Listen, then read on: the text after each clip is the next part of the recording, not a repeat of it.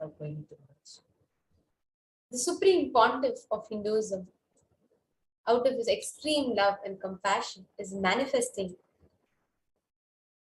Devi Parashakti herself through his embodied form as Nijavatara, gracing us, answering all our questions, attending to our prayers, giving boons, healing us, revealing our past, present, and future, delivering the most profound spiritual truths, ultimately giving us all the experience of Paramashivoham itself. In the words of Devi Parashakti herself, she beautifully declares, raising as Omkara, expressing as Vedas and Agamas, blossomed as Klimkara, filled as Parashodasi, living in 40 triangles. The Kailasa Swamini, who is in Kailasa, the Sripura Chintamani, Parashodasi, sitting as part of Paramashiva, Parameshwari, who rules the whole world, Paramashakti, Manonmani, Meenakshi, as Nithyananda.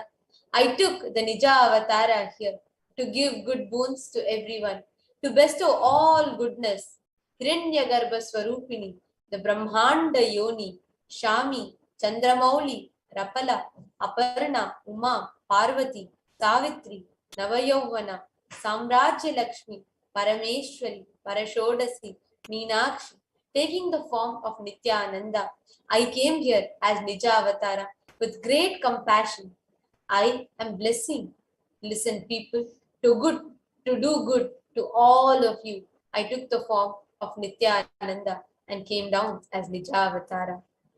Devi Parashakti blesses. She is declaring herself and manifesting just for us.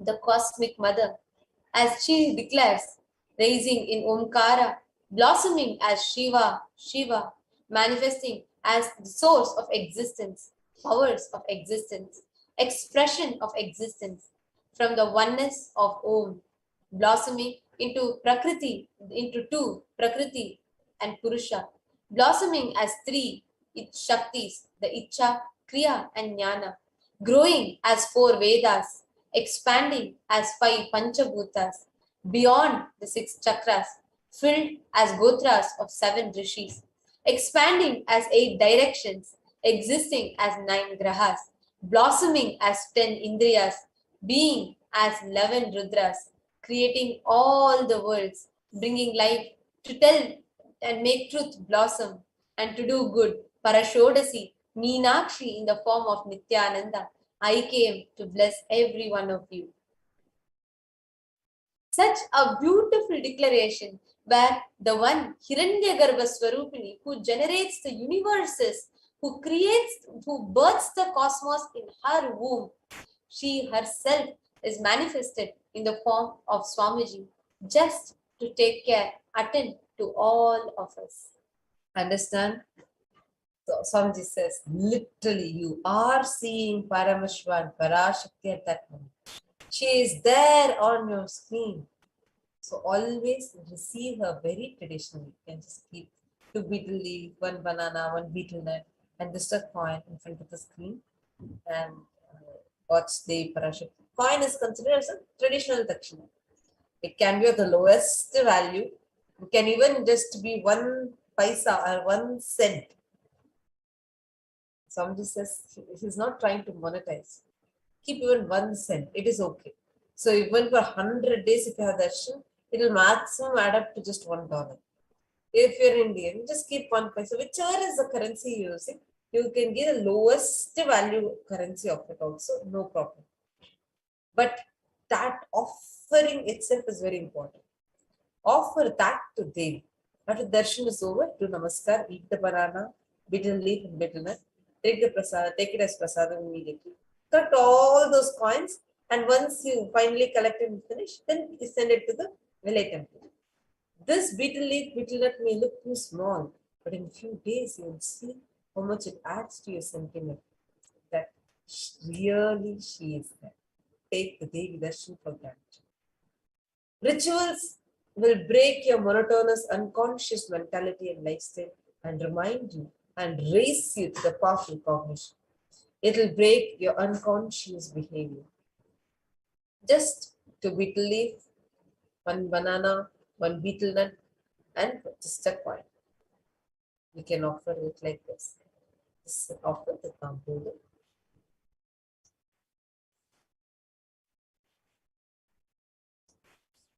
All of you can also get it set up as we are going towards the next interesting segment.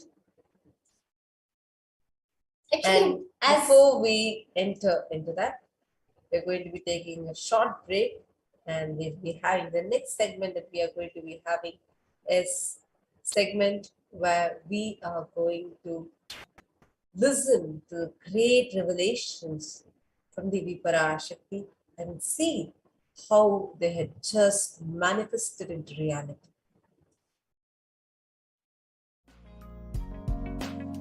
We get you health. We get you ability to build beautiful relationships in your life.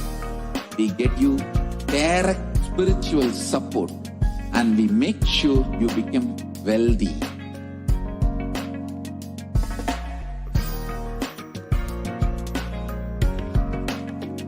We won't stop giving you just good life.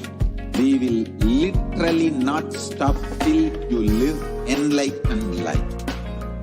Manifesting the state of Paramashiva, space of Paramashiva, powers of Paramashiva, being of Paramashiva.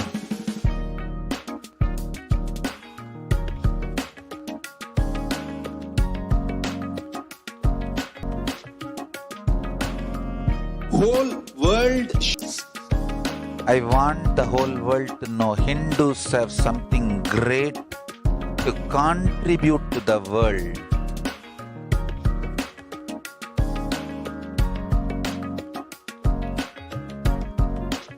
We have something great to contribute to the world. Let us do that.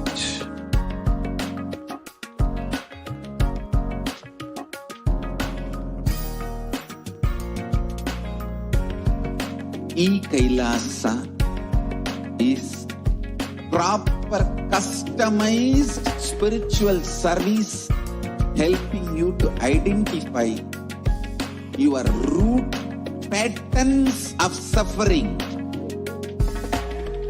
We have perfected the science of helping every individual from every cultural, religious, nationality background.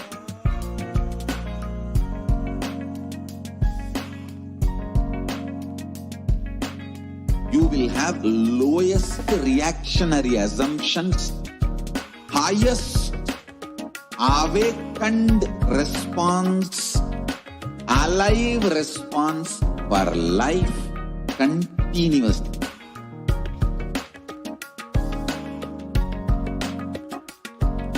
E-Kailasa is enlightenment ecosystem, literally enlightenment itself in your own home, wherever you are. Proper customized spiritual service helping you to complete with your life negative. Withdrawal from life, self-hatred, self-denial, self-doubt, so much of tiredness, laziness. We can support you aligning your diet, your attitude, your aptitude, your understanding about life. We can help you with everything.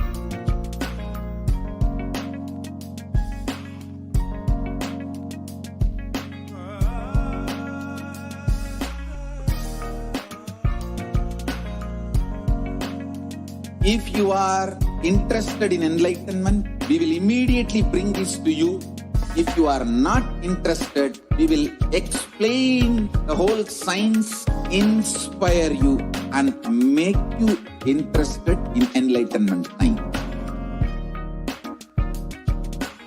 We need to cater this enlightenment science to the whole world wherever they are, because enlightenment is the birthright of all human beings.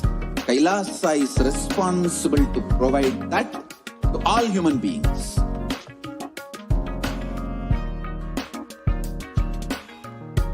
Kailasa is the totality of the knowledge I received from my gurus and practice manifested in my life, perfected by teaching millions of people from all cultures, time zones, backgrounds, genders, nationality, race, from every creed.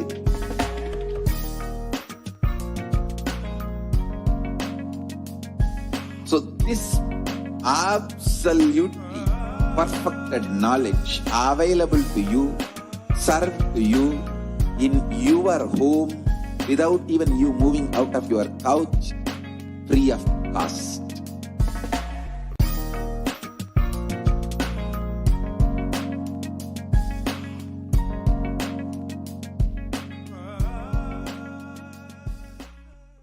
Just be alive for next 3 years. Don't die within next 3 years.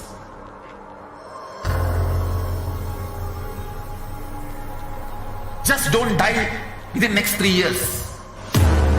Be alive. Somehow be alive. I'm working sincerely. I will reach you somehow. Somehow I will reach you. It's my commitment to humanity.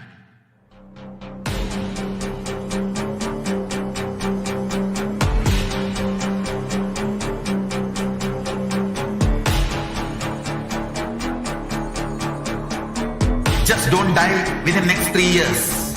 I will reach you wherever you are, whichever corner of the world you may be. I will reach you with enlightenment. You manifesting the space, state, powers, being Paramashivoham. It is possible, and it is possible for you.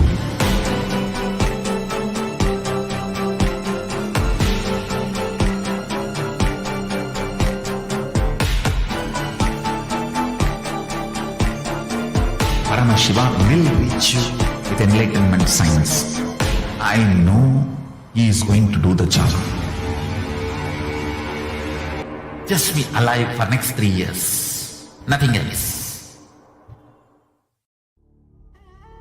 What I mean by the word e-Kailasa, listen intensely.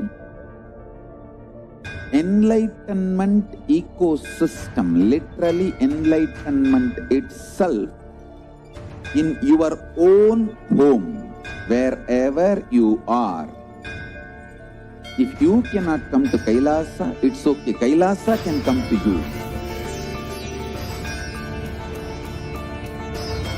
Kailasa coming to you is e-Kailasa.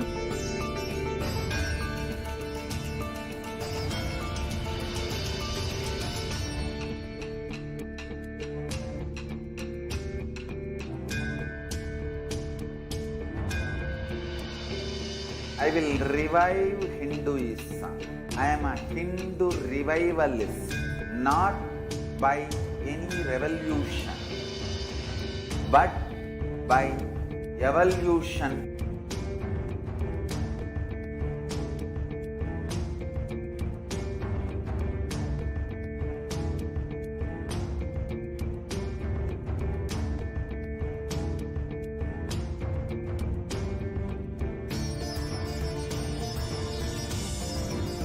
And setting model community.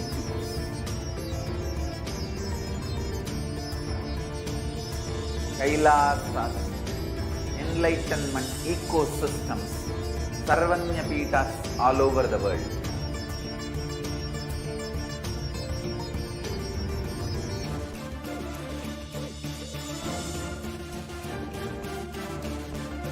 All powerful cognition, knowledge, only when you live, power manifestation and possibilities manifestation happens. It's a fundamental truth.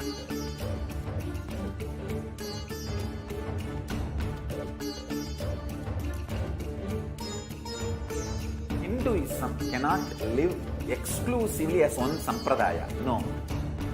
All sampradayas of Hinduism is an ecosystem.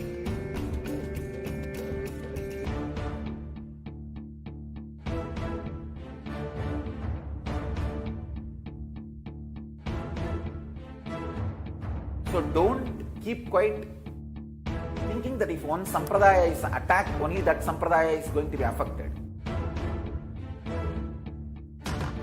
All of us are ecosystem.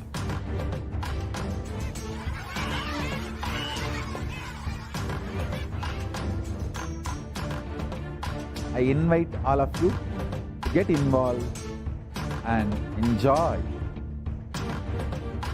Hinduism by the principle of Dharmo Rakshati Rakshitaha.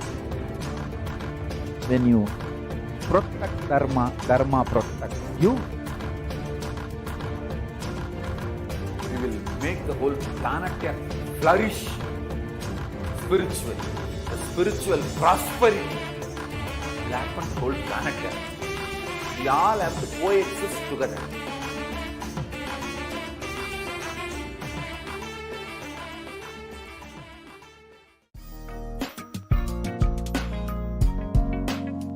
We get you health. We get you ability to build beautiful relationships in your life.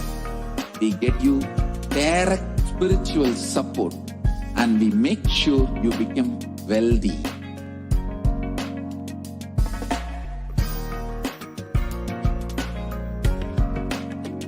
We won't stop giving you just good life.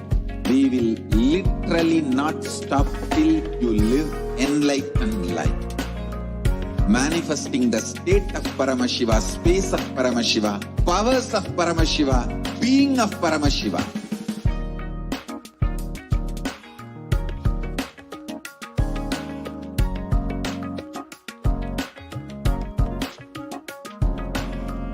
Whole world should become east. I want the whole world to know Hindus have something great to contribute to the world.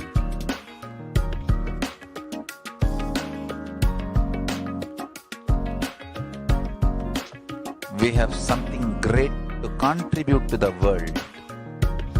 Let us do that.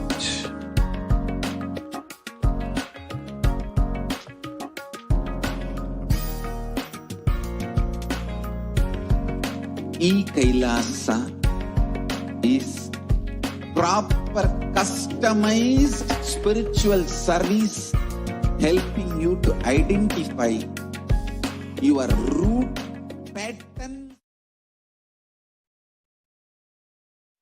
Welcome back, dear viewers. As all of us are preparing and understanding about who is Parashakti and what is Akashic readings about, and we all just saw how Devi Parashakti declared herself the whole world as she is manifesting as Parashodasi. Each of you are who are watching us and who have joined with us can share with us your thoughts, your clicks, whatever you experience, what your understandings are. You all can share your thoughts with us in the comment section. We have many of you who are watching us right now. We have Devaraju Josephaya and Ma Nitya Lalatakshananda Nithyanandamma, Basde Newell Das Nithyanandam. Now, each of you that are joining us, that have joined us and that are watching us here. The next we are going to be entering into is going to be a very, very, very interesting, a very scientific and a profound segment. So what's happening currently right now? What's hit the humanity is the pandemic. Once from the time pandemic set in, the whole humanity is going through an intense phase where still what we have progressed in the last 60 years plus, in multiple ways, in multifarious levels, we have collapsed. And literally,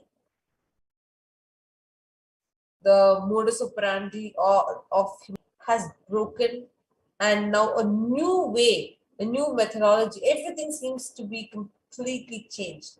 What was pre-2020 to post-2020, the world seems to be completely different. Please comment if you are able to see this and if you are empowered with this. Now, what is changing the whole world like this?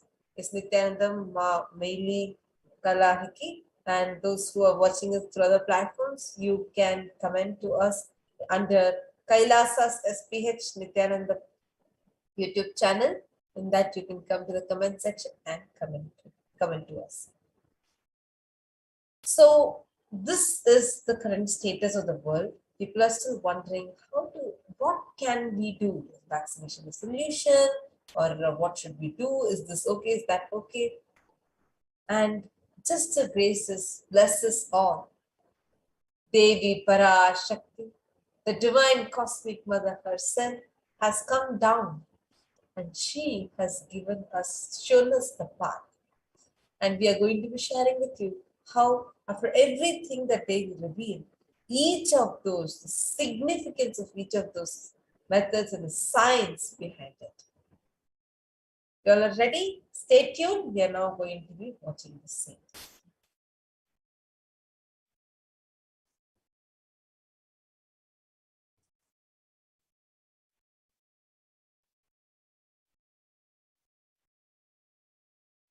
Actually, beginning to understand before entering into this, just want to let you all know how this whole revelation happens and what is all this whole segment going to be about.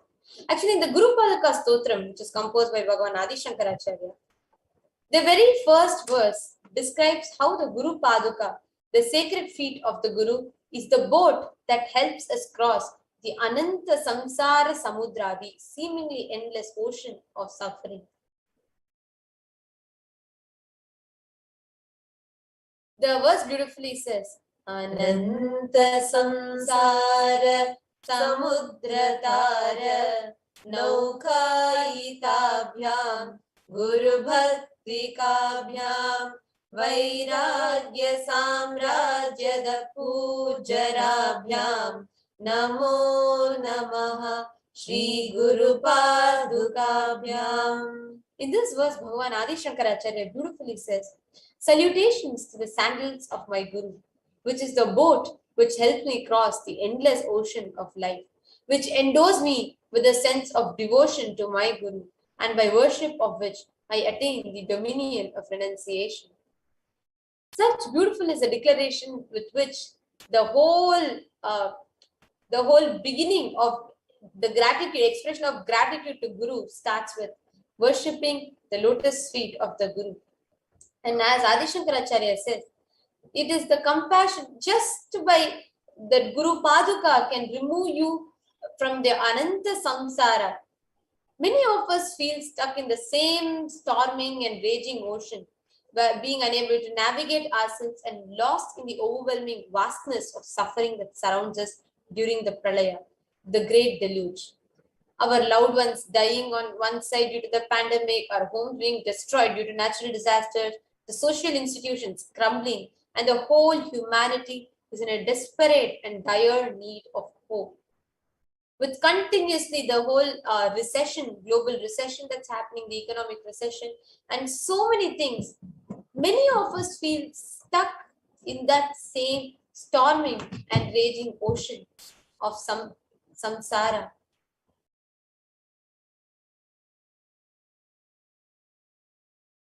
And to elevate this suffering of humanity, the cosmic mother herself has come down.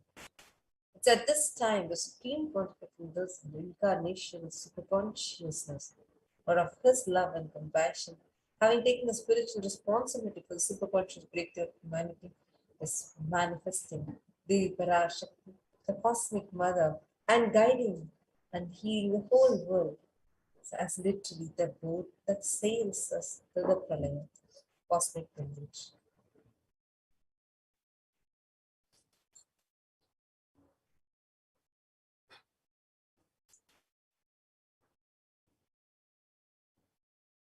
Devi Parashakti is herself manifesting through the Nija Avatara, answering each of our prayers, granting us boons, healing us, manifesting miracles, removing all our pain and suffering.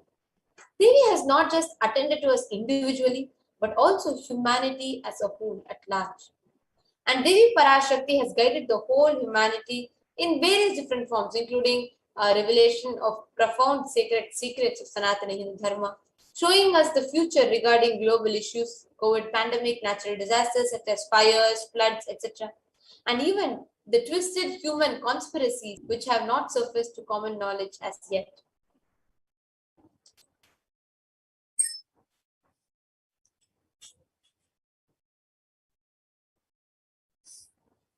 And in this segment, we will be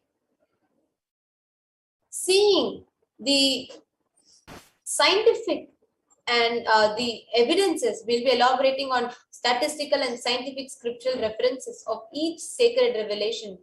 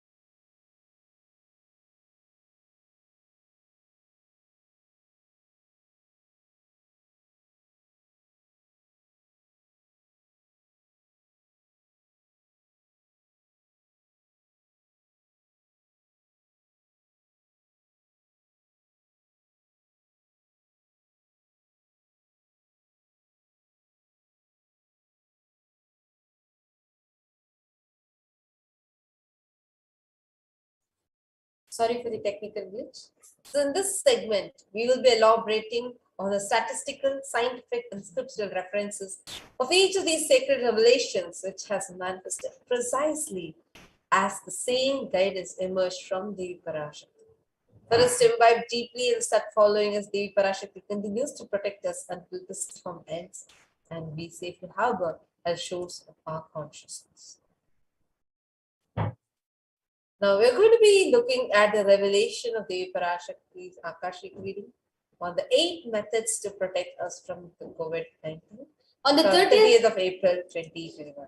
Actually, on the 30th of April 2021, Devi has revealed one of the most profound revelations about how to protect ourselves from corona. And let us watch the video, the exact blessing, the revelation that Devi gave. And please listen to it completely, because we are going to see how each of them has precisely, scientifically manifested as Devi told, and how each of them is a pure science.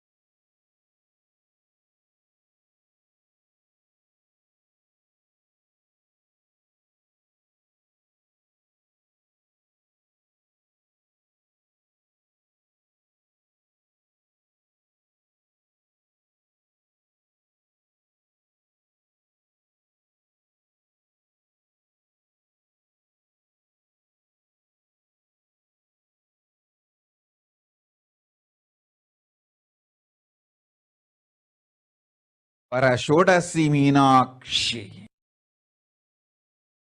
Parashodasi Meenakshi.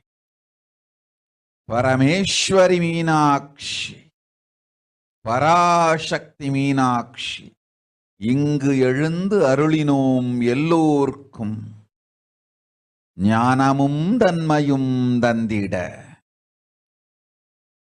நன்மையெல்லாம் அளித்திட நாமே வந்தோம் இங்கு கைலாசத்தின் சுவாமினியாய் பரமசிவன் கிரகத்திருந்து நம் அனுக்கிரகத்தினால் நித்யானந்தன் விக்கிரகமாய் மலர்ந்தோம். உங்கள் எல்லோருக்கும் நல்லதைச் செய்திட, நன்மையைச் சொல்லிட, தர்மார்த்த காம மோக்ஷம் எனும் புருஷார்த்தங்கள் நாளும் பொங்கி மலர்ந்திட வந்தேன் இங்கு. மாந்தர்கள் கொடுந்தொற்று கொரோனா கண்டு அஞ்ச வேண்டாம். 8 வழியின் மூலமாகவும் எண்ணத்தில் தியானித்து என்னை பிரார்த்தித்தல் 1, சமூக வலைதளங்கள் மூலமாய் என்னை சரணடைதல் 2, எங்கெல்லாம் என் மகமாயி வடிவத்தில் நான் குடிகொண்டிருக்கின்றேனோ அங்கெல்லாம் பூமிதித்து என்னை வழிபடுவது 3, நெஞ்சில் மஞ்சள் தடவி வேப்பம் சாரருந்தி தினந்தோறும் என்னை தியானிப்பது 4, நிர்விகல்ப நிலையிருந்து நித்யானந்தத்தை நிறைத்து உயிர்வது 5, சிவ சிவ சிவ பிரபஞ்ச பெரும் நாதத்தை அஜபா ஜபமாய் நிகழ்த்து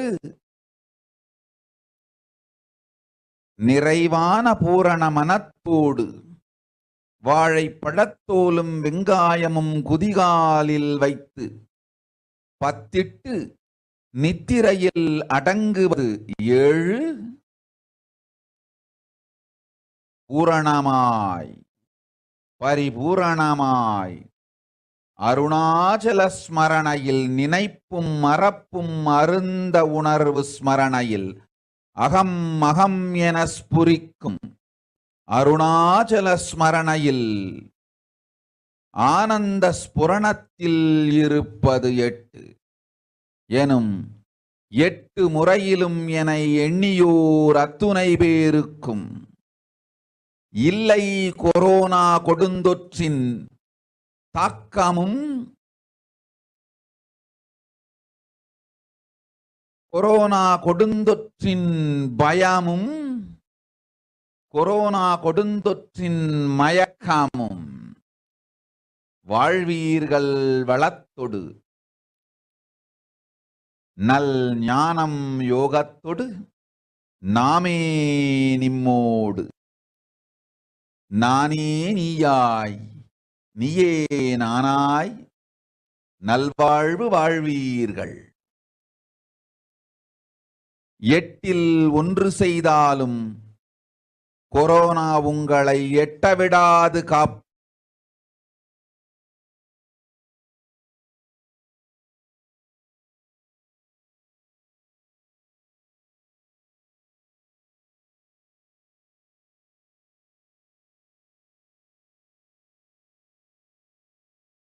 परषोडसी मीनाक्षी परमेश्वरी मीनाक्षी पराशक्ति मीनाक्षी இங்கு எழுந்து அருளினோம் எல்லோர்க்கும் ஞானமும் தன்மையும் தந்திட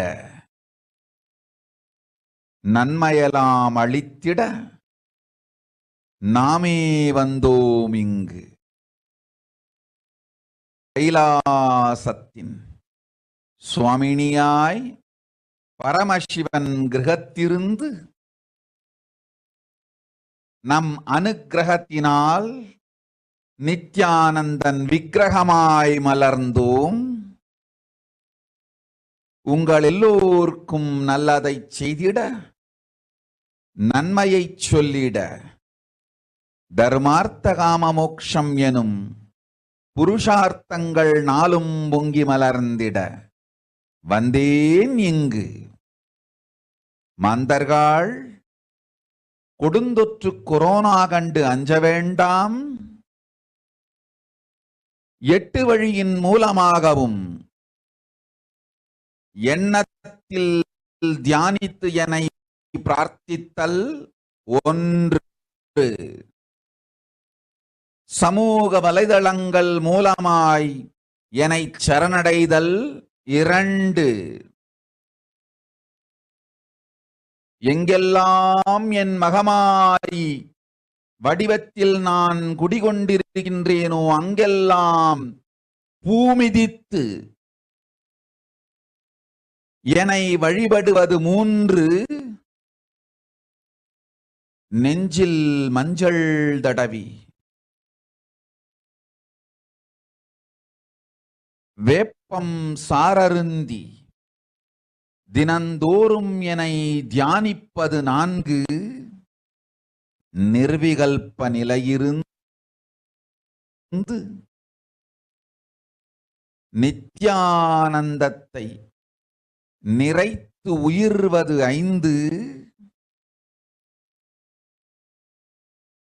சிவ சிவ சிவ எனும் பிரபஞ்ச பெரும்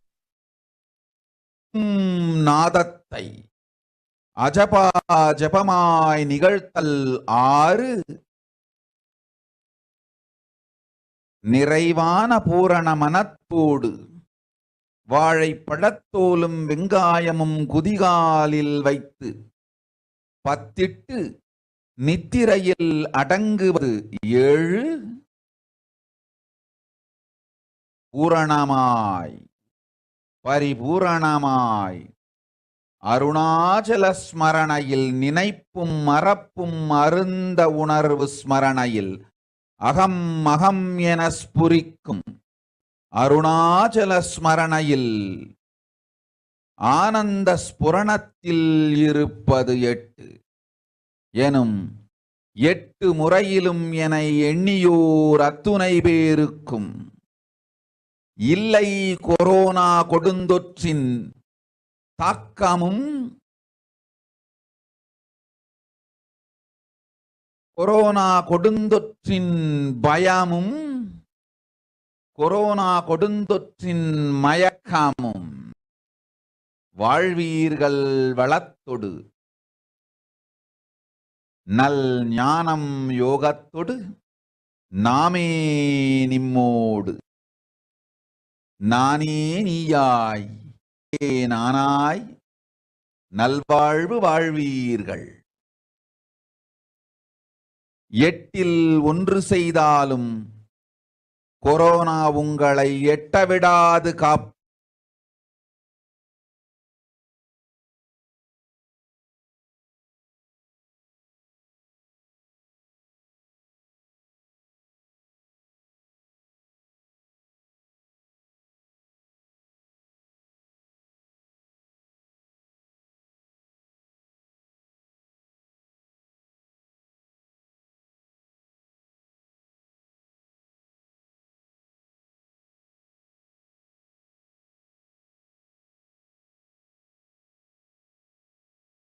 So what we just listened to, I think we played it twice, so all of us are able to understand it. And this is going to be, we are going to be sharing with you the mapping of it in English. We cannot say use a word translation for this because each of Devi's revelations, the depth that each of those words have, we can only say, we can only map it and do a rough translation to it. So that's that rough translation is what we are going to be sharing with you. She says, "Oh humans, don't be scared of the deadly infection of corona through these 8 ways.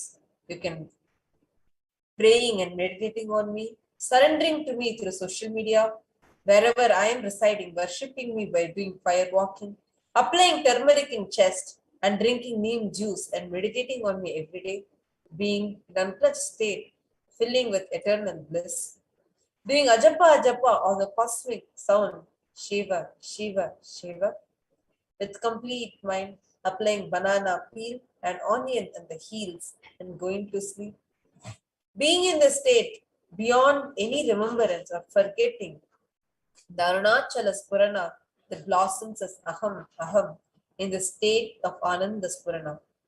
Everyone who thinks on me through these 8 ways, they will not have the effects of Corona. They don't have fear or delusions of Corona.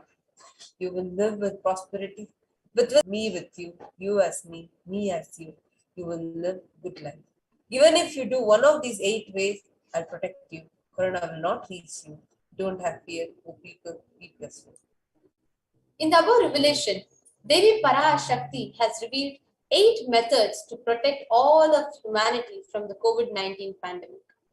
Now let us see the benefits and the science behind each method that Devi has revealed, because what Devi revealed is not just a mere blessing, it is a science, a powerful and authentic time-tested science which Devi has revealed profoundly as 8 methods. So let us now dissect, let's go and analyze method by method. So the first method that Devi revealed was praying and meditating on Parashakti.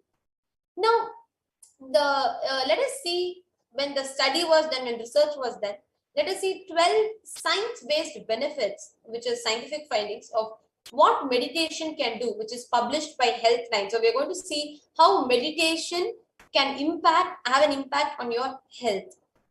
It reduces your stress, it controls anxiety, it promotes emotional health, enhances self-awareness, lengthens the attention span, it may reduce age-related memory loss, it can generate kindness, it may help fight addictions, improve sleep, helps control pain, can decrease blood pressure, accessible anywhere. And now we see, and this is a study conducted by the US Department of Health and Services. And how it describes how meditation and mindfulness practices during the times of crisis such as COVID-19 and its direct impact on our health. It says how meditation and mindfulness are practices that can support healthcare professionals, patients, carers, and the general public during the times of crisis, such as the current global pandemic caused by COVID-19. Well, there are many forms of meditation and mindfulness. Of particular interest to healthcare professionals are those with an evidence base, such as mindfulness-based stress reduction. Systematic reviews of such practices have shown improvements in measures of anxiety, depression, and pain scores.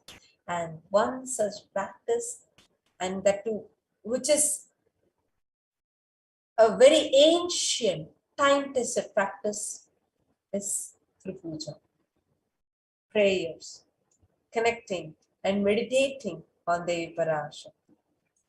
Also, we have another study which is published by the Cambridge University Press, which reiterates the necessity of meditation during the times of crisis such as COVID-19.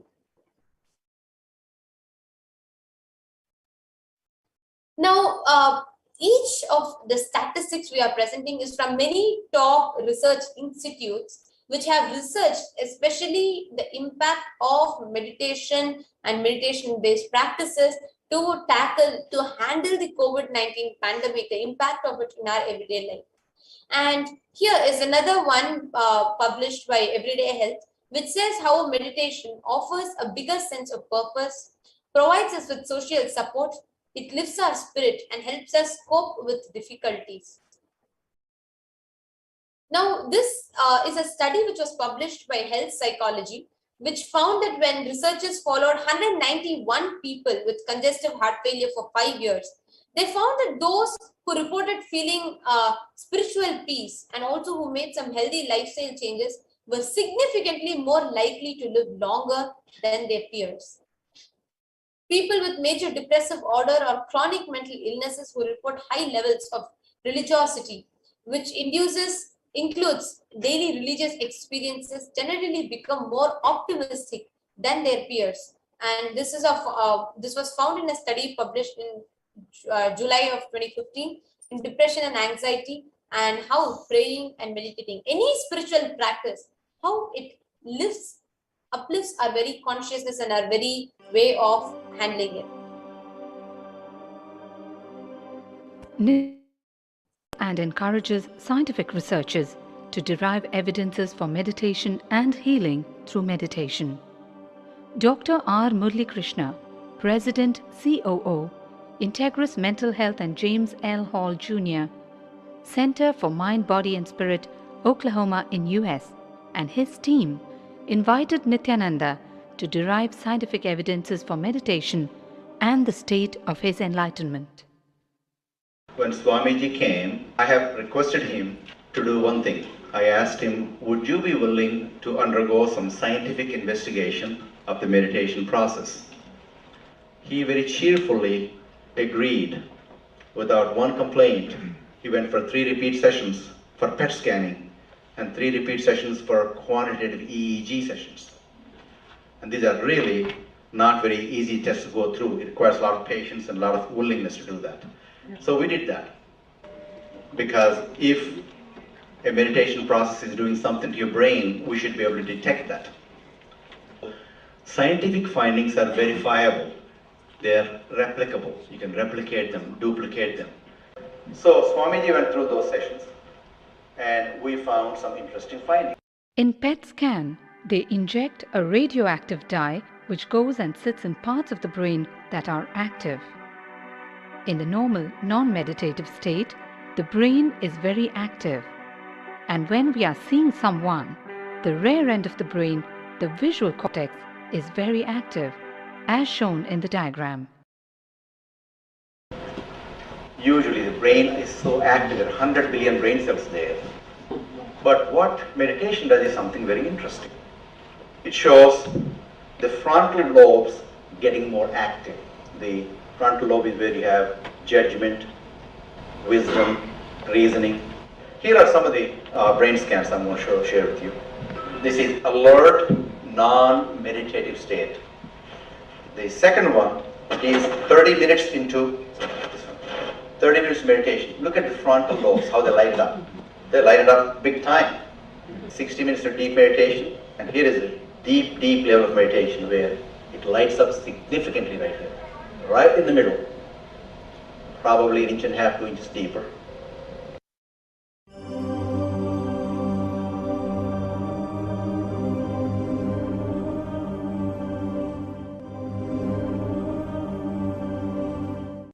What's interesting was, Swami was inside, and that's the last part of that one.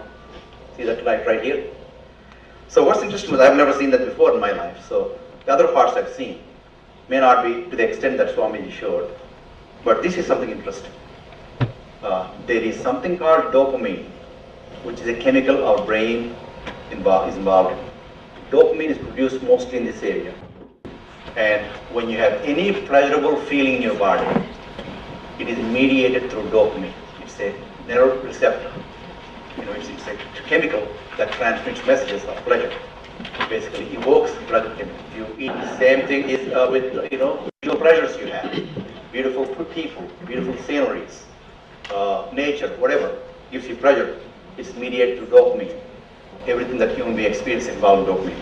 But what's interesting is the potential to create our own dopamine in a big way. So I named it, for lack of a word, which is the dopamine spot. If you can discover your D spot, you got it made in life.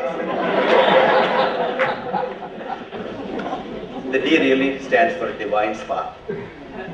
The D also stands for delight, and the dopamine spot. What's also interesting is that he could, at will, go in and out of those states. Those are some of the findings I want to share with you. There's so much more talk about physiology of mind and brain and the body. It's a fascinating field that this is something that all human beings can relate to, can apply in our own lives. Not only a sophisticated knowledge, but these things have application in daily life for all of us. Nithyananda's system of free healing, known as Nithya Spiritual Healing, has been baffling the medical world, curing diseases from migraine to cancer. Qualified people are also initiated to become healers. The complete report of the research conducted on Nithyananda's neurological system can be found in the book Mystic Phenomena, Scientific Data.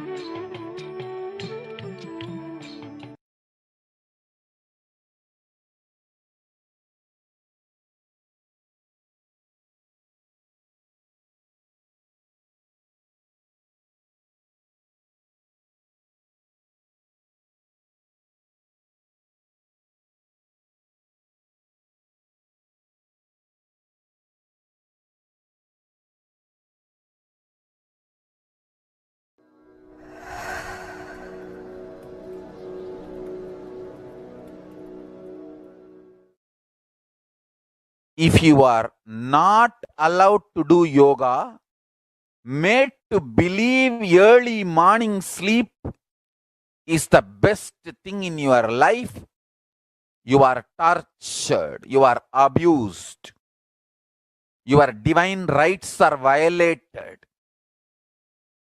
If you are constantly inspired to do yoga early morning, Brahma Muhurta time, and everyday puja, sit that 30-40 minutes and melt down by feeling connection. Understand? Nothing can be compared to prayer to bust your stress. I tell you, prayer is the best stress buster. Deep feeling connection and tears rolling in your eyes and melting down. Prayer to Paramashiva.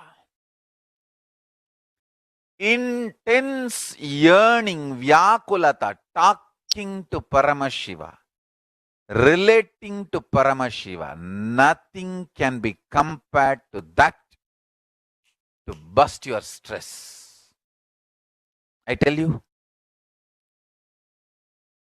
everyday puja is an ultimate recharging experience. If you do everyday puja,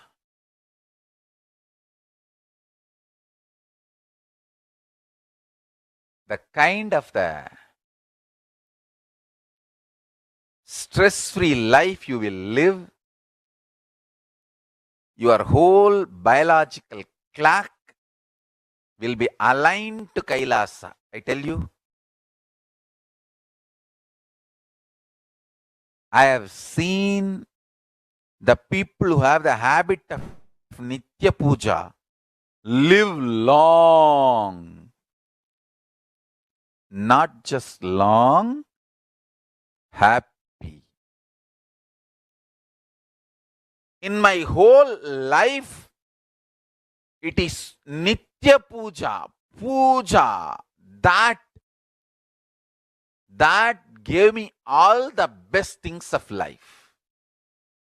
Everyday puja, relating with the deities is the best stress buster. Touch the deities, do decoration, dress up. Even now, my best time of the day is when I sit with my deities. When I sit with my deities, dress up the deities, jewel them, spend time with them, talk to them, intensely pray, deeply connect and pray. Understand? You do not know the power of Archavatara.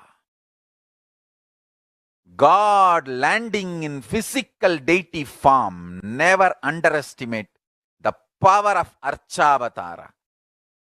The Archavatara is equivalent to living avatara.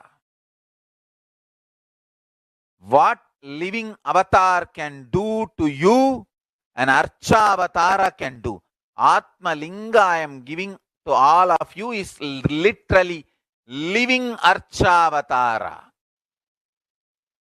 Is a piece of God.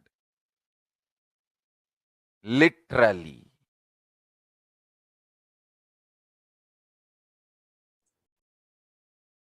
Now, what we saw was a very beautiful, we saw both a scientific and a very powerful revelation from Swamiji about how prayer, meditation, puja helps. We also saw how Swamiji as an avatar has scientifically shown it by letting the research and study happen on his own brain. Now, this is the first step, and I'm sure how each of you can do prayers and meditation. There are lots of videos and lots of guided meditation processes that is available for all of you. You all can avail those videos at Kailasa's HDH Nithyananda YouTube channel and choose a video of your choice, choose a meditation of your choice, and you can go ahead and practice that. And the second step is surrendering to me. That's the second step that Devi said, surrendering to Devi Parashakti through social media. During the Akashic readings, Devi Parashakti gives us an opportunity to connect with her through various social media platforms, attending to each of our prayers individually, showering us with blessings, boons. So let's now see how we can connect to Devi Parashakti through social media. So the first one is on YouTube, the platform of YouTube. You all can go to Kailasa's HDH Nithyananda. So this is how when Devi Parashakti is coming, manifesting, and to answer our questions and to interact with, directly ask your questions to Swamiji. You all can put here, you all can put Kailasa's HDH Nithyananda, and first you all can click the right next to that channel. You will see subscribe button. You can subscribe to it, and there's an option of join as member. In the comment section, you will see an option, that dollar symbol. You can click that and you can go ahead and choose. You will be able to have the option of join as a member. You can choose e-Kailashan, bronze, silver, gold, anything that you like, and you can become a member and ask your questions in the comment section. The second is on the platform of Facebook. You can go to Kailasa's HDH Nithyananda Paramashivam Facebook page, and this has this is an official page which has an official recognition, so it will make it easier for you to identify the right page. And you can go ahead and go to the live video and ask your questions under the live video comment section. The next is Twitter. So in Twitter, the official Twitter handle is Kailasa's HDH Nithyananda Paramashivam, with the username @Sri_Nithyananda, which is the official account of the Supreme Pontiff of Hinduism. And you can go to the topmost tweet and you can reply to that tweet with hashtag #AskTheAvatar. You can ask your questions in that tweet with hashtag #AskTheAvatar. So we have covered YouTube, we have covered Facebook and Twitter. Now let us see how to ask on Instagram. So in Instagram, you all can go to @Sri_Nithyananda, that's the username, Sri_Nithyananda, that's the handle, Instagram handle. And you can go ahead and follow the Instagram ID, and you can ask your questions as comments on the topmost post. The next is a WhatsApp. So yes, even Devi is available to all of us on WhatsApp. You can WhatsApp Devi. You can just go to kailasa.org/ask-the-avatar, and you will be led to this WhatsApp chat, or you can just click the WhatsApp icon and you can WhatsApp to the Parashakti directly.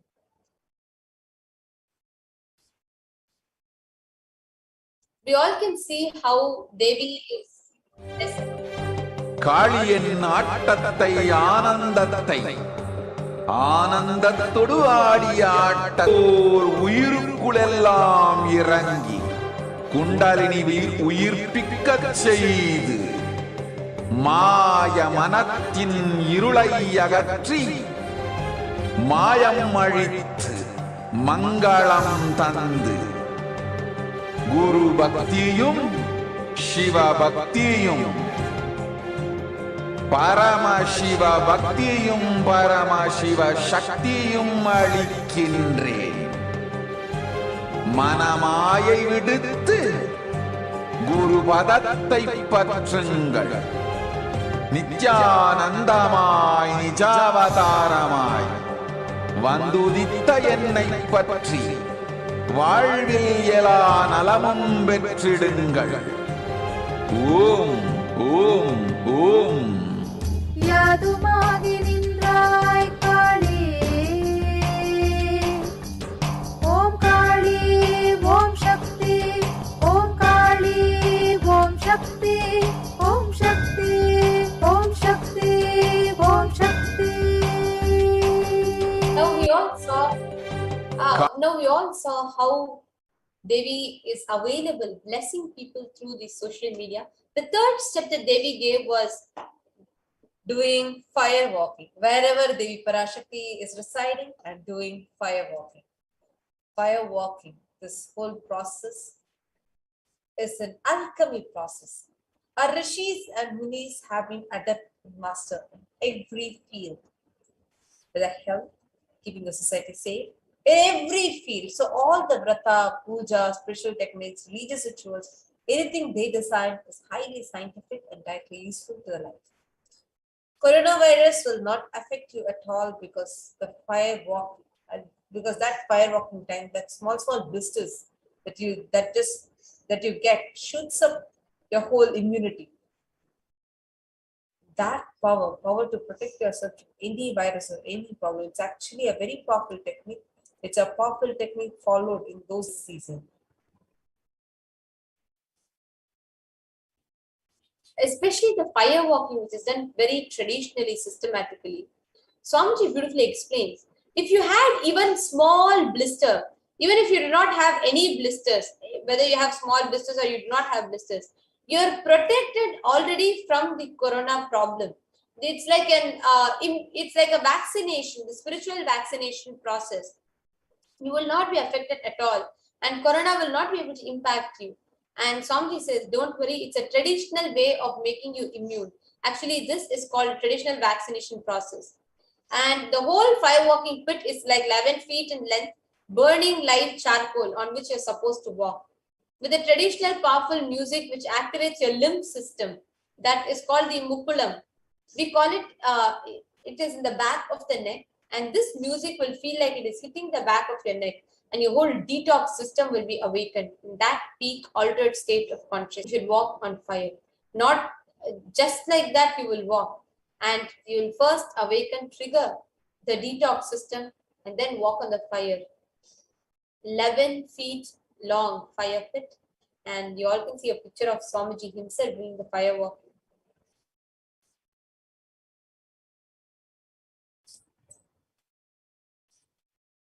Swamiji says, if you do for fire walking, one fire walking, you're absolutely protected from corona. Pray to Maha Mariamman and do the fire walking, and that's it. It's like a traditional powerful vaccination. So pray to Parashakti, Maha Mari, do Pache Patni Vrata. Do this traditional fire walking, and you're absolutely protected from coronavirus.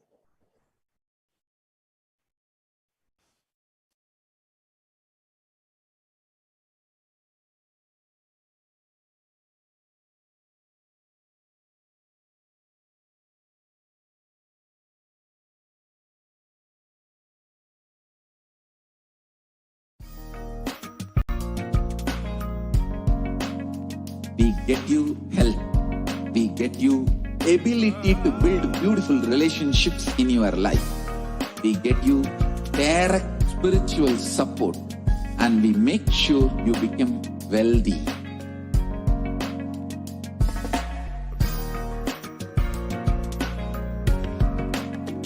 We won't stop giving you just good life. We will literally not stop till you live enlightened life. Manifesting the state of Paramashiva, space of Paramashiva, powers of Paramashiva, being of Paramashiva.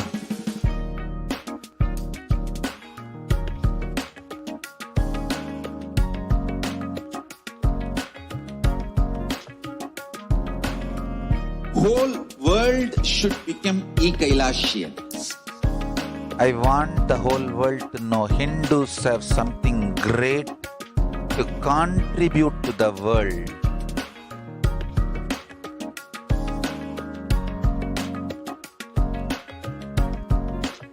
We have something great to contribute to the world. Let us do that.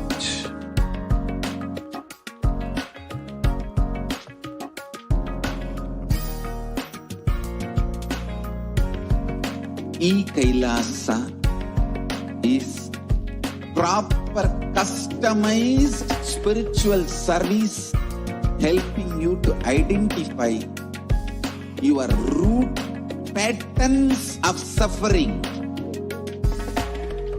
We have perfected the science of helping every individual from every cultural, religious, nationality background.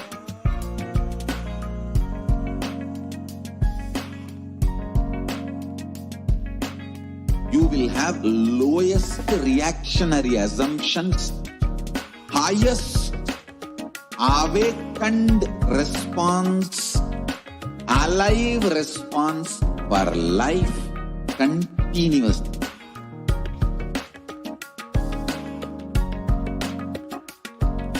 E-Kailasa is enlightenment ecosystem, literally enlightenment itself in your own home, wherever you are.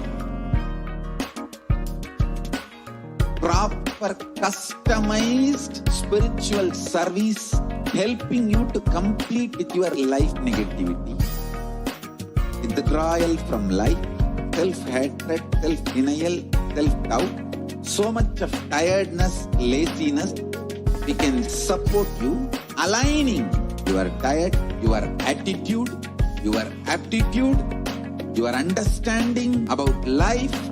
We can help you with everything.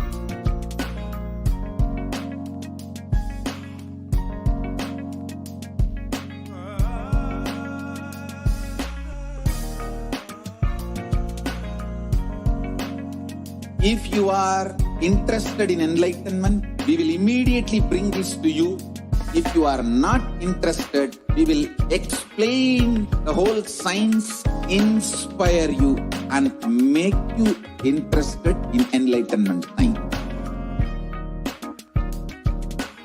We need to cater this enlightenment science to the whole world wherever they are, because enlightenment is the birthright of all human beings.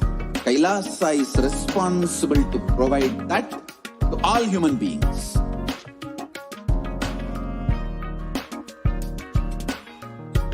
Kailasa is the totality of the knowledge I received from my gurus and practice manifested in my life, perfected by teaching millions of people from all cultures, time zones, backgrounds, genders, nationality, race, from every creed.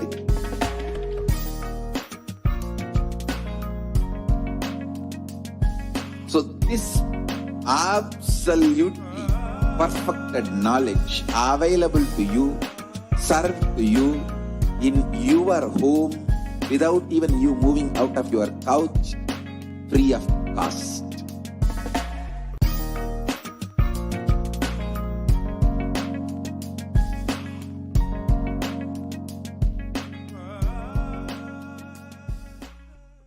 Just be alive for next 3 years. Don't die within next 3 years.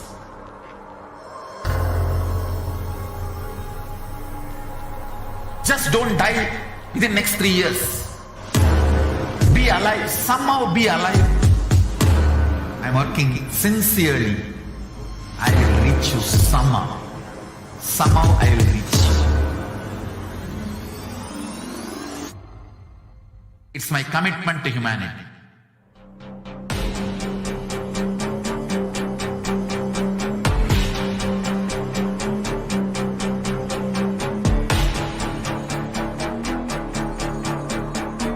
Just don't die within next 3 years. I will reach you wherever you are, whichever corner of the world you may be. I will reach you with enlightenment. You manifesting the space, state, powers, being Paramashivoham. It is possible, and it is possible for you.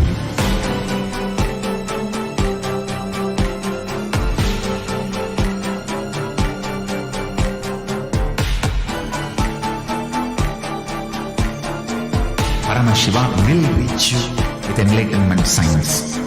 I know he is going to do the job. Just be alive for next 3 years. Nothing else. What I mean by the word E-Kailasa, listen intensely. Enlightenment ecosystem, literally enlightenment itself in your own home, wherever you are. If you cannot come to Kailasa, it's okay. Kailasa can come to you. Kailasa coming to you is E-Kailasa.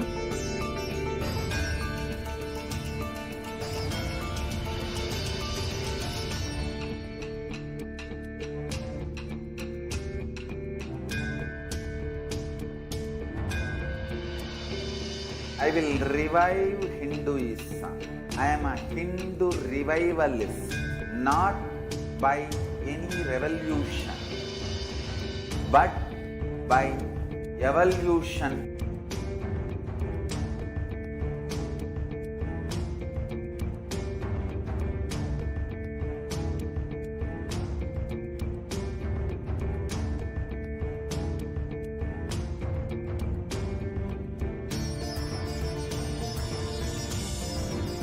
And setting model community.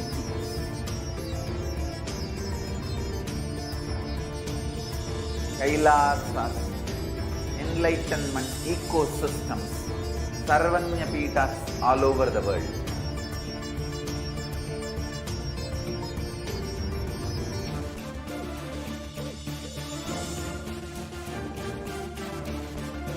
All powerful cognition, knowledge, only when you live, power manifestation and possibilities manifestation happens.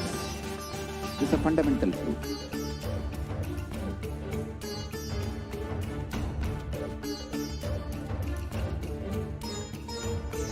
Hinduism cannot live exclusively as one sampradaya. No. All sampradayas of Hinduism is an ecosystem.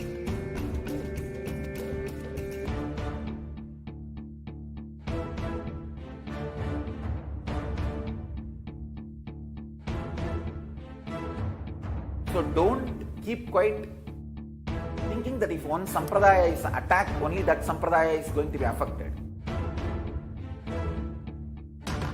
All of us are ecosystems.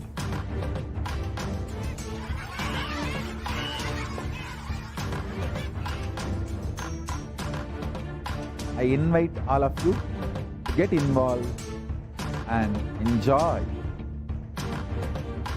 Hinduism by the principle of Dharmo Rakshati Rakshitaha.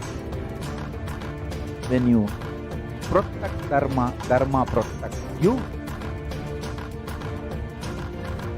You will make the whole planet flourish spiritually. The spiritual prosperity will happen to the whole planet. We all have to coexist together.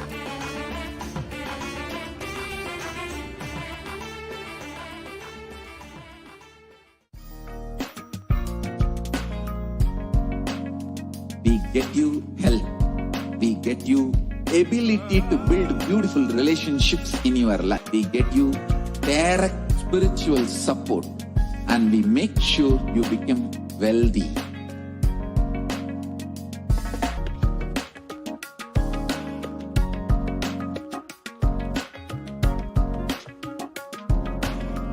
Whole world should become E-Kailasians.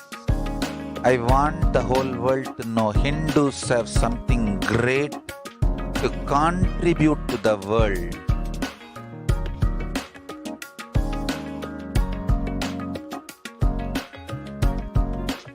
We have something great to contribute to the world. Let us do that.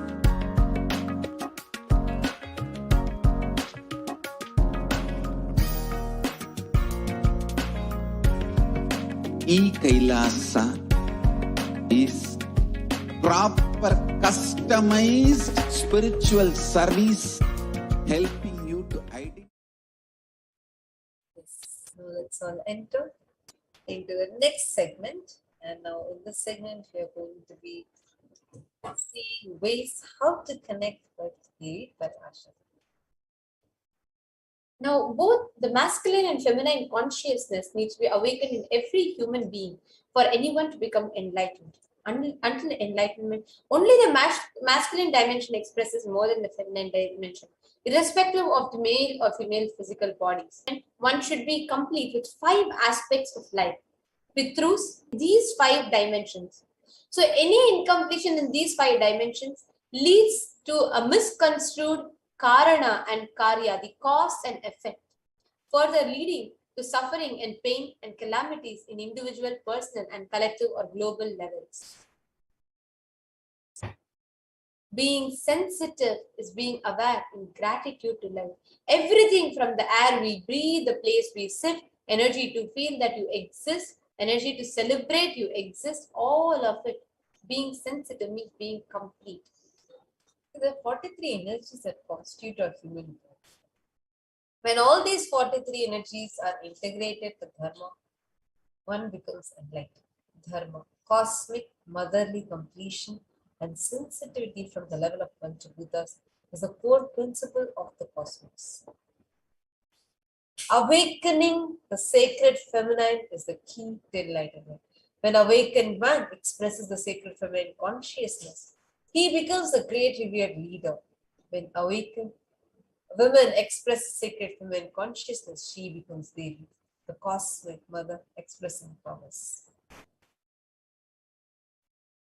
Conscious sovereignty is the key to awaken the sacred feminine consciousness. Out of millions of paths, the easiest, sweetest, the most beautiful path to enlightenment is connecting with cosmos as Devi, Parashakti, the cosmic feminine consciousness. She is the one who expresses as Guru all gods and the manifestations in the universe. She can straight away deliver enlightenment by connecting through the cosmic, the umbilical cord.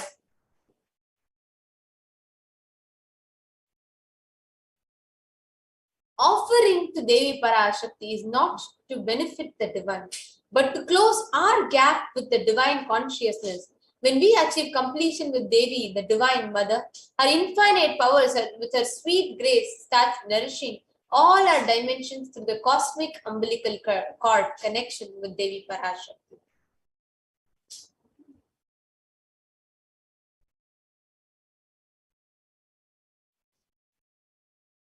There is nothing too small or too big one can offer to connect with Devi Parashakti, the mother.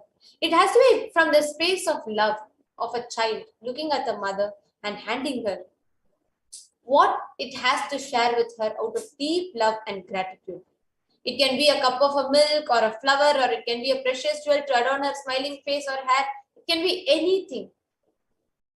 Actually, Vedic rishis have clearly stated the techniques to connect with sacred feminine consciousness to awaken the same qualities in us.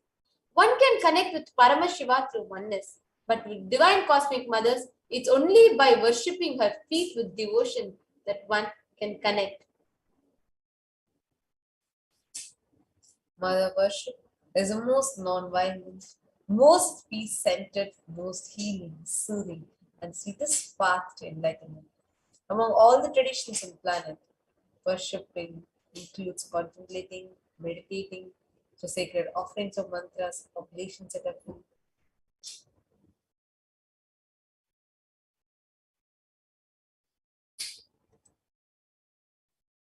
Devi Parashakti beautifully declares herself how she manifests in the Devi Suktam, the first verse.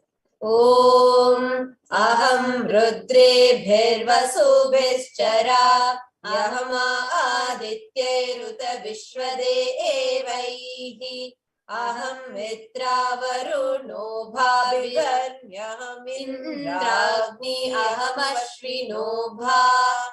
She declares, I walk as the 11 Rudras, I walk as the Vasus, I walk as Vishnu and other Adityas and all divine forms, the Vishwadevas, assuming the form of the inner self of all gods. I hold aloft Mitra and Varuna, even as Indra and Agni I do, and the Ashwin twins too. The Ekadasha Rudras, Maha Rudras, Ashtavasus, Dwadasha Adityas, Vishwadevata, all of them are my retinue. I move around in my various forms with them as my retinue. I protect all of them, including Mitra, Varuna, Indra, Agni, the Ashwini Devatas. Devi declares herself as the inner self of all gods. She is all pervading, all permeating. Today, we are going to see how to connect with the cosmic, the truth, the Kriya Pada. In Lalita Sahasranama, beautifully Devi extolled us. Bhakti Priya Bhakti Gamya Bhakti Vasya Bhayapaha Shambhavi Sharadharadhya Sharvani Sharmadahini. Devi is fond of true devotion and is realized through true devotion. She can be won over through true devotion. She removes all the fears. Offer your devotion to the Parashakti. Any amount, offer it through the e-hundi. How in the temples when you visit, you come across this hundi same way. You can offer this digitally through the e-hundi. The next is the Sankalpa. The Sankalpa is where you take the conscious resolution for any desire that you have to manifest in life. The Saundarya Lahari, the 27th verse states, "Let the mantras I chant with the sacrifice in my soul become a chanting of your name. Let all my movements become the auspicious mudra. Let my travel become preambulations around thee. Let the act of eating and drinking become fire offerings and oblations in Homa Yajna to thee. Let my act of sleeping become salutations to you. Let all actions of pleasure of mine become part of your worship." Any asked, unasked, remembered, forgotten wishes or desires you have, you will be all of that will fulfill and manifest as the form of the Sankalpa. The next is a Devi Sahasranama Swarnakrasi, where you get to receive the blessings to manifest and awaken the multiple divine feminine conscious attributes and powers. The next is the Mukta Anguti. And the Mukta Anguti is a pearl finger ring, and it says beautifully, "Ya sampratham chodhatatait daitya tapitair asmabhir ishicha surair." Let the goddess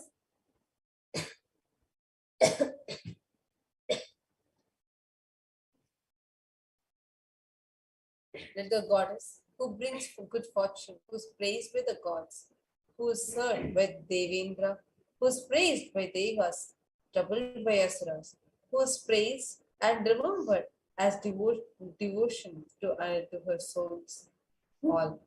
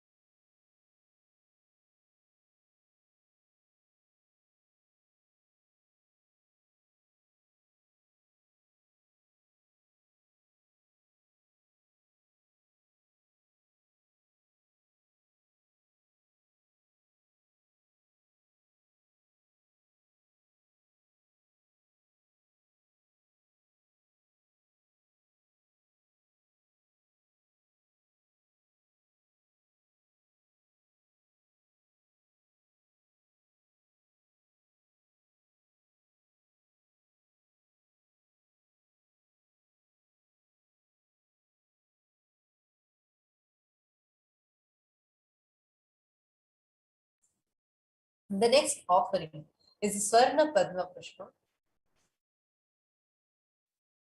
In Devi Saptashati, Durga Saptashati, very beautifully it says, Siddhi Buddhi Pradaye Devi Bhukti Mukti Pradayini Mantramurti Sada Devi Mahalakshmi Namostute.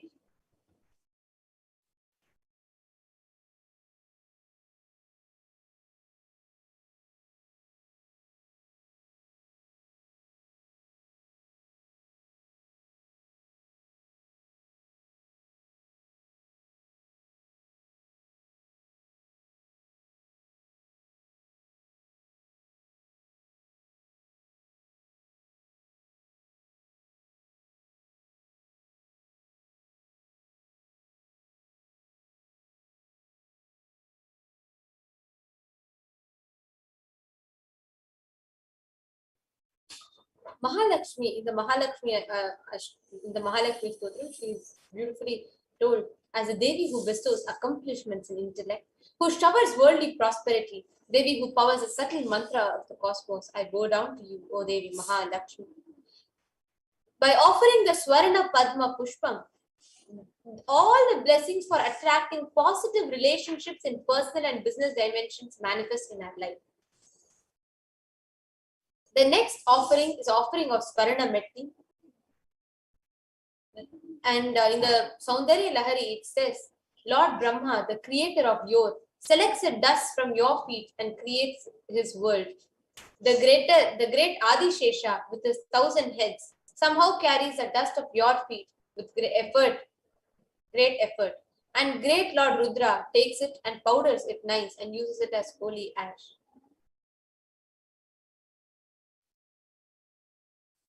The offering, see, understand, just offering of the pearl, just one metti, the Swarna metti to Devi Parashakti, will give you the blessings for life of leadership qualities.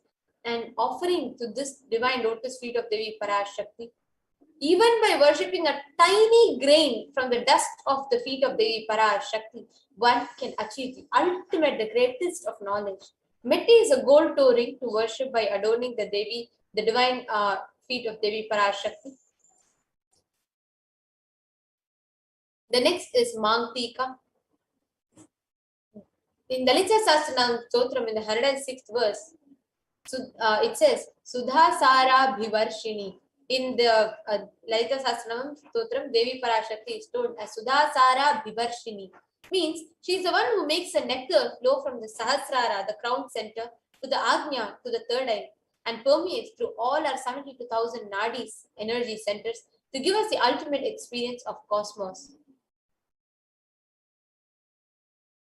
And the next is the offering of Pratyaksha Pada Puja, where Devi Parashakti, just by connecting to the avatar, just by offering the Pratyaksha Pada Puja, it is beautifully told in the Guru Gita, it is by Adi Shankaracharya.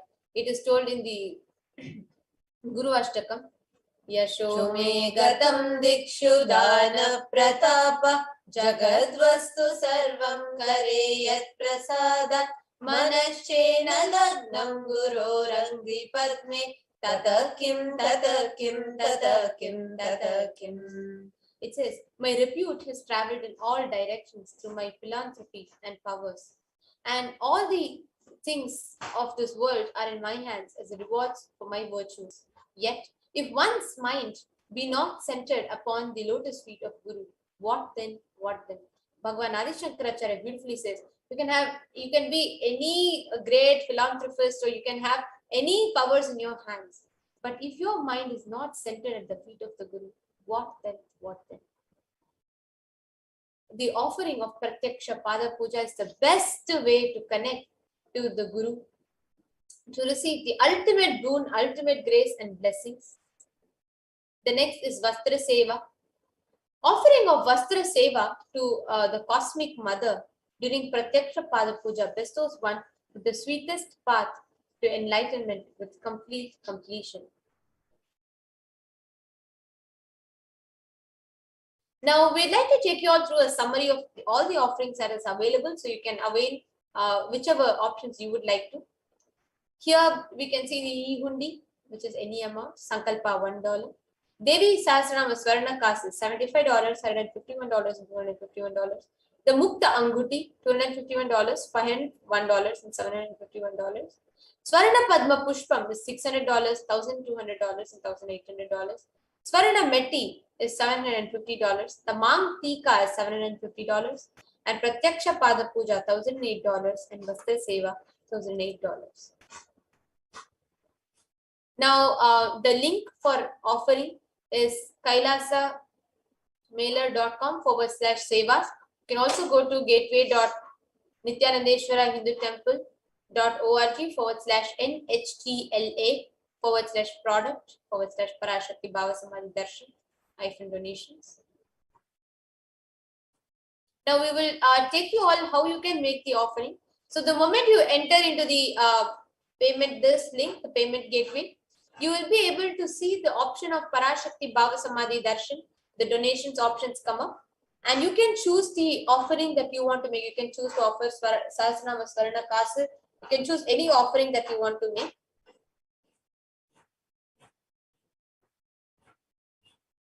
And you can add them to your cart. And once you are clear, you can take the cart, the totals of the cart, and you can proceed to checkout. You can see the whole list there. And finally, it will take you to your billing address. You can fill your billing address, the billing details, and you can fill your email address. And please make sure to fill all the required fields so that you're able to complete your offering. And you can add your name and your email address, phone number, country, state, etc. And once you have checked everything, you can go ahead and place your order.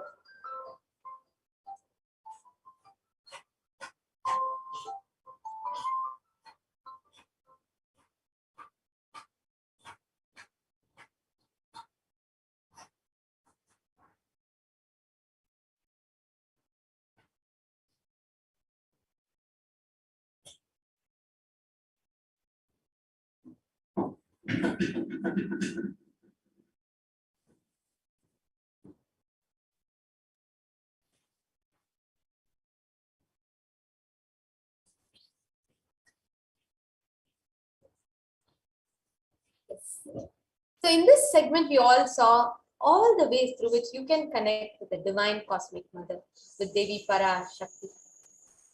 Now, as manifesting through the Nija Avatara, Swamiji is making so many of these possibilities open to humanity, where anyone, any walk of life you are from, wherever you are from, you can have the right lifestyle, especially save yourself in the times of pandemic. Actually, And we also welcome all the viewers as you are tuning in, waiting the darshan and getting ready, preparing ourselves for the darshan. We welcome each and every one of you that is. And now, during this time where the pandemic is happening, so many people are suffering and especially not able to protect themselves, being vulnerable, even though they might take care of their diet, they might take care of everything, but still, even if they are remaining in their homes, they are vulnerable to the virus. Today, in millions, people are dying. The death rates have increased so much that even many countries are declaring paid holidays. So such is the state mental. And at this time, when the whole humanity is literally withdrawing itself, you see anyone, they're all cutting down their number of workers, and then people are experiencing job losses. And on one side, many organizations are curbing down their services because they themselves are not able to manage them.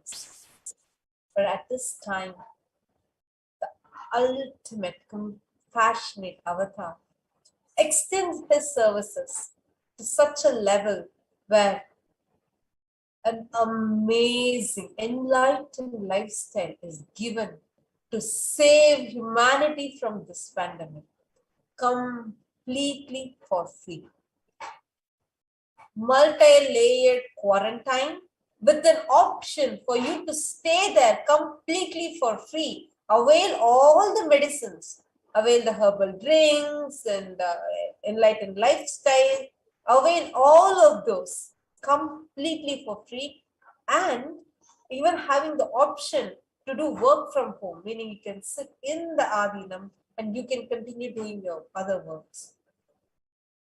Like, it's just too touching. Every time I say this, literally my eyes tear up, because what a compassion that Swamiji has, expecting nothing at all and just showering.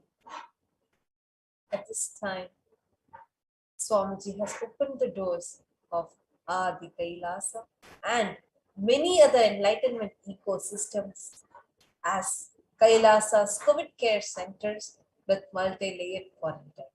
To know more about this, now we have joining with us Ma Dayamayi Swami, a senior sannyasi of Kailasa, who is going to be taking us through what is actually happening, what has Swamiji revealed about this, and how many amazing services are happening.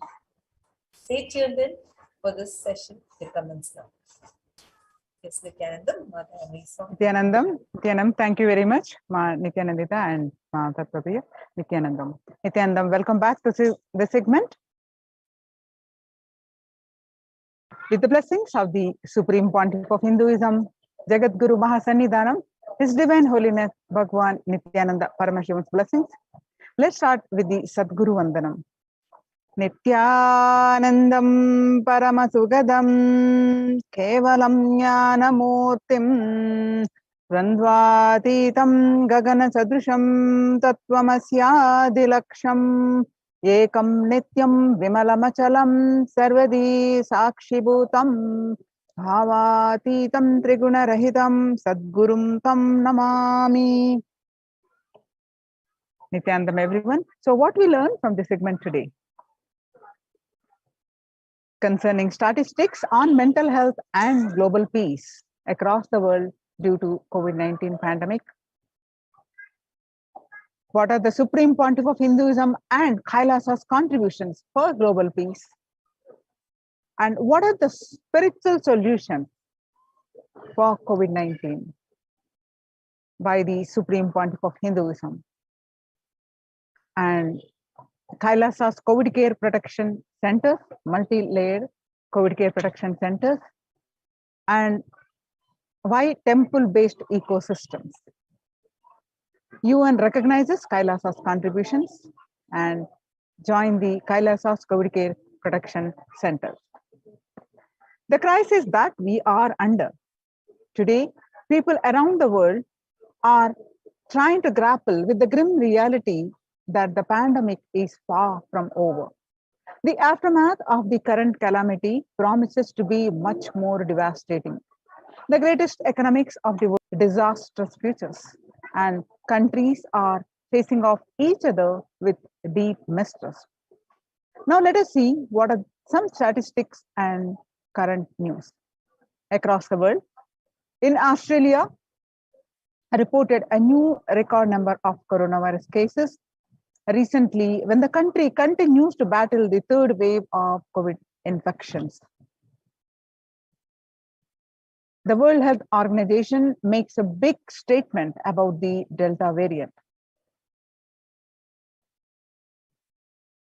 And COVID-19 has killed more Americans than the influenza pandemic of 1918 to 19 flu.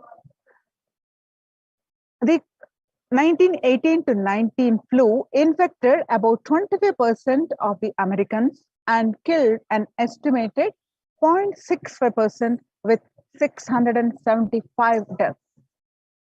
And COVID-19 has infected more than 12% of Americans and killed about 0.2% with 676,000 deaths. Now that the US death toll from COVID-19 has surpassed 676,000, the coronavirus pandemic has killed more Americans than the 1918 to 19 influenza pandemic did. Axios and the Associated Press both reported the grim reality recently. So, with this increased death toll, COVID-19 now officially US deadliest pandemic as the death toll crosses that of the 1918 to 19 flu. And people infected with alpha variant exhales 100 times more virus into the air than the original COVID strain, according to a study in Maryland. And 6 feet distance may not be enough to prevent viral transmission indoors.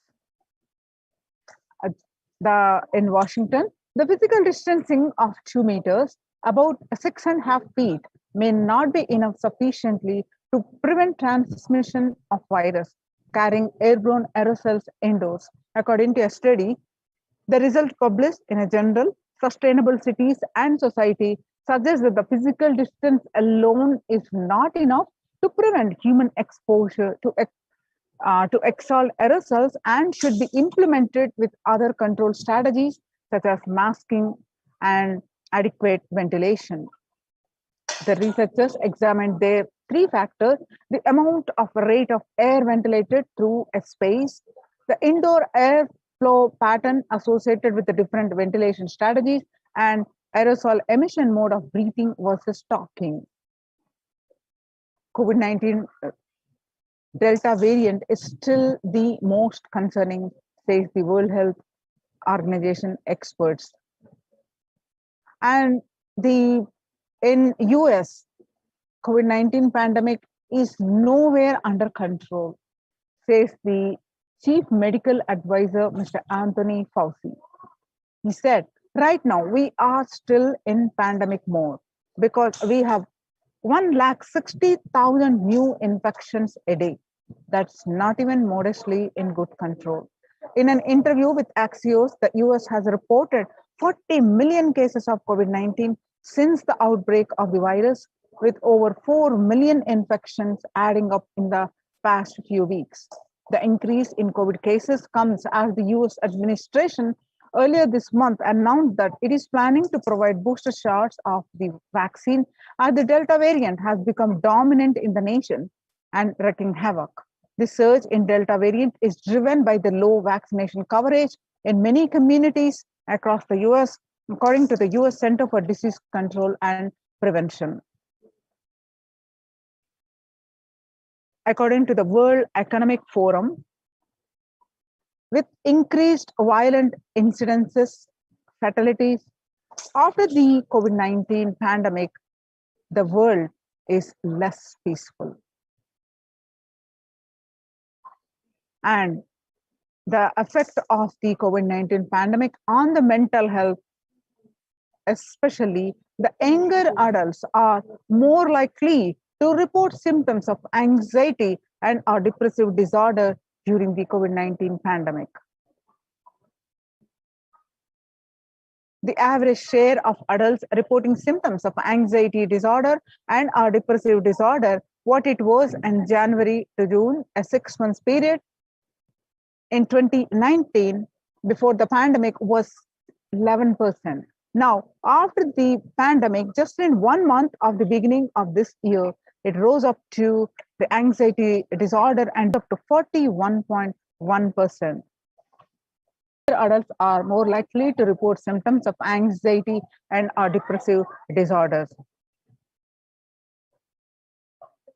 Stress in America, a national mental health crisis.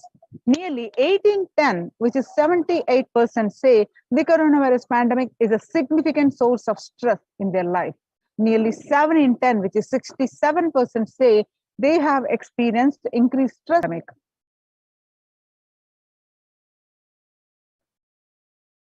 Of health workers who treated patients during the China's COVID-19 outbreak, 50% showed signs of depression and 45% showed signs of anxiety.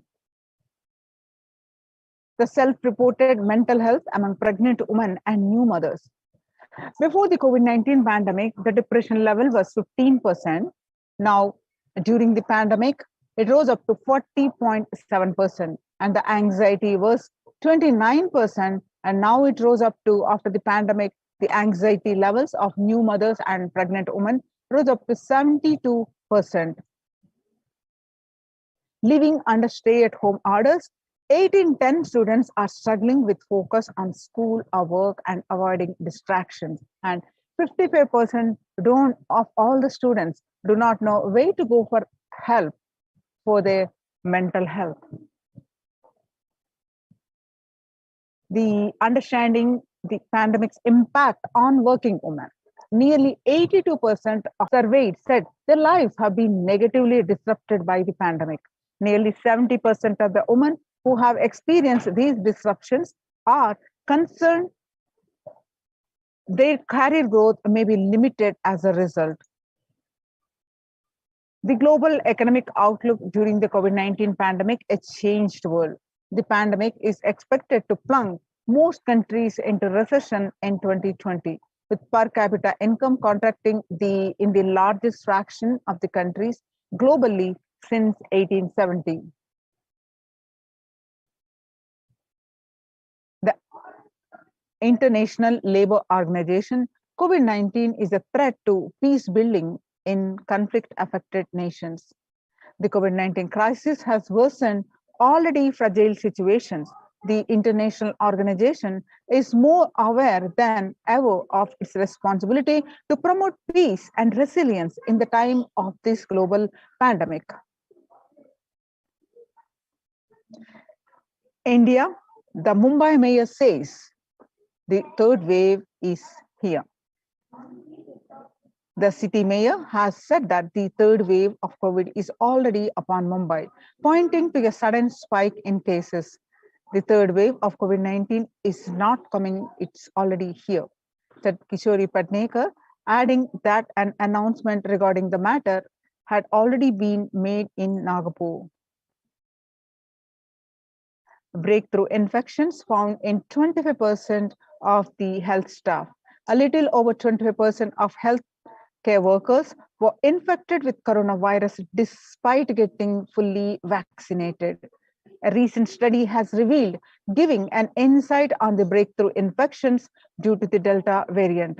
The study, jointly conducted by the Institute of Genomics and the Integrative Biology and Maximum Hospitals in Delhi NCR, found that the vaccination breakthroughs were far more common during the Delta outbreak in Delhi than previously reported.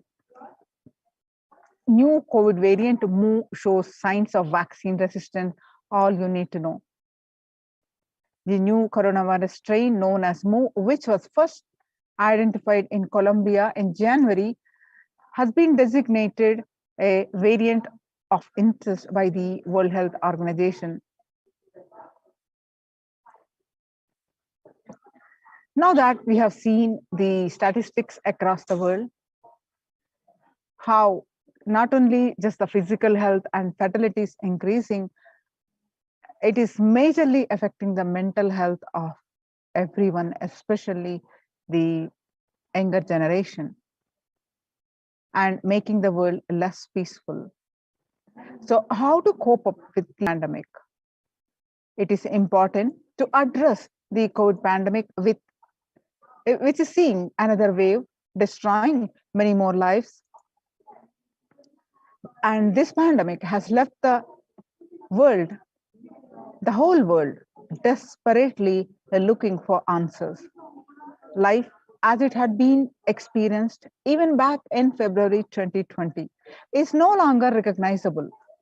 Drastic change is the order of the day, with people having to redefine their world with new paradigms of economy, society, faith, religion, and health.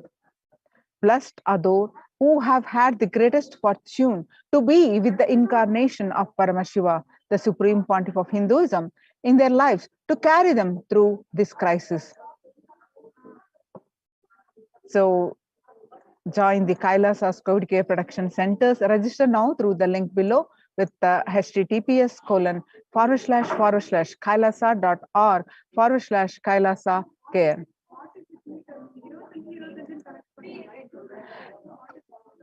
Sustainable developmental goals. Making peace with nature is possible if we start Making peace with nature is possible.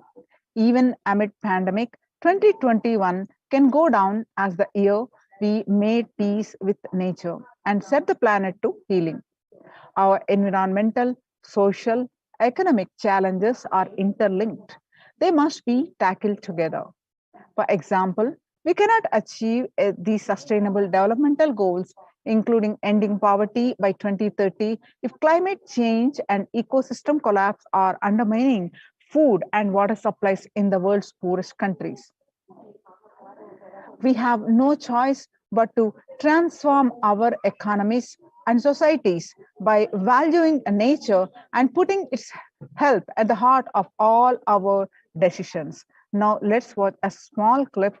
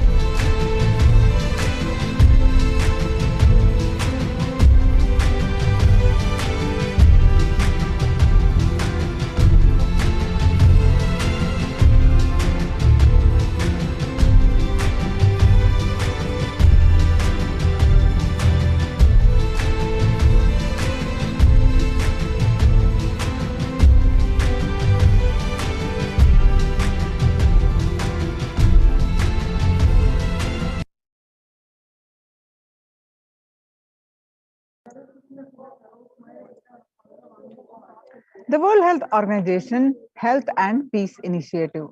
Health and peace are interrelated. In the words of the Director General of World Health Organization, Dr. Tedros, there cannot be health without peace and there cannot be peace without health.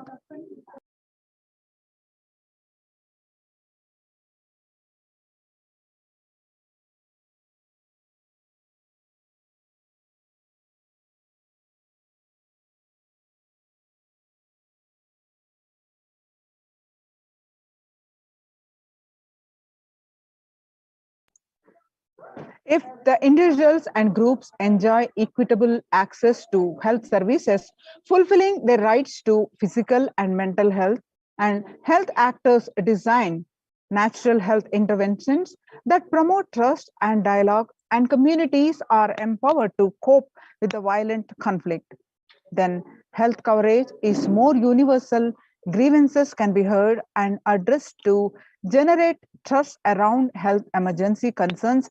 Affected communities are more likely to make meaningful contributions to peace and reconciliation, to resist incitement to violence. United States Institute of Peace. Amid COVID, we need enhanced international coordination.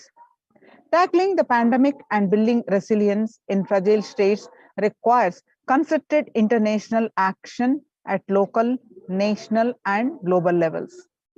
As the humanitarian and economic toll of the COVID-19 pandemic continues to grow, so does the risk that this crisis will fuel new conflict around the world while trimming prospects for resolving ongoing ones.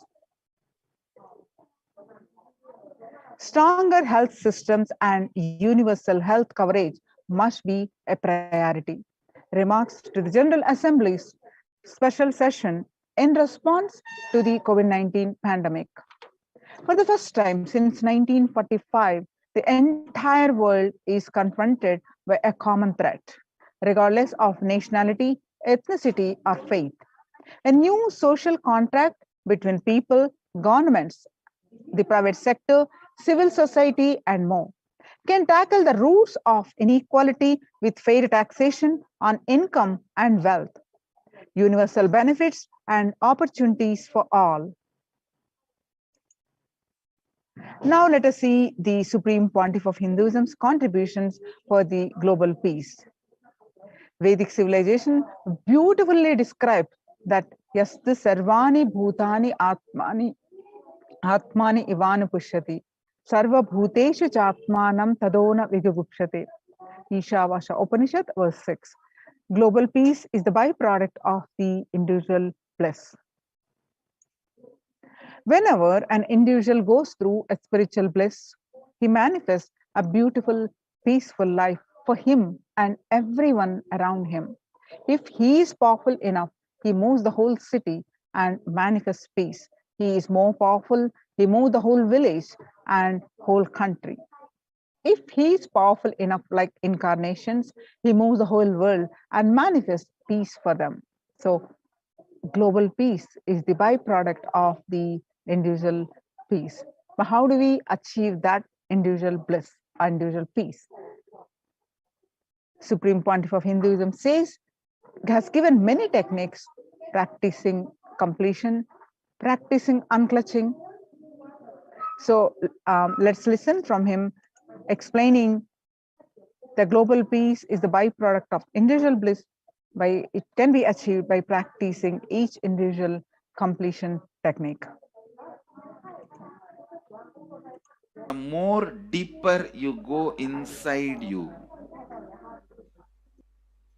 means more deeper space you go inside you, more expanded you become, more one with everything, more oneness you experience. Because the more deeper you go, the more you experience the unified field of consciousness. Various words are used.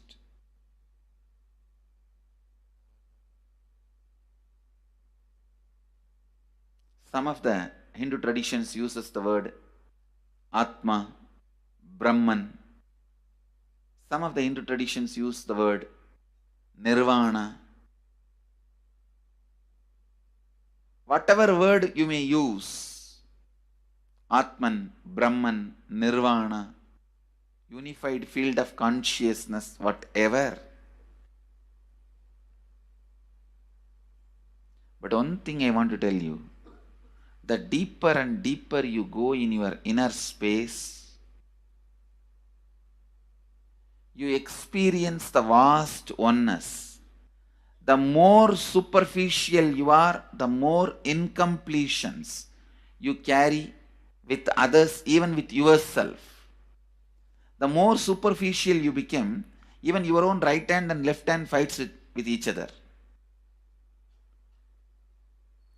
Different parts of you fights with you. Different thoughts of you fights with you. Even you fight with you, the more superficial you go, the more deeper you start traveling. First, you get integrated. The you fighting with you stops. Then, the people around you get integrated. They fighting with you stops. Completion with yourself, then completion with others, then comes completion with other things, not just living beings, even with inanimate beings. The completion starts happening. Even with the nature, completion starts happening. Please understand, the more deeper you travel, the more deeper you go, the more deeper you settle down, the more deeper you start living, your cognition expands, your cognition includes, your cognition becomes more and more inclusive, more joy, more bliss, more knowledge, more enlightenment. Please understand.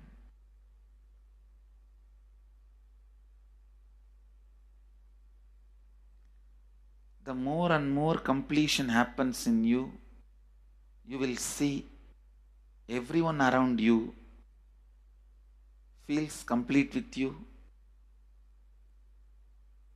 That is why I am saying, whether they have body or they are disembodied, in the deepest corners of your being, deepermost layers of your being, deepest parts of your being, you experience such powerful awareness, such joy.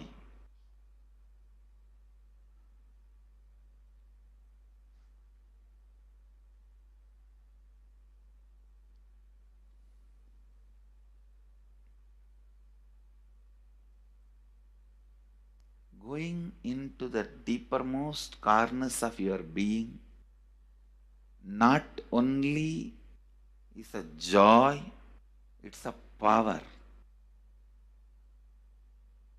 Because suddenly you will see everybody around you, everything around you listens to you. It really becomes a vibrant power where the tendency to exploit is not there. Listen, that's a very important thing.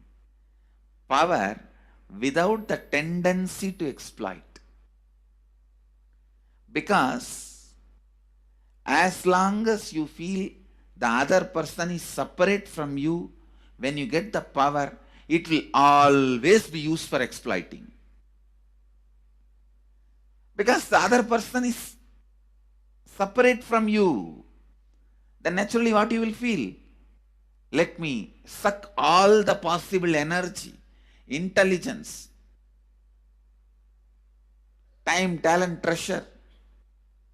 But when you feel the other person is your own extension, you will see, you will be showering so much, enriching. The power you have will not be exploiting, it will be enriching. I tell you, even if death comes at this moment, I can tell you very clearly, I can face the death directly and tell the death, I have enriched every human being more than what I received from anybody. I have given to every human being whom I met in my life more than what I received from them. My accounts is clear. I am ready. Come on, let's go. My accounts is clear. I don't have debt. No credit card money to be paid, loans to be paid, no debit card, no credit card. My accounts is clear. Understand, when you feel everyone is your extension, the power given to you, the power you gain, see, any living is power. Powerful way. Even in that, you will become powerful. So any lifestyle you choose, you will get power in that field. Whether it is exploiting or enriching, murdering or raping or go on serving. Whatever lifestyle you choose, living is power. When you go into the deepermost core of your being and start living based on completion, I tell you.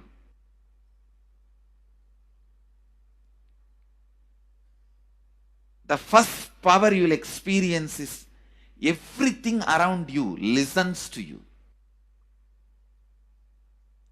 That power will simply make you enrich everyone. The best power you can have through living is power of enriching. Whatever you do, as I said, whether you live the life of enriching or exploiting, you will become powerful. I tell you, the power of exploiting brings more and more conflict within and without. And those conflicts naturally bring suffering.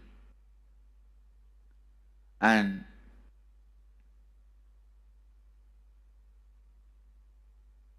the power of enriching brings more and more completion in you and in others. This full month, Nithyananda Sangha all over the world. The other day I was seeing, we have officially presence in more than 50 countries. As devotees, group of devotees, we have presence in 100 countries. All over the world, we are going to celebrate this whole month for Global Peace Month, impacting global peace. All of us this whole month will live completion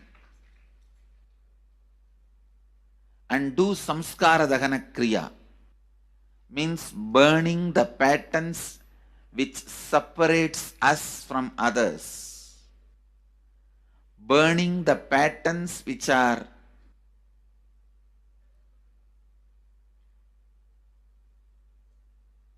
constantly keeping us in a superficial level. All over the world, we will be doing samskara dahana kriya, burning our patterns and leading us to more and more completion. And we also have special 3 Nitya Dhyana Yoga program teaching people science of completion and facilitating samskara dahana kriya. This month, 20th, 21st and 22nd,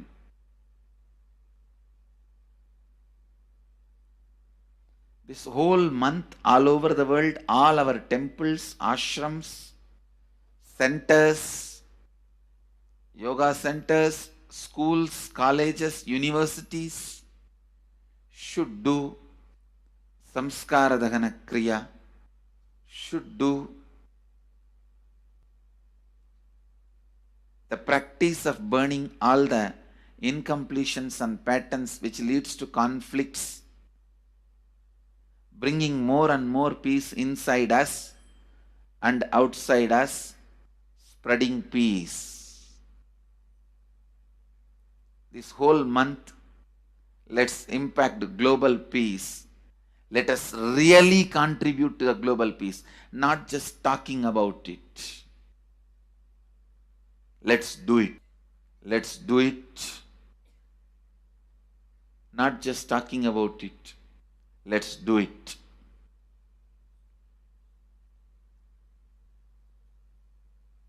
Even if you teach the samskara dahana kriya to 50 people in each area,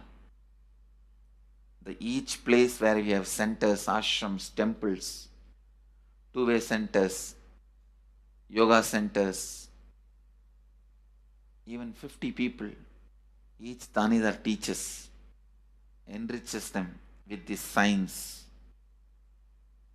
The amount of suffering and negative waves, negative vibes reduction can contribute so much to the world. Please understand.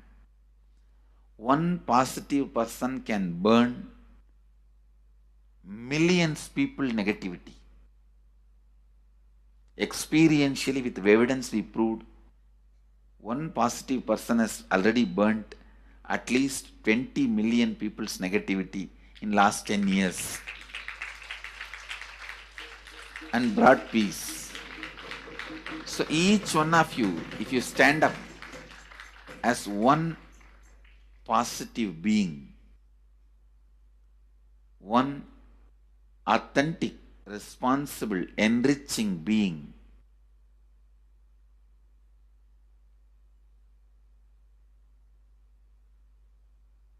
I tell you,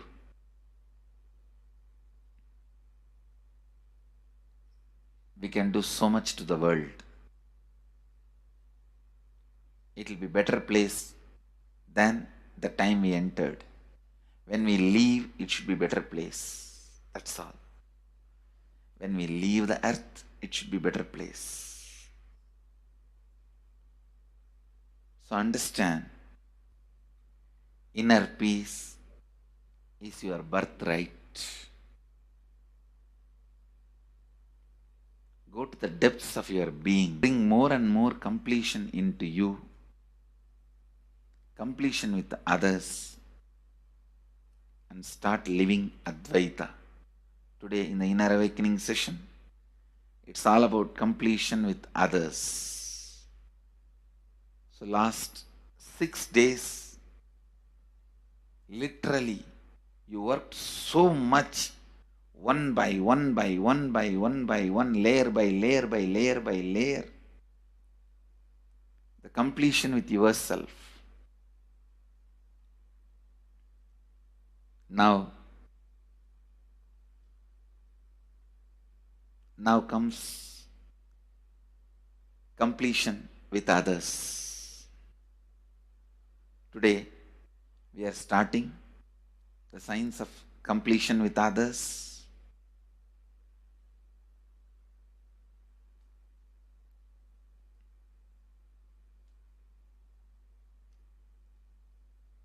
It's one of the most powerful signs. Does so much to human beings, not just healing their relationships, even inside their consciousness, this inner space, so much of good is done. So much of awakening is done.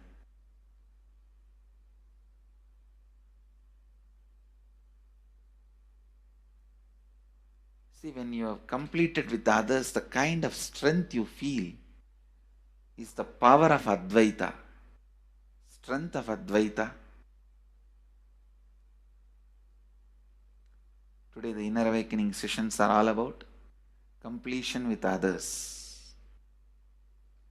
We have long session today working on completing with others. So with this, because today we have a long session with Inner Awakening, we are also lagging behind the syllabus. Actually, it is a good news. It's not a bad news because participants are so sincere. They are going through the whole process so intensely, sincerely. Because of that, we are little delayed. But today I am going to catch up. Today I am going to spend more time and catch up with them, with the syllabus. So,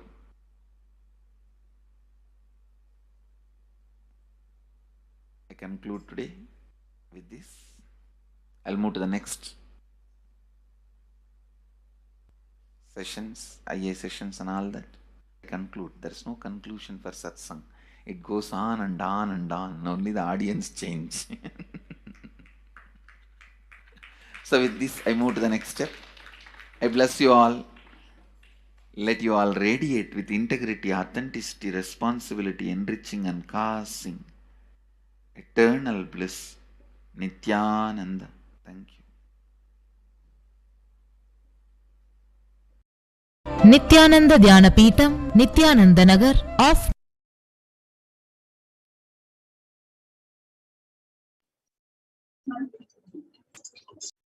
my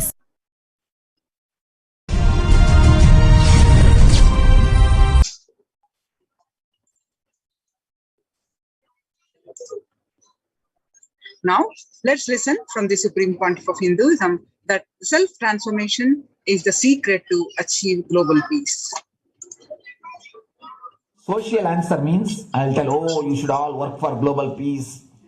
You should all work for turning the world. You should work for revolution. You should work for all these, that things. You should vote only the party which says that it will stop the war and all these things. This is the social answer.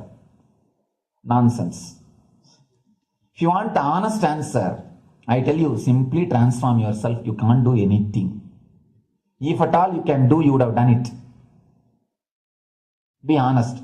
If you can do, you would have done it. You are raising this question because you are not able to do. Am I right? So let us be very clear. Let us be honest. We are not able to do socially. That's the truth. That's the reason you are sitting here and raising the question. I understand few important things. There are a lot more attached to this question. There are many things which is attached to this question. We always feel the present is the world is totally spoiled. It is not going according to the rules or how it is supposed to be. It was wonderful once upon a time. In ancient time, things were going properly. Everything was well and great. And I tell you, 10,000 years ago, they found some writings on stone in Harappa Mohenjo-daro culture. Some stone writings have been discovered. The other day I read a beautiful book about that stone writings. That writings, it says, oh, nowadays the society is not as it should be. So much of war. There is no peace. In the early times, there was so much of peace. Society was really great. Things were as it should be. And it almost looks like a today newspaper editorial. 10,000 years ago, the same thing carved on a stone. Then understand, there was no such time as only good prevailed. It is just a fantasy. Hinduism, they call it Satya Yuga, the age of truth. There was a time only truth prevailed. And every religion, Christianity, they say the Garden of Adam and Eve. There was a time everything was wonderful. Every religion has got the fantasy. The past was great. There was golden past. Always the idea of golden past exists only in the past. The more you go back, again you say the past was great. And I tell you one thing, it is a wonderful way of postponing accepting the reality. Otherwise, I can be sure the world was same as it is today. Whether it is 5,000 years ago or 10,000 years ago. Maybe one thing, there was no CNN channel that time. So the news did not reach you so quickly. That's all. The news did not reach you so quickly. That may be the only difference. But otherwise, I can be sure the good and the bad was equal. Good and the bad was equal. The same amount of wars were there. All the other things were there. If you read the Puranas, the mythological stories of India, you see enough of things. Enough of dirty things. I think sometimes I find a little more. And if you read completely the Puranas or the Hindu scriptures, there are a lot of things much worse than modern day. The criminal activities or bad things or negative things, whatever you say, all this stuff. And never think only present day is corrupted or violent. In the ancient days also, all these things were there. Only one thing was not there, CNN news or the internet. So the news did not reach you. But otherwise I can tell you, enough the good and bad was there. It always will exist. It will exist. All you can do is, if you awaken yourself, if you reach the enlightenment state, you can go beyond it. And I tell you, enlightenment is the only service you can do to the society. Just become enlightened so that you will reduce the negativity. Now, as of now, you are also the part of negative group. Naturally, we will be a negative group. As long as we are unenlightened, we will be the part of collective negative consciousness. So if you become enlightened, at least you will reduce your weight. That's the only thing we can do. Nothing else can be done. So all I request you to do is just become enlightened. Realize that you are a lion. That's the only way to help yourself and the society. Otherwise, all revolutions, you see, all revolution again end up as one more tradition. In last 2000 years, 3000 wars have happened in the humanity. In 2000 years, 3000 wars. Human beings have not done anything except doing wars, except fighting. Everybody claims he wants to do revolution. He wants to spread peace. You see, every country claims their army is a defensive army. Then who is offending? Tell me. Every country says defensive army. Then who is offending? These are all just, games. The idea of peace is a pure game. Everybody wants to spread the peace according to them, not according to the other person.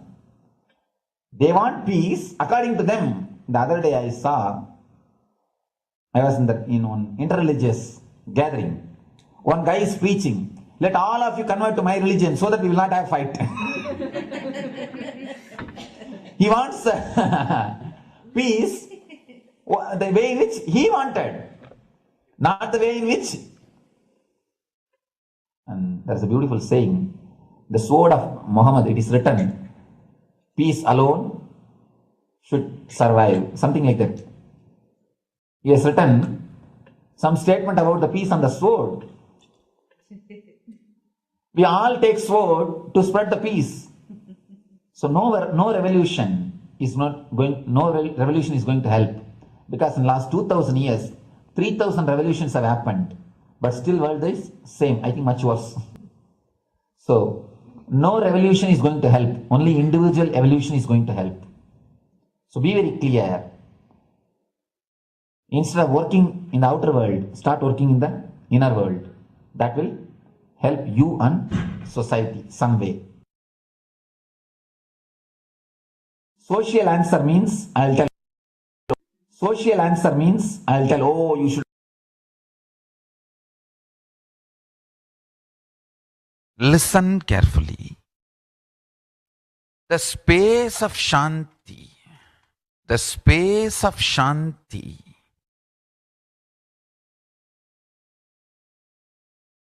is where Kailasa grows.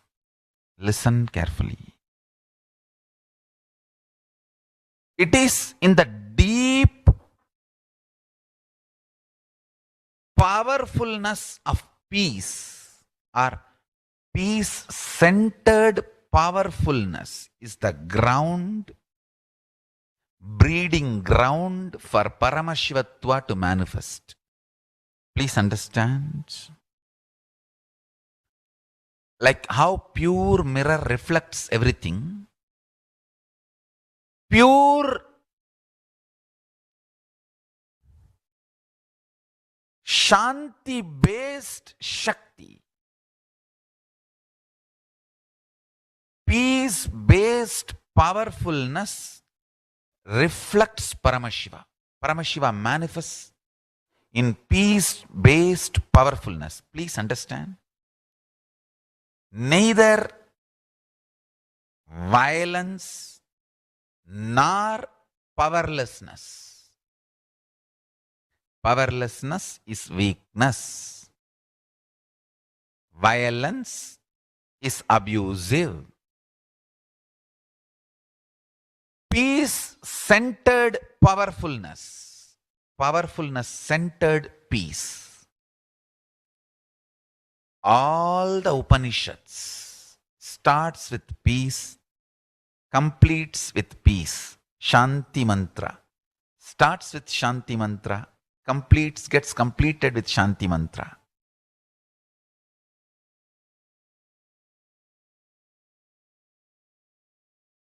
Peace-based powerfulness is a fundamental requirement for Paramashivatva to manifest. That is why people who don't want us to manifest Paramashivatva or power manifestation do not want to allow the peace in our life or do not want peace in our campus. Understand? But only if you are peaceful, which cannot be shaken even by the demons and devils and rakshasas, we can be in eternal peace. So, remember this very clearly.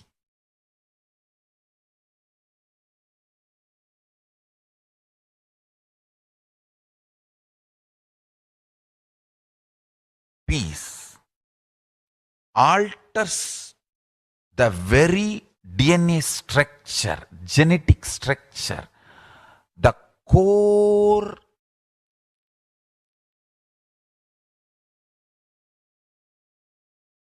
Anu Mahat structure. Understand? Anoraniyan Mahato Mahiyan. The consciousness in you is atom inside the atom, Mahat, more than Mahat. That Anoraniyan Mahato Mahiyan. That consciousness starts growing in you with more and more peace-based powerfulness developing in you. Nothing can be compared to unclutching. Spend more and more time, energy in unclutching. It will never be wasted. Time spent on unclutching is the most productive time for you in your life, because unclutching makes you altogether a different material. Understand? It makes your very biomemory, muscle memory, core structure, molecular structure, genetic structure, DNA structure, everything. All the 8 energy flow circuits, 7 energy flows, 1 the pure conscious explosion. So totally 8 energy flow circuits exist in you. All the 8 explodes when you unclutch. Understand? Unclutching is the space of Sri Kailasa.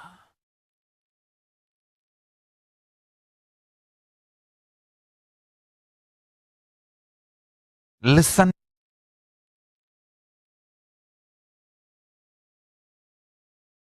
Every chanting, every prayer in Hinduism ends with Shanti, Shanti, Shanti 3 times.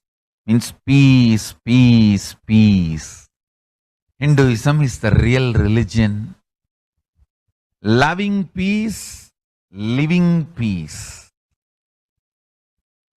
Individual level, social level, global level. Understand?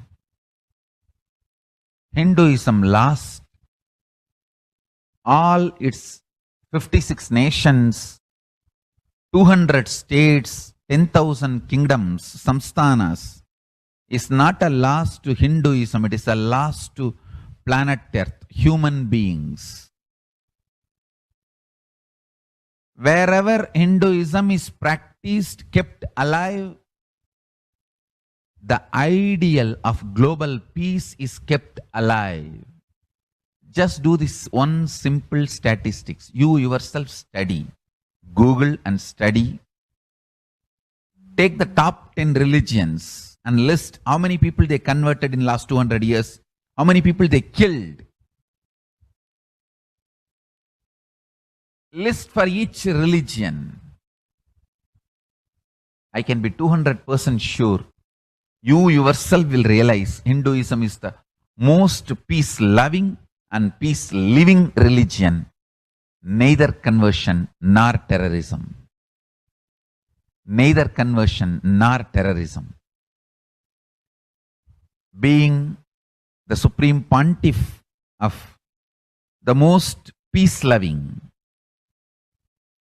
peace-living religion, I give you all my blessings on this International Peace Day. Understand, it is we Hindus need to keep the global peace as a living possibility, and we need to make this global peace as reality. Just talking about global peace will not work. Working for global peace only is the responsibility of the real living Hindu. Anyone who wants to claim themselves as a Hindu or practicing Hindu should work for global peace. Global peace is our responsibility.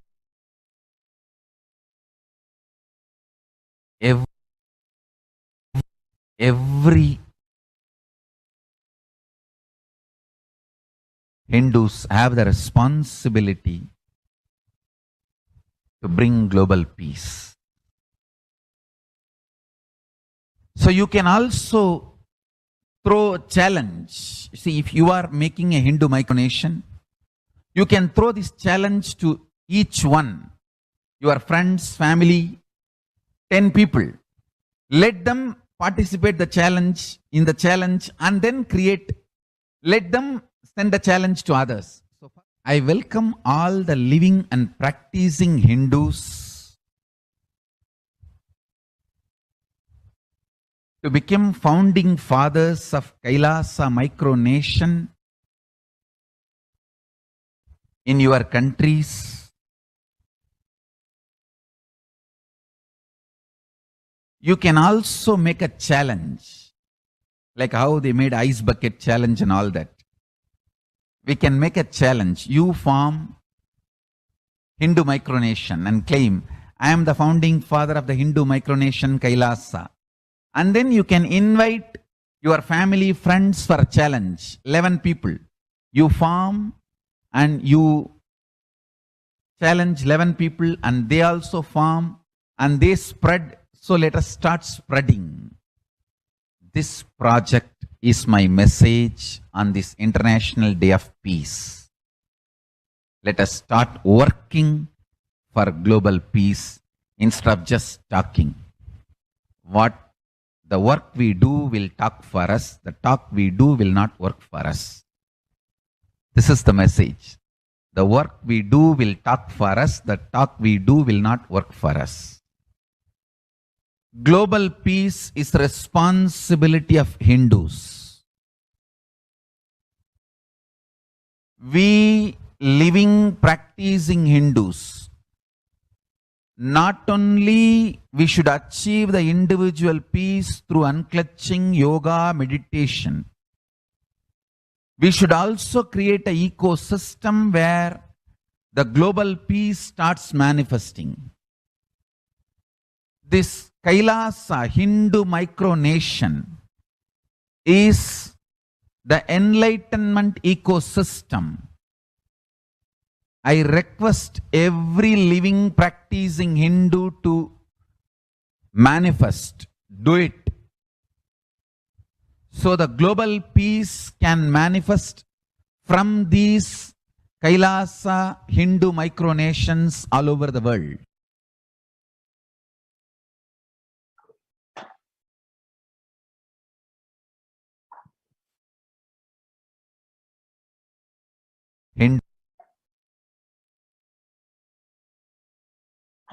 The sovereign order of Kailasa, led by the Supreme Pontiff of Hinduism and Nithyananda order of monks, nuns, and Hindu diaspora, are working for global peace and to give a super consciousness breakthrough to humanity. It is the Supreme Pontiff of Hinduism's mission to revive a conscious world where the economic, social, health, and humanitarian levels cease to exist from their very root, the turning the problems of poverty, hunger, violence, discrimination into powerful living through the experience of oneness. The Supreme Pontiff of Hinduism has been working from the very grassroots level to usher in an era of peace at all levels, individual, societal, national, and global. His deep insights into the workings of the human mind, body, emotion enabled him to powerfully and directly address various social and emotional problems facing humanity today. Some of the ways that the Supreme Pontiff of Hinduism provides spiritual solutions to combat the pandemic and other issues.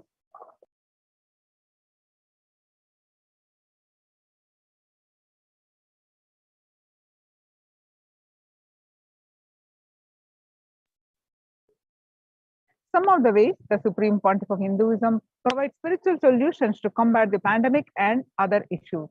Since the beginning of the global lockdown, the amount of contribution and activism of Kailasa has increased multifold through the Paramashivoham program, bringing super consciousness breakthrough to the whole humanity. By starting the Akhanda Nirvikalpa Samadhi Jnana Yajna and contributing almost many million minutes so far. Paramashiva Sankalpa chanting, the sacred Sanskrit mantra chanting to heal 24/7 via Zoom sessions. Spiritual healing to one and all 24/7. Helping humanity to cope up with insecurity, fear, disease by empowering individuals to heal themselves, learn to cope up emotions like depression and tough situations and relationships. Providing alternative solutions to worldly problems through power manifestation, initiating thousands every day into manifesting innate superhuman capabilities into Kailash courtyard sessions, providing healthy solutions like a technique to clear the stomach from the Ayurvedic solutions, which ultimately brings clarity out to the spiritual truths and give a conscious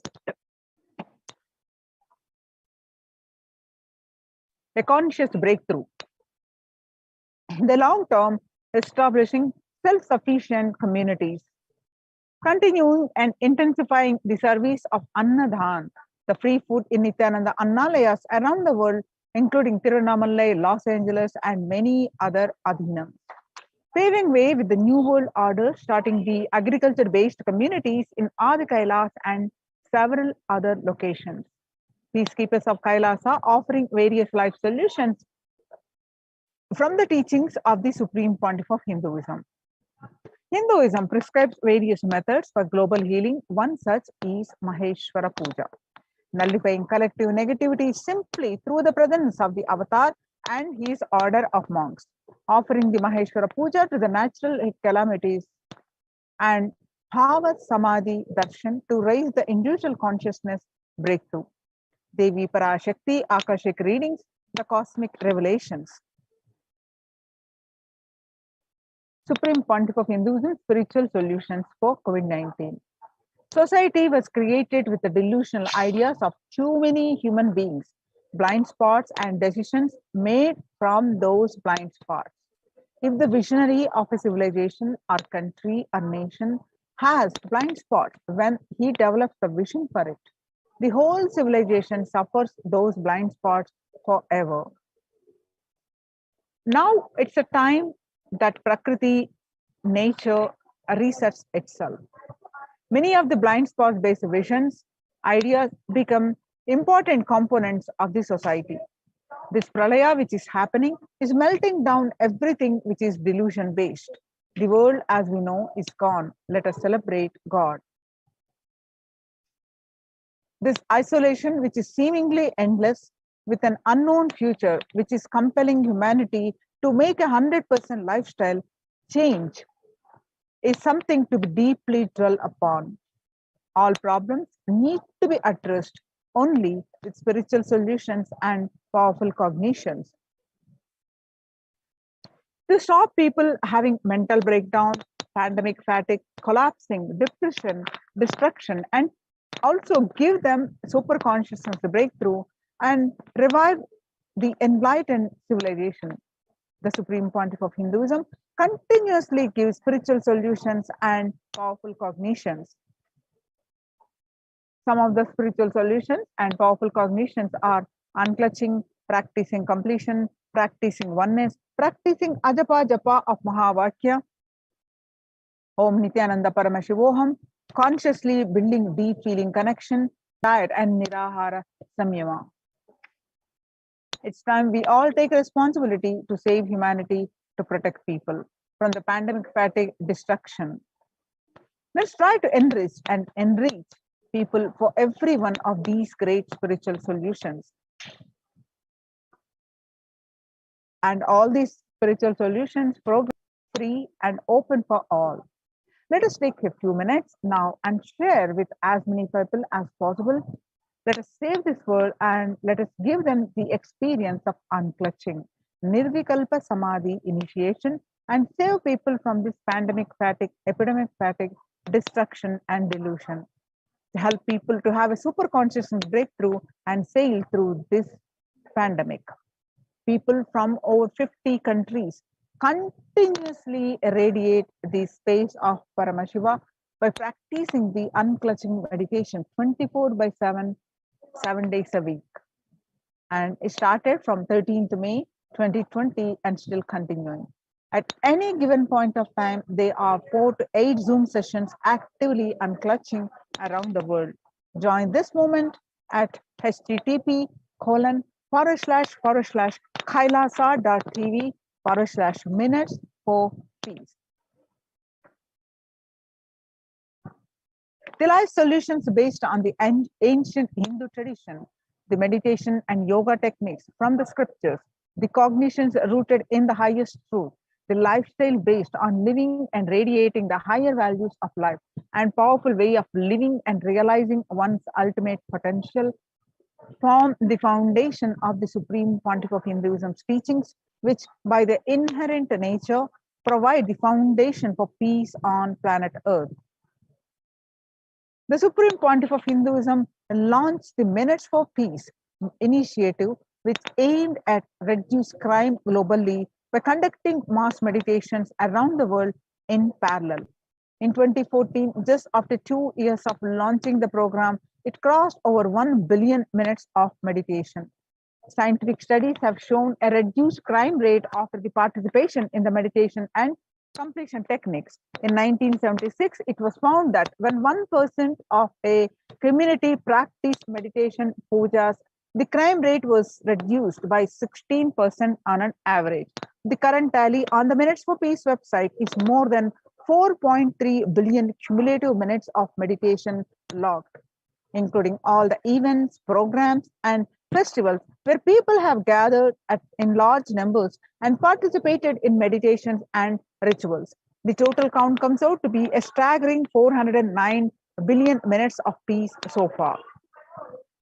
You can see the glimpses of a meditation retreat. About 5,000 devotees gathered and participated in a 48-day meditation program called Shuddhatvaitam. The Supreme Pontiff of Hinduism has hosted Kumbh Mela, United States in Los Angeles since 2007. Nithyananda Sangha is entrusted as the only organization to host Kumbh Mela outside India by the Akhila Bharatiya Akhada Parishad. In September 2006, the Supreme Pontiff of Hinduism has organized the first confluence for world peace to honor the memory of those who lost their lives saving others on September 11, 2001 at Irvine, California, United States of America. The second confluence for peace was held in Los Angeles in 2007 in collaboration with Vedanta Society, BAPS, ISKCON, Siddha Yoga, and other organizations. The Kumbh Mela festival spread fast to other countries, including Australia, Canada, etc. In 2009, the Supreme Pontiff of Hinduism has organized a month-long peace walk covering 1,000 kilometers and 1,000 villages to bring together in harmony from all walks of life. to promote healing connection and oneness among people. During the walk, health camps were conducted in villages along its path. The Supreme Pontiff of Hinduism has conducted large-scale collective meditations on September 21st International Peace Day to raise the collective consciousness. One of the greatest contributions that the Supreme Pontiff of Hinduism is doing the initiating. Sannyas is our social responsibility. Let us save Hinduism and humanity. The Supreme Pontiff of Hinduism has revitalized the monastic tradition of sannyas by initiating hundreds of people into Nithyananda monastic order. The all-renouncing monks contribute the best things to human civilization and living their life with the cognition that life is for others. These monks and nuns act as the harbingers of peace and empowerment for the human society distraught with the violence, depression, and other forms of life negativity. Supreme Pontiff of Hinduism has also revived the ancient practice of embarking on pilgrimages, the spiritual journeys, taking spiritual aspirants to high energy sacred spots such as the Himalayas, Kailas, Varanasi, Angkor Wat, Cambodia, and various powerful temples of India. Even though prevalent in India, this practice is rapidly losing its original context, turning into a recreational family vacation. Reviving the original spiritual context, the Supreme Pontiff of Hinduism has made it possible for modern day human beings to bereft from the spiritual energy present at these centers and accelerate their journey of spiritual evolution, hence ensuring individuals and collective peace as a natural consequence. The food systems hold key to ending the world hunger. Effect of COVID-19 pandemic, the UN has noted a dramatic increase in world hunger. According to the state of food security and nutrition in the world, 1/10 of global population, as many as 811 million people, were undernourished in 2020, an increase of 118 million from 2019. Under the Red Om project, which is No Hunger project, through the Annalayas, the food donation centers, the de facto spiritual embassies of Kailasa worldwide, under the guidance of the Supreme Pontiff of Hinduism, have served over 2 organic, sattvic, vegetarian meals so far. Giving free food to all the citizens is the economic policy of Kailasa, deriving the references from Vedas and Agamas. Recently, under the humanitarian initiative launched by the Supreme Pontiff of Hinduism, is opening of Kailasa's COVID care centers in India, where the monastery campuses have been turned into a multi-layer quarantine facility to safeguard the inmates against any possible point of contact with the outer world. The Supreme Pontiff of Hinduism has opened these services free to all people, regardless of any differences in age, gender, caste, creed, ethnicity, color, or socio-economic status. Food, shelter, internet, and all basic facilities, including medical care, are provided at these COVID care centers, free of cost and for an indefinite period of time. The outcome has been a splendid zero infection rate so far for among the participants, a feat not achieved anywhere else in the world, let alone in India. This response model of handling the COVID-19 pandemic at a community level, along with guidelines and recommendations for governments, has been recognized and accepted by the United Nations as well. You can see the participants of the COVID care program offered by the Supreme Pontiff of Hinduism are enjoying a healthy, blissful, spiritual lifestyle in multi-layered protection. They enjoy a stress-free time following a spiritual morning routine, doing yoga, daily puja, temple sevas, kara sevas, and celebrating festivals. So join the Kailasa's COVID Care Protection Centers. Register now through the link below at https://kailasa.org/Kailasa care.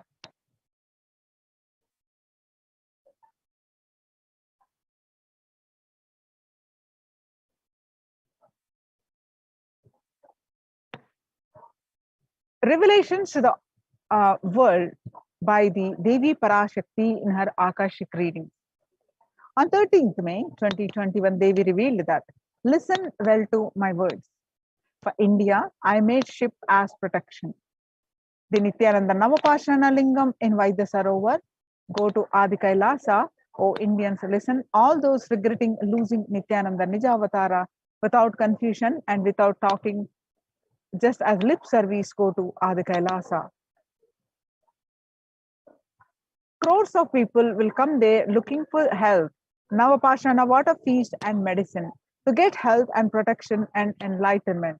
To protect India from the great destruction, I, Parashakti, made this huge ship of, even if captain is not there, the ship is there. On 14th May 2021, Devi revealed that whoever comes to Adi Kailasa and does the good work of saving people from deadly corona, I myself will do all of their life's work. This is a commitment Paramashakti is giving you all. Parameshwari, I will do what I say. To save people from corona, I have set up a huge ship, Ananda Sarovar, Vaidya Sarovar, and Ananda Lingam. I have made it in Adi Kailasa. Go there, take water every day, worship Ananda Lingam. Water, turmeric, milk, neem rasam, showered on Navapashana are the medicines for this. On 19th May 2021, Devi revealed that the doors of Adi Kailasa will be open for all those who come with trust. It will protect the body and will give you conscious health. It will also give highest powers, dharma, artha, moksha, jnana, powers, karma, and God beyond karma. Adi Kailasa life will give all the goodnesses. On 31st May 2021, Devi revealed that the hell of Krimi Bhojanam mentioned by Vyasa in Garuda Puranam has opened and is directly falling on India as thunder. Running to Adi Kailasa and preventing it is the only way. I have opened Adi Kailasa for those who want to save their lives. All of you run to Adi Kailasa. When the first world countries closed their borders during a massive global emergency, Kailasa has opened its doors to all without exception.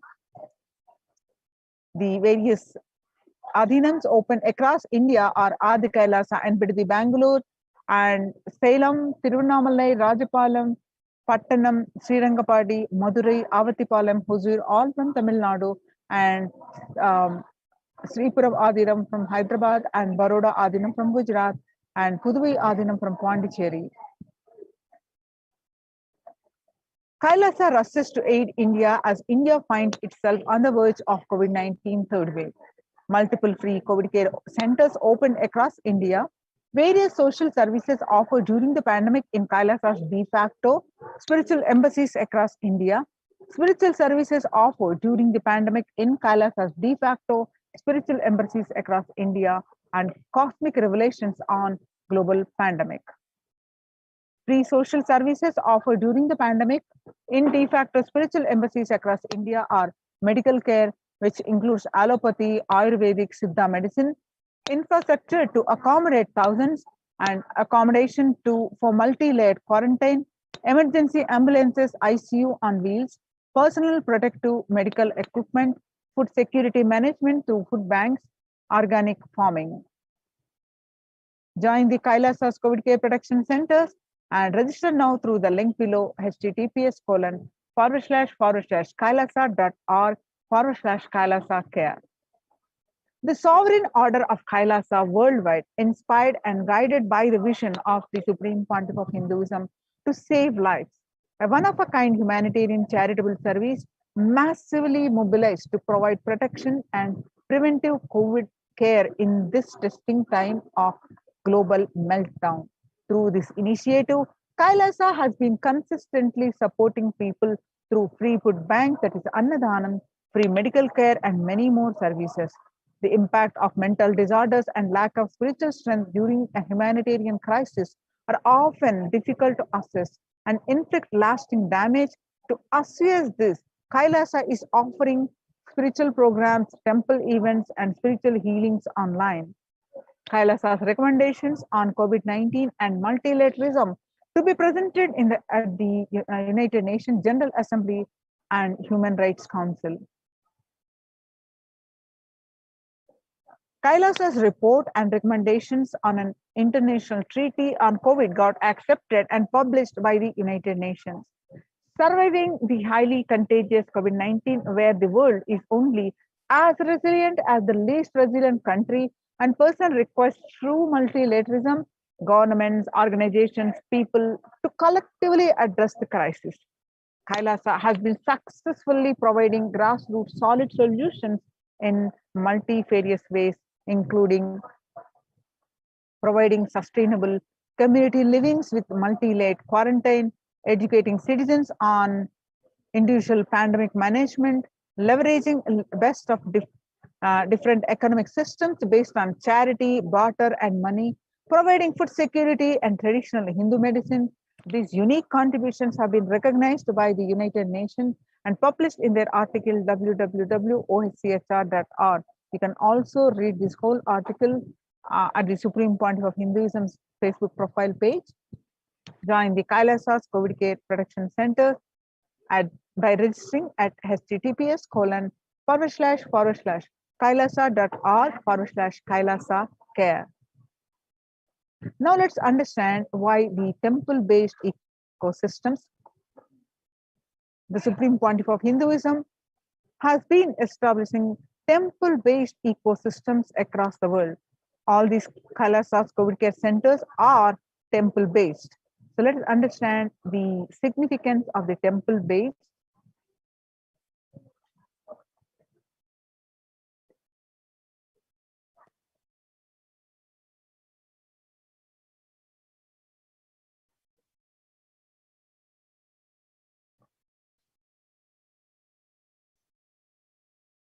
Now, in the time when COVID-19 is rampant and the ancient temples are in lockdown because of the risk of widespread corona disease, the devotees of these temples were visiting and having darshans of their gods and goddesses for thousands of years.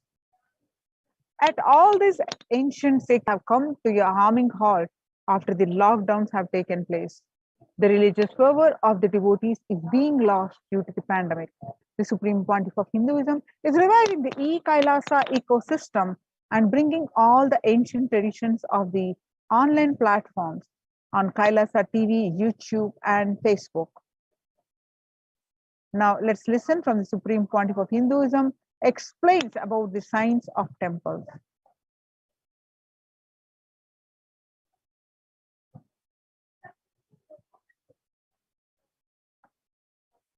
Please tell us who is Devi Meenakshi and her husband. Why this grand temple? What are the visible and invisible functions of this temple? Please tell us, Swamiji. Read the next question also. As we see in our present time, towers of mobile, TV or dish TV antennas everywhere connecting invisibility to satellites, doing an incredible function for individuals and for society. My question is, there is and was everywhere temples and deities in this culture. Anybody coming from outside just wonder, is this just sentimental carved stones, worshipping culture or just artistic sculpture? What is the invisible function of temples, deities? See, both questions, same answer. That is the reason I wanted to answer both the questions together. Modern day dish TVs, antennas, mobile towers, all of them work in the level of certain frequency where the words, pictures, visuals can be transmitted. See the verbalization and visualization, names and forms can be transmitted from one place to another place through these mobile towers, dish TV antennas. But the temple towers are created to transmit super consciousness from one place to another place. Please understand, in Meenakshi's time, there was television, conscious television. It used to be in stone slab, and if you just sit in front of that stone TV, meditate, connect with Meenakshi, she will appear live and answer whatever you want. So each of the stone slabs only slowly later on became deities. You can see in our temples this happening. The TVs in which I am appearing and speaking are slowly becoming deities. They are receiving worship. Flowers are offered to it. Aarti is done to it. Incense is given to it.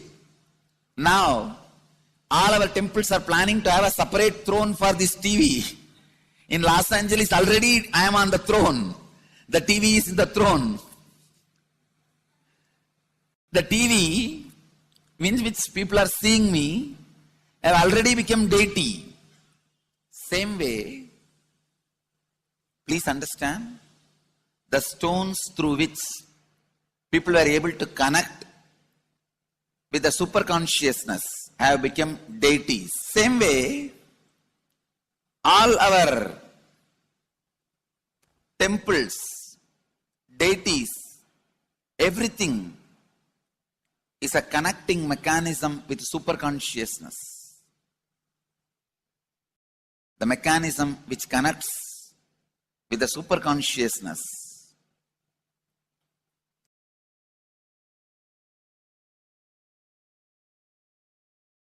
please understand, the deities and temples are just sentimental carved stones, or they are not just artistic sculptures, they are conscious transmitters. They raise you to the super consciousness. In each house in Vedic tradition, we have a puja room.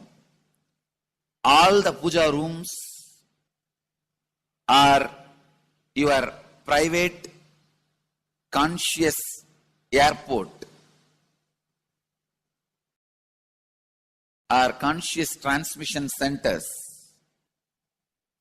The main temple is the place from where continuous super consciousness is radiating.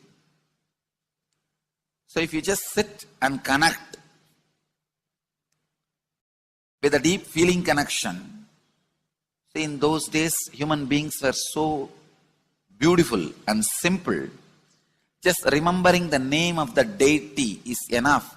They are already in connection with the deity. That feeling connection.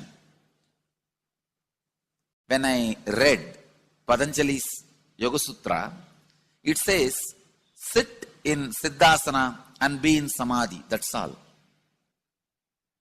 See, the human beings were so simple in those days. Just if you sit in Siddhasana, you are already in Samadhi. If you sit, your mind sits. Now, if you sit, your mind sits.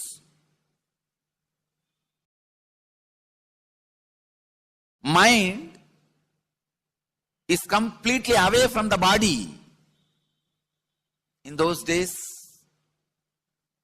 human beings were so simple and intelligent. All the non-mechanical parts of their brain were awakened. It is Western culture which killed the non-mechanical parts of the brain, the functions of the non-mechanical parts of the brain. Please understand, in the Vedic civilization, always human beings were brought up in such a way that non-mechanical parts of the brain was fully alive and awakened. It is a cultural invasion, destroyed the greatest possibility of the human being when the non-mechanical parts of the brain is not functioning anymore. The temples, deities, all these are looking useless. Otherwise, they are a huge conscious infrastructure. Please understand. One example, suddenly, if we find some method to travel just 20 feet above the air or 30 feet above the air without petrol or diesel, all our automobiles, roads, everything will become useless. Then you will wonder, why so many automobile industries are established? Why so many cars are produced? Why this huge road waste? I think our ancestors are fools. You don't understand. At one period, it was used. It was being useful. Our temples, our deities, all these are useful if all your non-mechanical parts of the brain is awakened.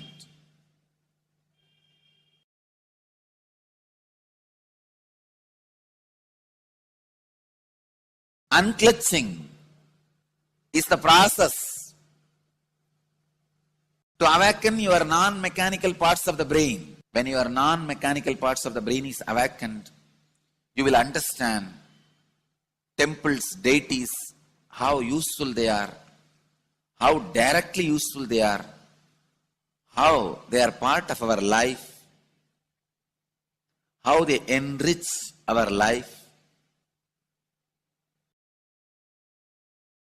and how they make human beings intelligent, enlightened. These are the methods created to create enlightened civilization.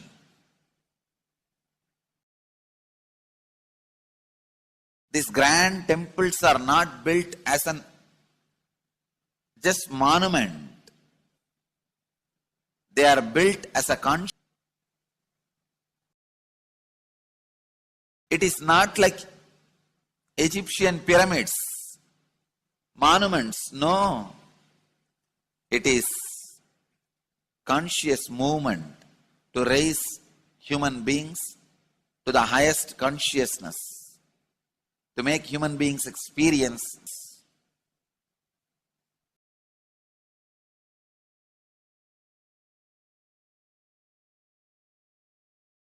understand, unclutch, use the temples to achieve the highest consciousness.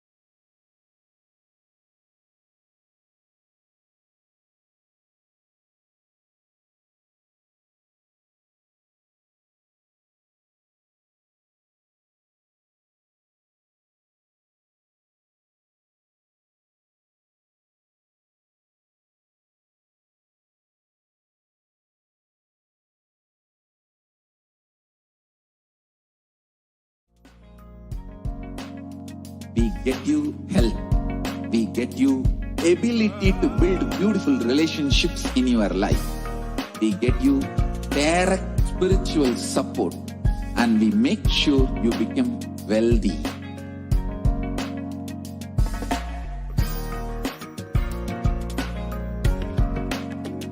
We won't stop giving you just good life.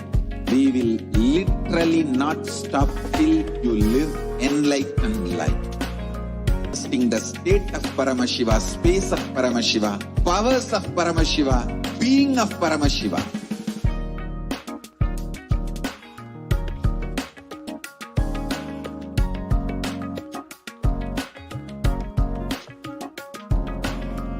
Whole world should become Ekailashians. I want the whole world to know Hindus have something great to contribute to the world.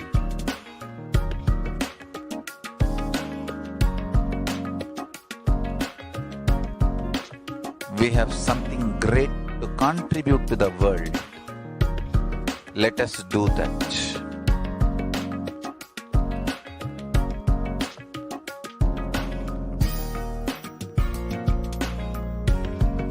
E-Kailasa is proper customized spiritual service helping you to identify your root patterns of suffering. We have perfected the science of helping every individual from every cultural, religious, nationality background.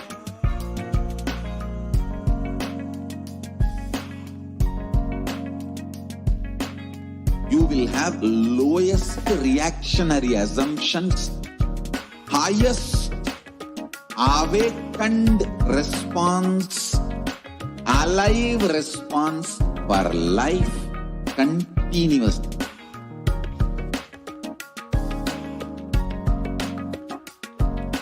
E-Kailasa is enlightenment ecosystem, literally enlightenment itself in your own home, wherever you are. Proper customized spiritual service helping you to complete with your life negativity. Withdrawal from life, self-hatred, self-denial, self-doubt, so much of tiredness, laziness, we can support you aligning your diet, your attitude, your aptitude, your understanding about life. We can help you with everything.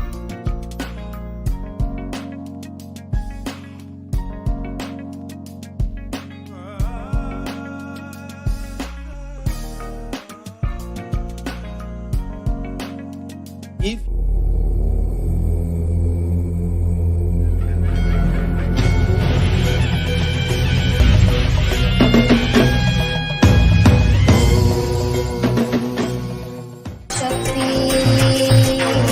अरुणाचले अदीतभुजाम्बिके मधुरापुरी Meenakshi Samaypur Indrakshi Kanchi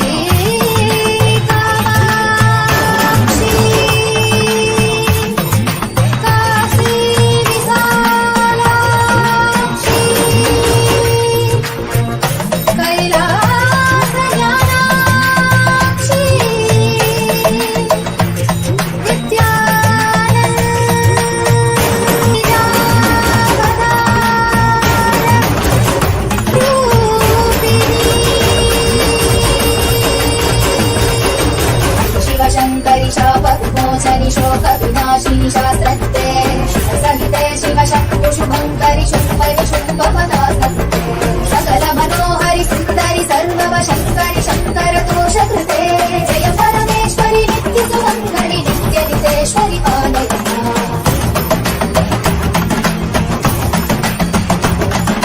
करुणकटाक्षिणि सूक्ष्म विवेक्षणि काङ्क्षित शाश्वत मानस भावित कामित याचित पूर्णकृते सुकर सुखीकृत दुष्कर नाश कृते जननि हिततोद कृते जय परमेश्वरि नित्य सुमङ्गलि नित्य नितेश्वरि पालय माम्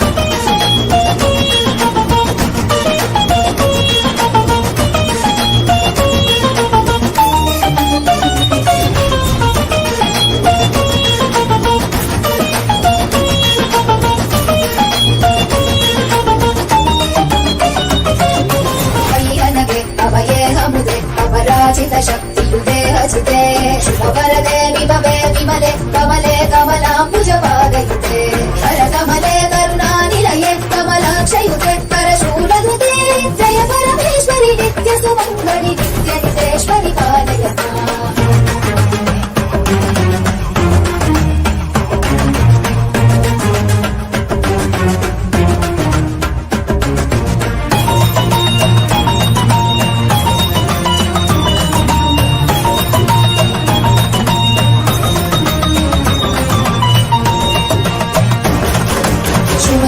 सहित स्मरणस्तर सुष्वरनाद च मे हृदये शिव शिव शब्दविनाद मृदङ्ग श्रुते कुरु नृत्य ममाधिपते शिव नटराज समेत हिताण्डवलास्य कृते शिव हर्ष कृते जय परमेश्वरि नित्य सुमङ्गलि नित्य नितेश्वरि पालय माम् बहु अवतार कृते जनपालित शासित भूमि पवित्र कृते युग शम्भविते सकलौ नित्यानन्द रूप शरीर कृते परमशिवेश्वरि नित्य महेश्वरि नित्य कलामयि नित्यनुते परमशिवेश्वरि नित्य महेश्वरि नित्य कलामयि नित्यनुते जय परमेश्वरि नित्य सुमङ्गलि नित्य नितेश्वरि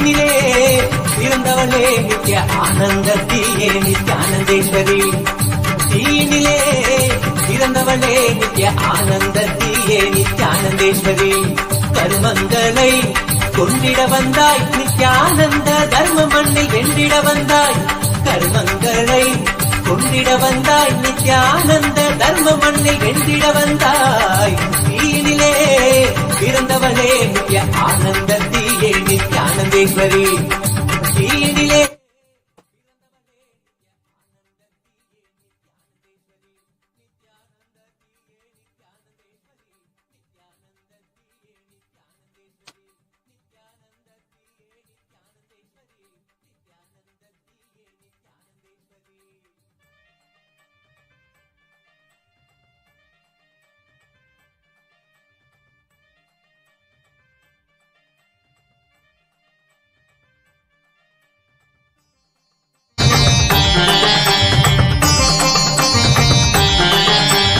அண்டமெங்கும் வாழுகின்ற தேவியும் நீயே இந்த பிண்டத்திலும் வாழுகின்ற ஆவியும் நீயே அண்டமெங்கும் வாழுகின்ற தேவியும் நீயே இந்த பிண்டத்திலும் வாழுகின்ற ஆவியும் நீயே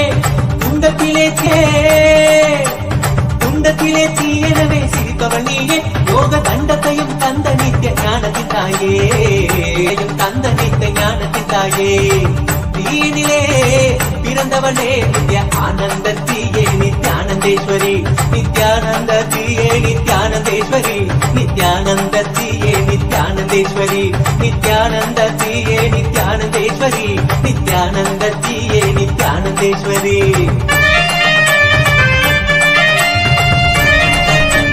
தக்க நடராஜா தக்க திம்மி தக்க ஜுனு நடராஜா தலாங்கு தக்கதி ஓம் நித்யானந்தேஸ்வர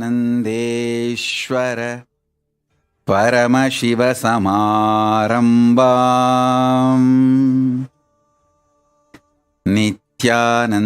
நித்யானந்தேஸ்வரி பரமசக்தி மத்யமாம் அஸ்மதாச்சார்ய பர்யந்தாம் Vande Guru Paramparam.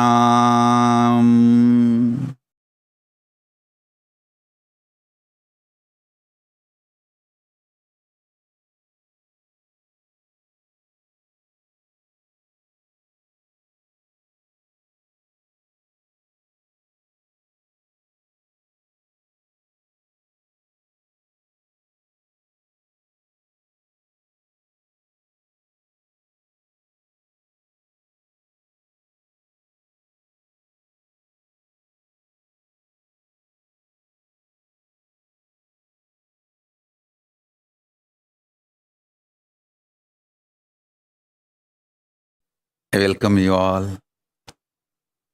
with my love and blessings. I welcome all the living and practicing Hindus, de facto Kailashians from all over the world. I welcome all the Sarvanya Pita Kartas, Sarvanya Pita Yajamans, Sarvanya Pita Manifestors, Sarva Parityagis, Shrimahans, Mahans, Kotaris, Tanedars, visitors, viewers, Kayakalpa Yoga participants, Kailasas e-Gurukul students, Kailasas NHU students, Kailasas ministers, ambassadors, diplomats, e-diplomats, citizens, consulate generals and supporters, and Mantreshwaras, Vidyeshwaras, Ganeshwaras, Lokeshwaras, Astreshwaras. I welcome all of you, everyone sitting with us all over the world, and all those watching live on Kailasa TV, Kailasas Nithyananda TV, Kailasas HN TV, and other social media platforms all over the world through YouTube, Facebook, Twitter, and every other social media platform. I welcome all of you with my love and blessings.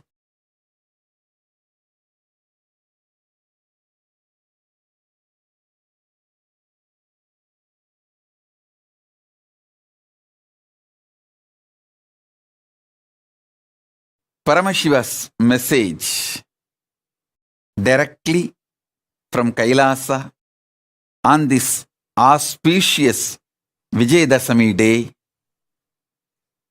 My blessings to all of you, the whole universe.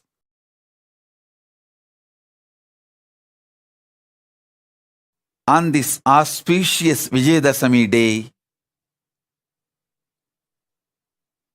I'll reveal the cosmic signs of Shaktis. Listen to it intensely.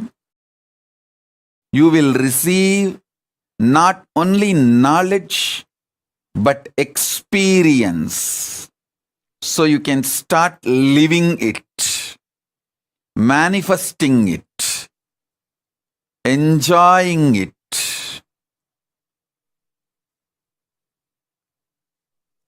On this auspicious Vijayadasami day, all the blessings to all of you sitting with us everywhere,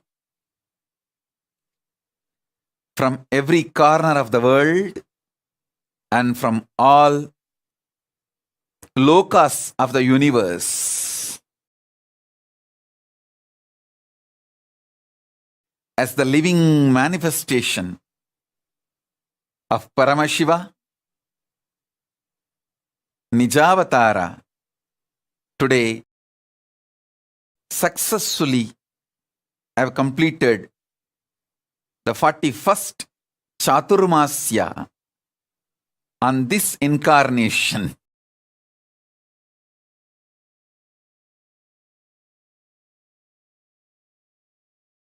Blessings to every one of you on this auspicious occasion. Now, listen to the cosmic signs, cosmic revelations, ultimate sacred secrets related to the Shaktis. Understand, the modern day science is able to understand using the human mind the four forces. Listen. Modern day science is able to understand four forces using human mind. One, gravitation, the power of gravity, gravitation power. Second, electromagnetic force. Third, weak nuclear force. Fourth, strong nuclear force. I want to give you some of the powerful sacred secrets, revelations to all of you, so you can understand these powers and forces in the higher level, from the higher dimensions. Understand? Whatever is happening in Brahmanda is happening in Pindanda. Whatever is happening in macrocosm is happening in microcosm.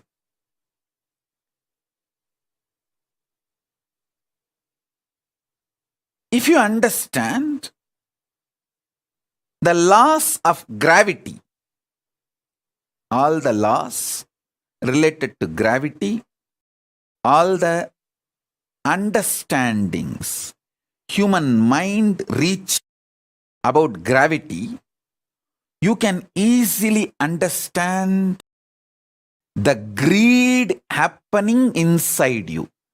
Greed and gravity is one and the same. Greed happening in the macrocosm is gravity. Gravity happening in the microcosm is greed. Listen. Greed happening in the macrocosm is gravity.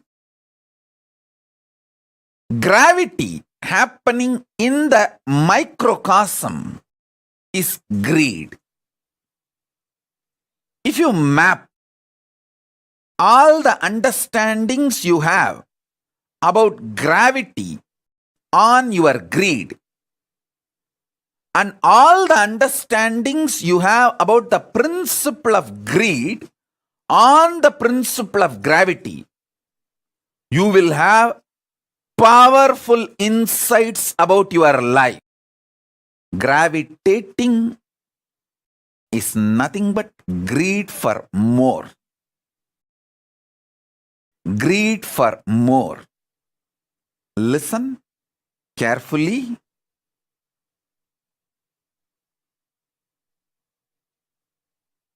The greed for more happening in the macrocosm is gravity. The gravity happening in the microcosm is greed. Study all the principles related to gravitation in every level, whether Newton's initial level theories or Einstein's quantum level theories or the modern day recent parallel universe, parallel life understandings and revelations. Study all of it. Map all of it to your greed. How your greed functions. How your greed becomes active or passive, aggressive or regressive. How it exists. How it manifests. How it manipulates. How it becomes life positive, sometimes life negative. Understand? How you attract, you gravitate what you want towards your life, you will be empowered with the knowledge, science, power of manifesting what you want. If you understand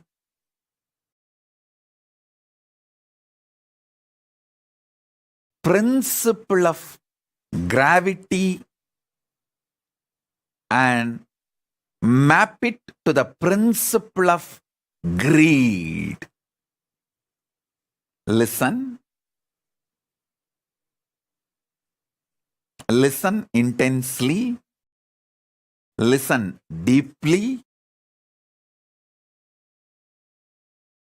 I sincerely recommend and request all of you to study a little bit about gravity with this clarity, with this context. How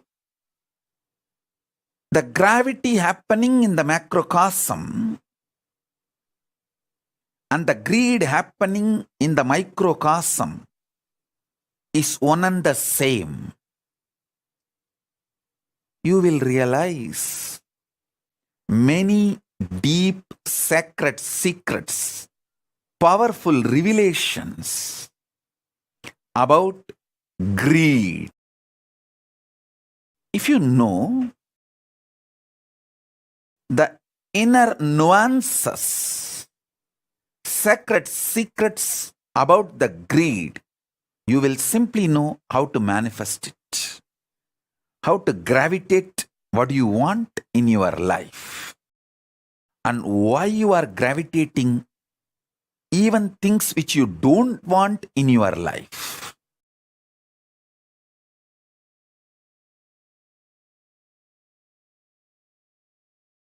You will understand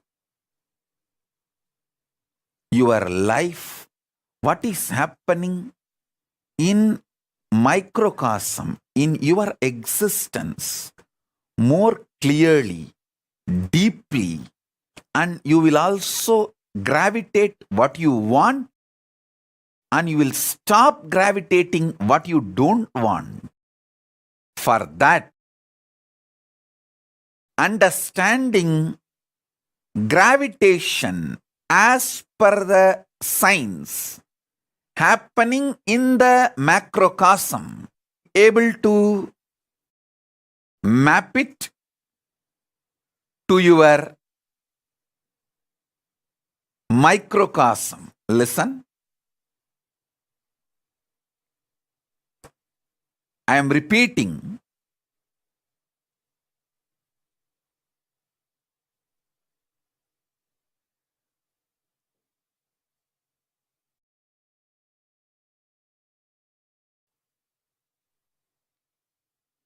Gravity happening in the macrocosm and greed happening in the microcosm both function on the same principles, on the same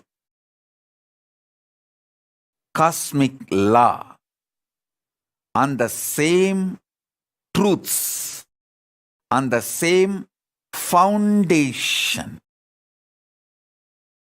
So,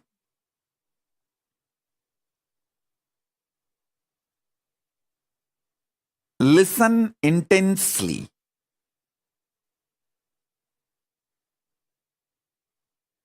Today's satsang is a very powerful message about the science of Shaktis. Listen to it at least 5 times. Only then you will be able to grasp the whole thing. Only then you will be able to enjoy the whole thing.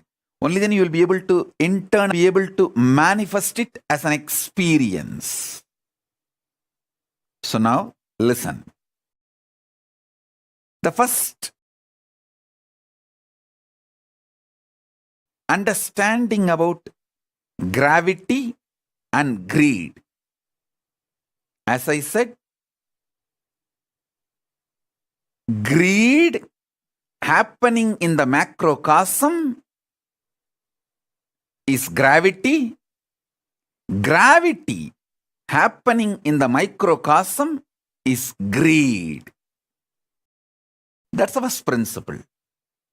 First understanding. The second force is electromagnetic force. Fear happening in the macrocosmic level is electromagnetic force, and electromagnetic force happening in microcosmic level is fear. Understand? All the principles human mind knows about the fear. All the laws, principles, science, human mind knows about the electromagnetic force. Apply them to the fear you experience in your microcosm. You will realize so many deeper level truths. Fear, you will just conquer fear, and you will know how to use fear in your life. Listen. All the understandings you have about fear, map it to electromagnetic force. You will have more understanding. You may even land in new understandings, revelations, inventions, discoveries related to electromagnetic force. You may discover new laws, principles, reach new level of understanding about the electromagnetic force. If you reveal, if you map all your internal understandings about fear, if you map all the scientific understandings, revelations, principles about electromagnetic force on fear, you will have more understanding about fear. And all the understandings you have about fear, if you map it on electromagnetic force, you will have more understanding about electromagnetic force. Electromagnetic force happening in macrocosm is fear. Fear happening in the macrocosm, cosmos, is electromagnetic force. Let me repeat. Electromagnetic force happening in microcosm, inside your system, is fear. Fear happening in the macrocosm, cosmos, is electromagnetic force. Let me repeat. Gravity, gravitating, happening in microcosm is greed. Greed happening in the macrocosm, cosmos, is gravity. Fear happening in the macrocosmic level is electromagnetic force. Electromagnetic force happening in the microcosmic level is fear. Listen. Just these two principles, any of you start analyzing, mapping,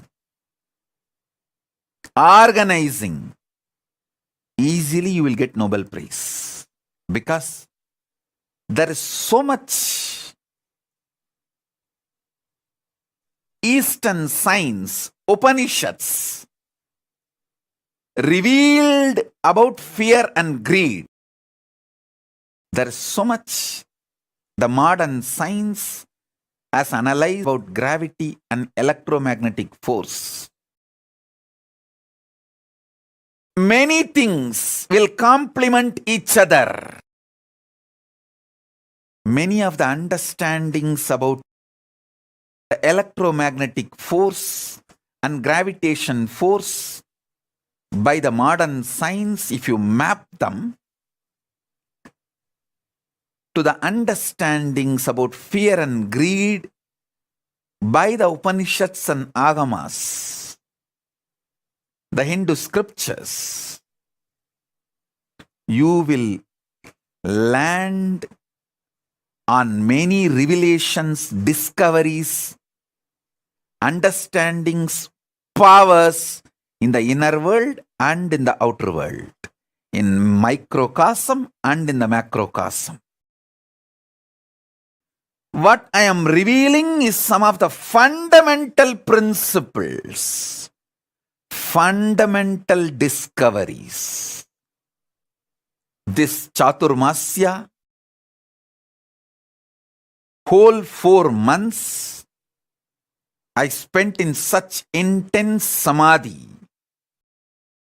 Whatever Paramashiva has revealed to me in this intense samadhi, I am revealing it to all of you now. Gravity in microcosm is greed. Greed in macrocosm is gravity. Electromagnetic force in microcosm is fear. Fear in macrocosmic level is electromagnetic force. Third force human mind decoded is weak nuclear force.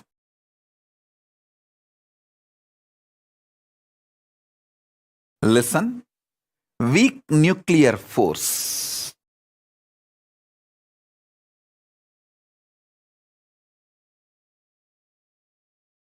Powerful cognitions happening in microcosm is the weak nuclear force.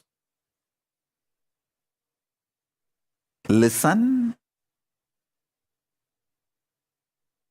Listen, I'm repeating.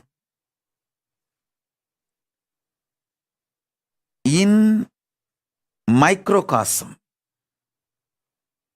the powerful cognitions you experience are the equivalent to weak nuclear force. In the cosmos, macrocosmic level, when powerful cognitions are revealed by cosmos to cosmos, when it manifests powerful cognitions, that is the weak nuclear force. The weak nuclear force manifesting in the microcosmic level is powerful cognitions. Powerful cognitions manifesting in the macrocosmic level is weak nuclear force. All the laws, principles related to weak nuclear force, take them and map to your powerful cognitions.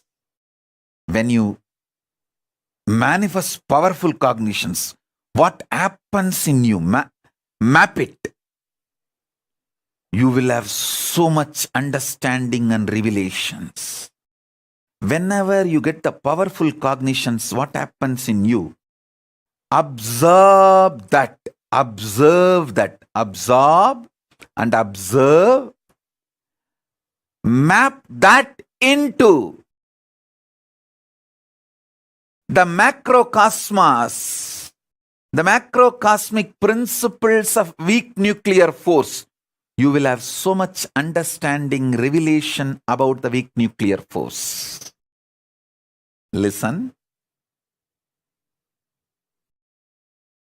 Whenever you get a powerful cognition, a powerful inspiration, like unclutching, understanding about unclutching is the powerful cognition. What happens to you? In the microcosmic level, it is actually equivalent to the weak nuclear force happening in the macrocosmic level. Whatever happens to you, whenever you get the powerful cognitions inside you, map that understandings to the weak nuclear force. You will have more revelations, inventions, discoveries about the weak nuclear force. And whatever you know, science knows about the weak nuclear force, map them to your powerful cognitions. You will have so much revelations inside, and you will be able to manifest so many powers inside.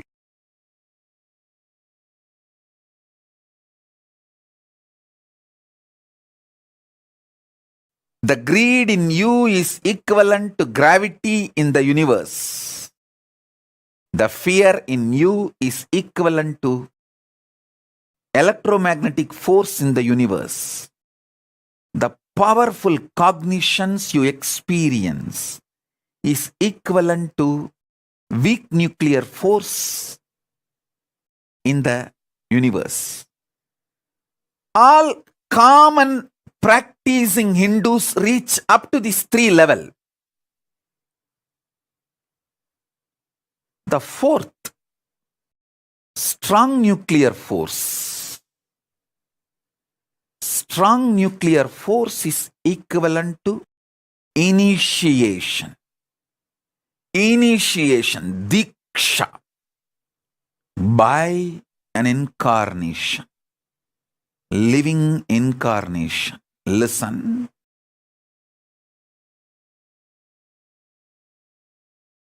Strong nuclear force happening in the microcosmic level is diksha, initiation. Diksha, initiation happening in the macrocosmic level is strong nuclear force. Every principle, understanding, ideas, scientific revelations you know about the strong nuclear force, map them to the microcosmic experience of initiation, you will have so much of understanding, clarity, revelations about the power of initiation. You will be able to absorb initiation more and use initiation more.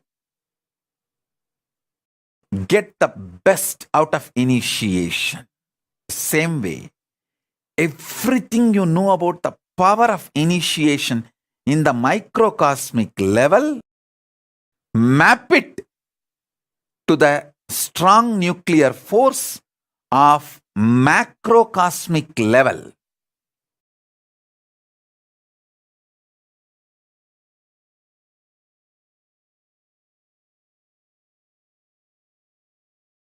You will have not just new discoveries, inventions, revelations, new principles. You will be empowered to use the strong nuclear force in the macrocosmic level also.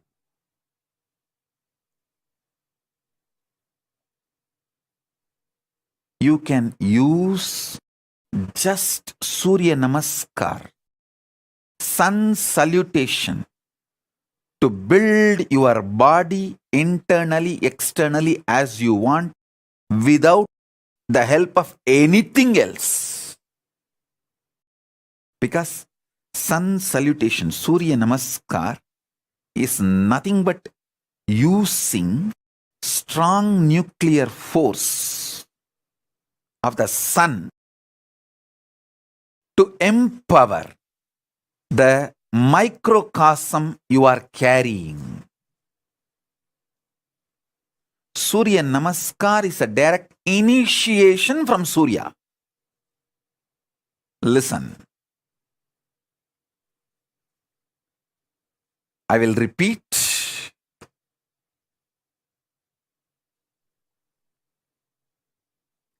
Greed is equivalent to gravity. Fear is equivalent to electromagnetic force.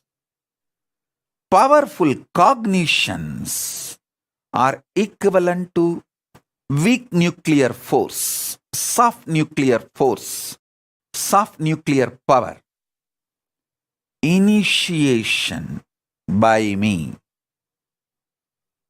Paramashiva, directly is equivalent to strong nuclear force.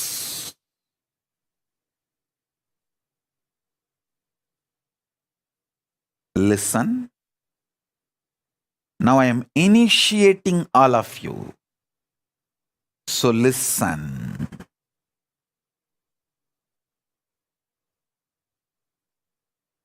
Gravity happening in the microcosmic level is greed. Greed happening in the macrocosmic level is gravity.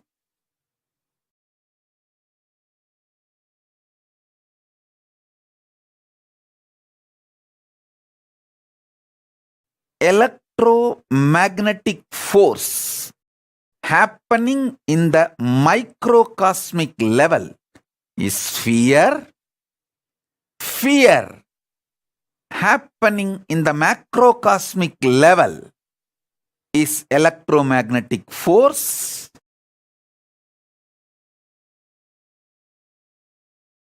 Weak nuclear force happening in the microcosmic level is powerful cognitions.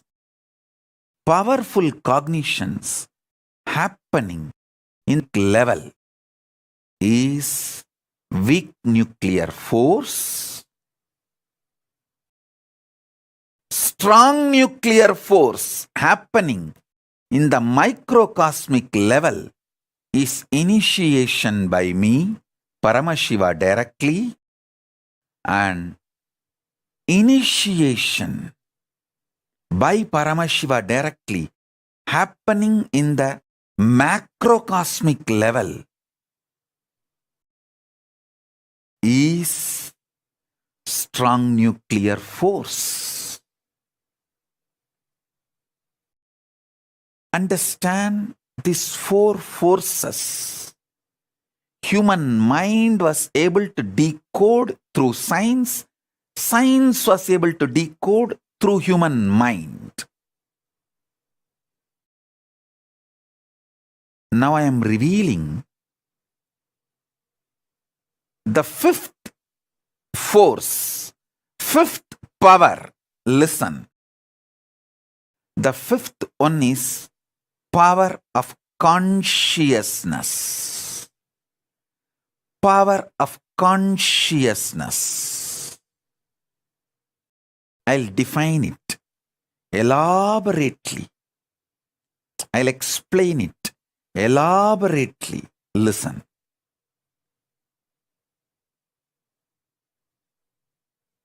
You all know about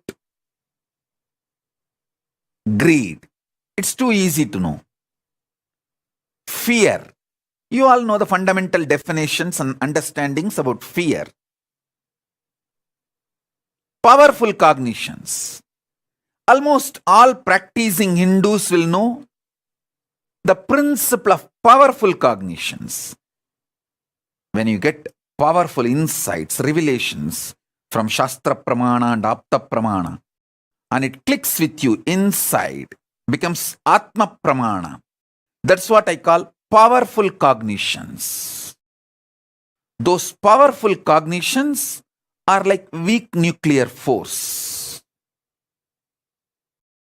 And all my disciples, you know the power of initiation.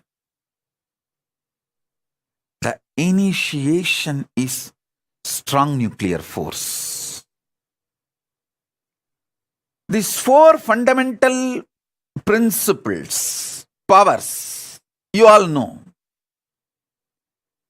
Now I am giving you the revelations, sacred secrets about the next fifth force. There are actually 14 forces. I will reveal the fifth force now. Fifth force is power of consciousness. Power of consciousness means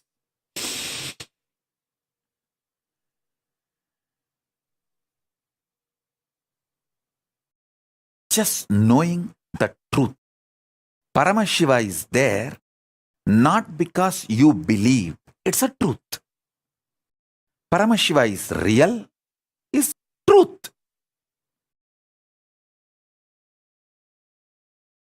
It is simply conscious. As your consciousness is the reality, the existence of Paramashiva is real. The principle with which Paramashiva operates this universe is real. His existence is real. The principle with which he operates is real. The principle of Paramashiva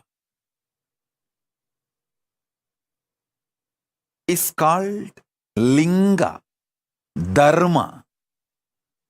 Listen. Just knowing the reality is consciousness. Just knowing the reality happening in microcosmic level is consciousness. Consciousness happening in the macrocosmic level is Paramashiva.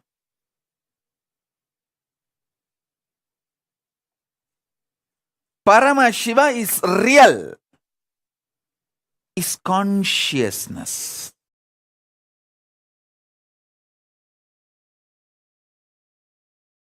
When you experience the fifth force, the conscious power, then I can reveal the sixth, seventh, eighth, ninth forces. Before you experience the fifth force, if I start revealing the sixth, seventh, it may just go above your head. The sixth, seventh, eighth, ninth, 10th, 11th, 12th, 13th, 14th.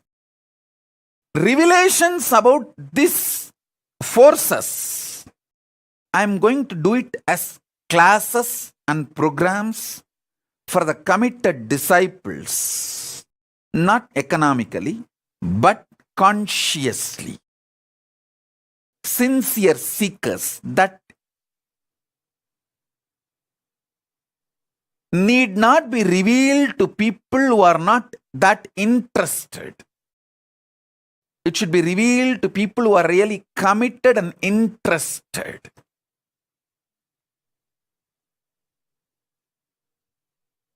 Let me first reveal these 5 forces and make this as an initiation and experience, conscious experience to all of you. Whether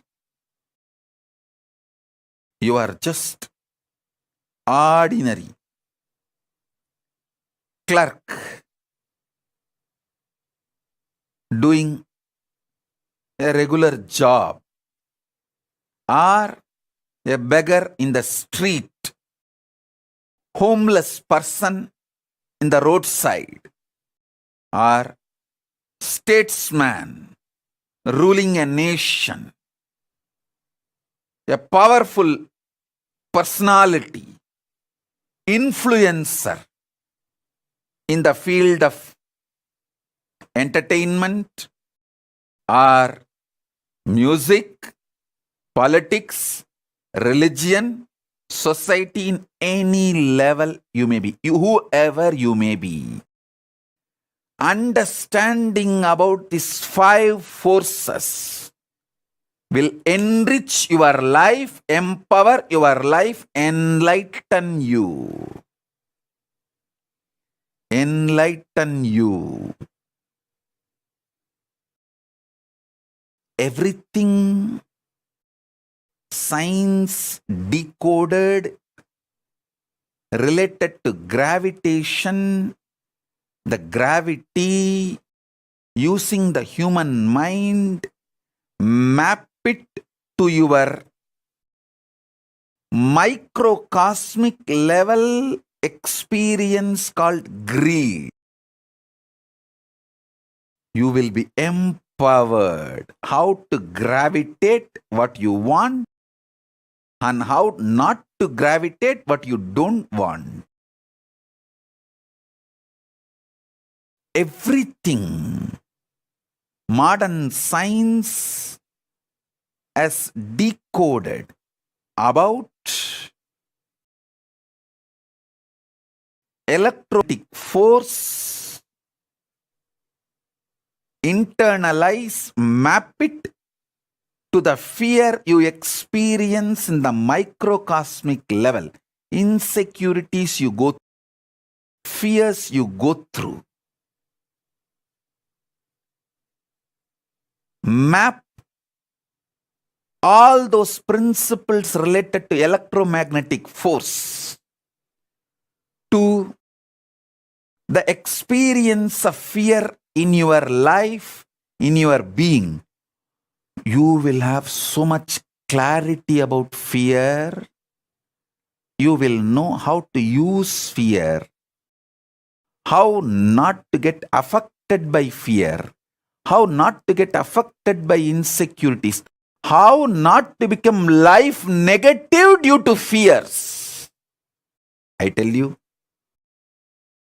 last 4 months, this Chaturmasya, being in the space of Paramashiva and Parashakti, Paramashiva darshans, Paramashakti darshans, continuously, all the great things Paramashiva revealed to me, Paramashakti revealed to me, I am revealing it to all of you now, sharing it with all of you now. Maybe in next few satsangs, I can bring some of the principles of gravitation force, gravity, and map it and show you how the greed functions in you. And same way, some of the principles, revelations about greed by Upanishads, map it to gravitation and give you the deeper new revelations and principles and theories.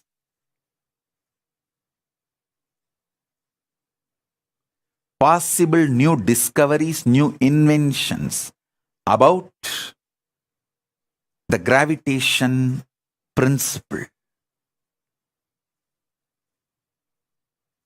This will empower you in the outer world and enlighten you in the inner world, in both level. In both level, it will empower you and enlighten you. Understand?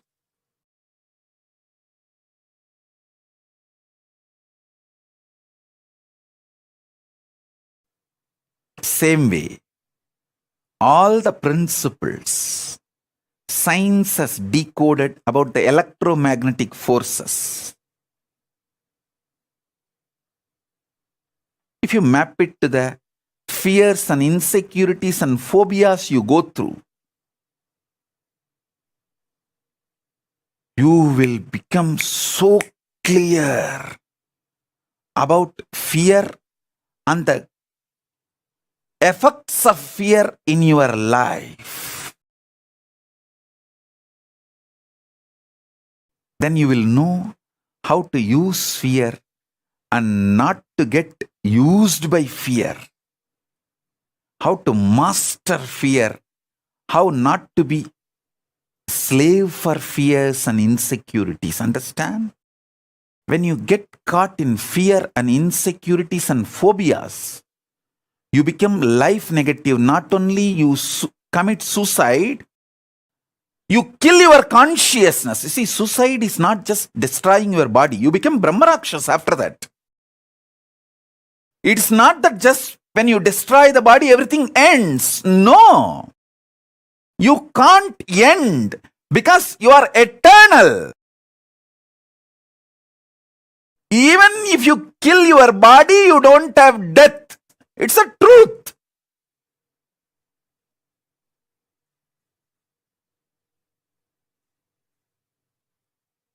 Suicide is actually just like cutting some limbs of your body. If you just cut your hand, you think everything will end? No, it is only going to be more painful. Same way, destroying your body is only destroying part of you. You can't destroy yourself. It is impossible. You exist. No one can destroy you, including yourself. That's a great boon you have. That's a good news. That's not bad news. You just need to understand how the fear, insecurity, phobias pushes you into life negativity. And get out of it. That's all.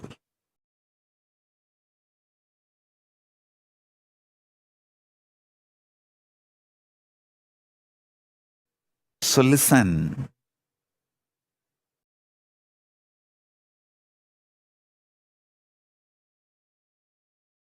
If you know how to map principles of gravitation, principles of electromagnetic force, principles of weak nuclear force, principles of strong nuclear force into your microcosmic level, simply you know how to manifest powers. the science of power manifestation will just become reality in you if you just know how to map these 4 powers to your microcosmic level happenings. I'll repeat. The gravitation happening in the microcosm, when it happens in the, listen.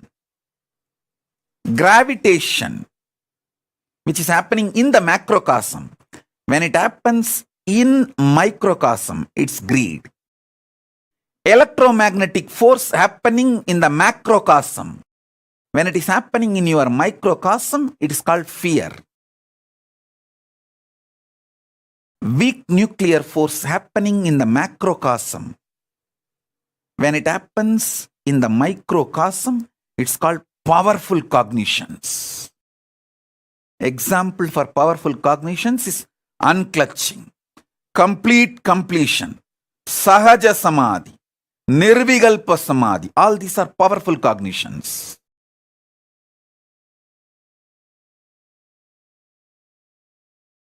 That's a weak nuclear force happening in the microcosmic level.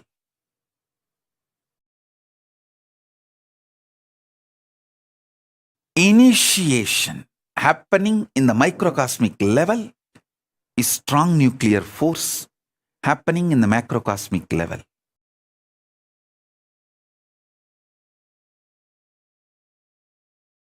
Strong nuclear force happening in the macrocosmic level, the same thing when it is happening in the microcosmic level, it's called initiation by me, by an incarnation, by Paramashiva directly.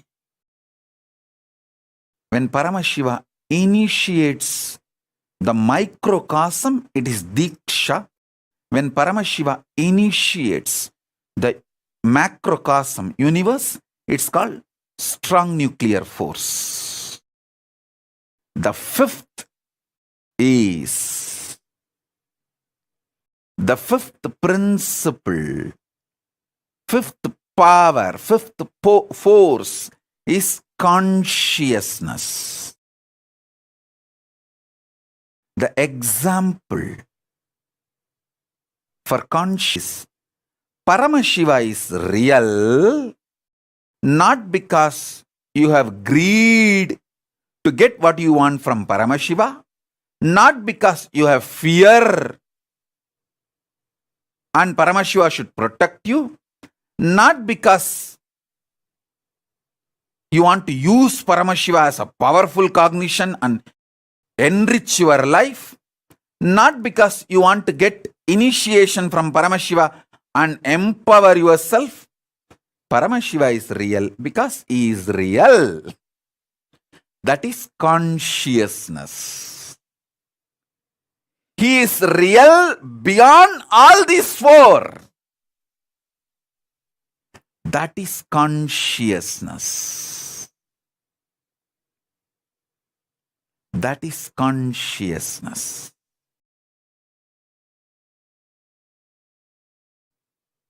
Paramashiva is real, happening in microcosmic level is consciousness happening. Paramashiva is real, happening in the macrocosmic level is the reality of Paramashiva. Existence of Paramashiva. Existential principle or principal existence of Paramashiva. The principal, primordial, Adi, original, source existence of Paramashiva happening in the microcosmic level is consciousness. Consciousness happening in the macrocosmic level is primordial, primal, original, Adi, source existence, principle of reality, the real principle, fundamental principle of the cosmos. Paramashiva is real. Paramashiva happening in the macrocosmic level is consciousness. Consciousness happening in the macrocosmic level is Paramashiva. Paramashiva happening in the microcosmic level is consciousness. Consciousness happening in the macrocosmic level is Paramashiva. Paramashiva is real.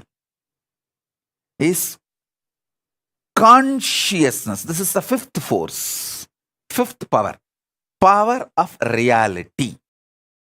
Power of existence. Power of consciousness.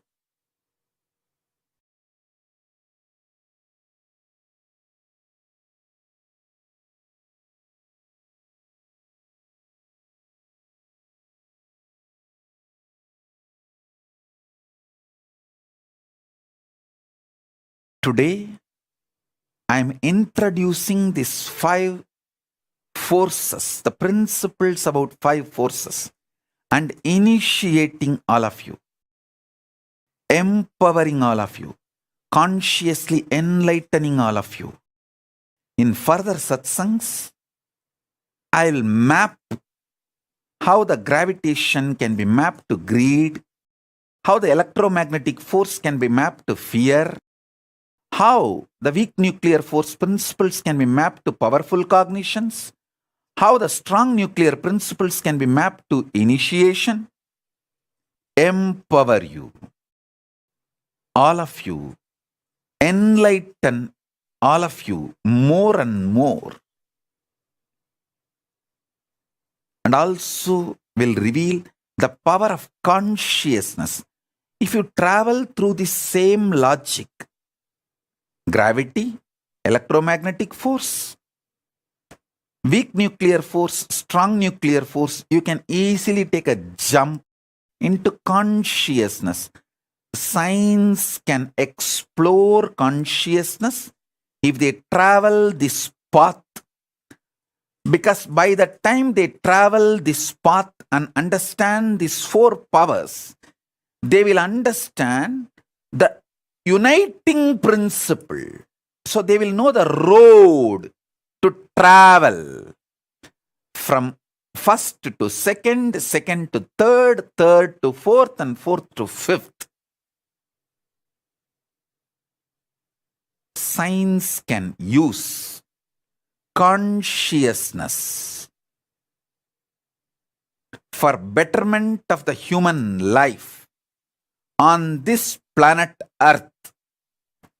If they can understand these principles step by step, step by step, step by step, and get involved into knowing the reality,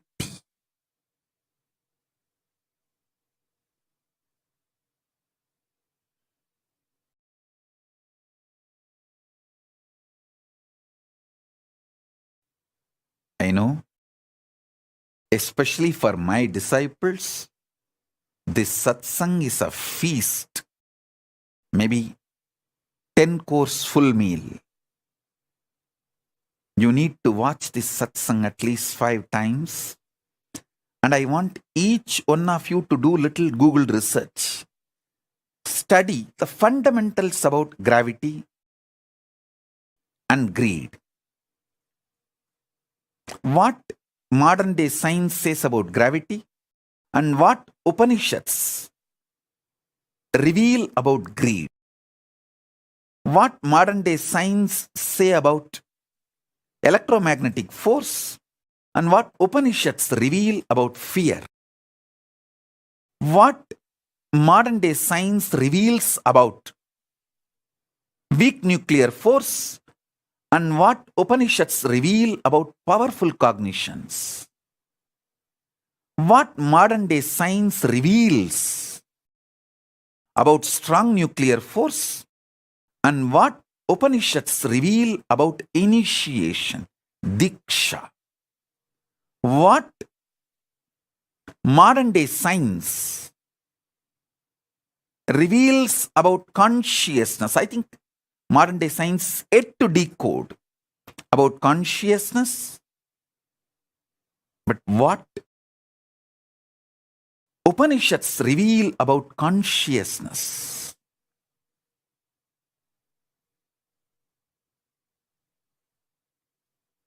Understand, map it, internalize it, have Vakyartha Sadas.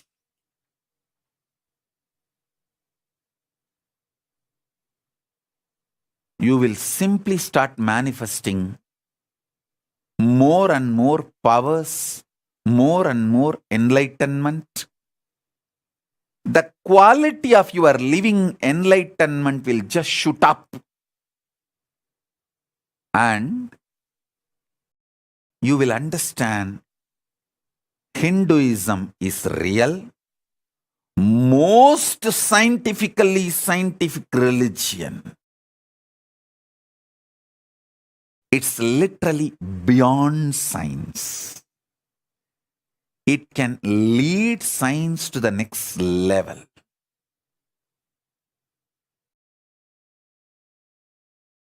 Any one of you, especially my disciples, most of you are exposed to modern day science and this ancient science I'm revealing.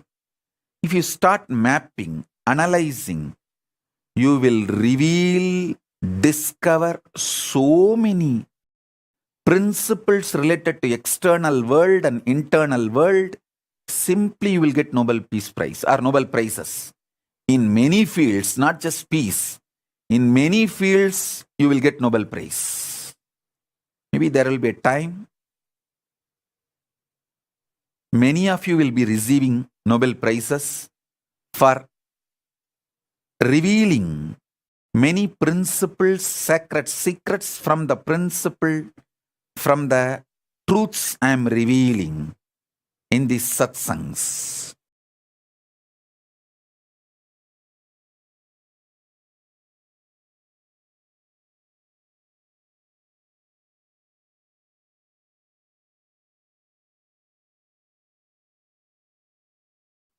There is so much to tell.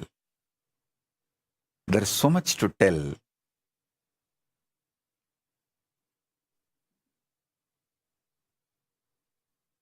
I will reveal them step by step in further satsangs.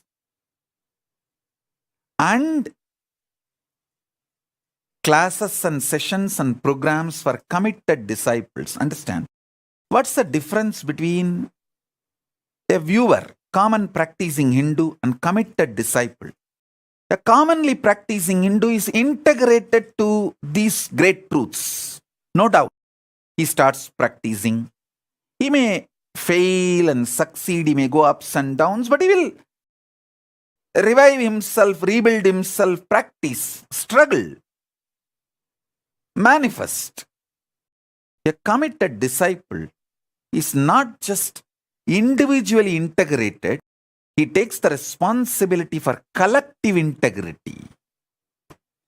He wants to be part of this Kailasa ecosystem,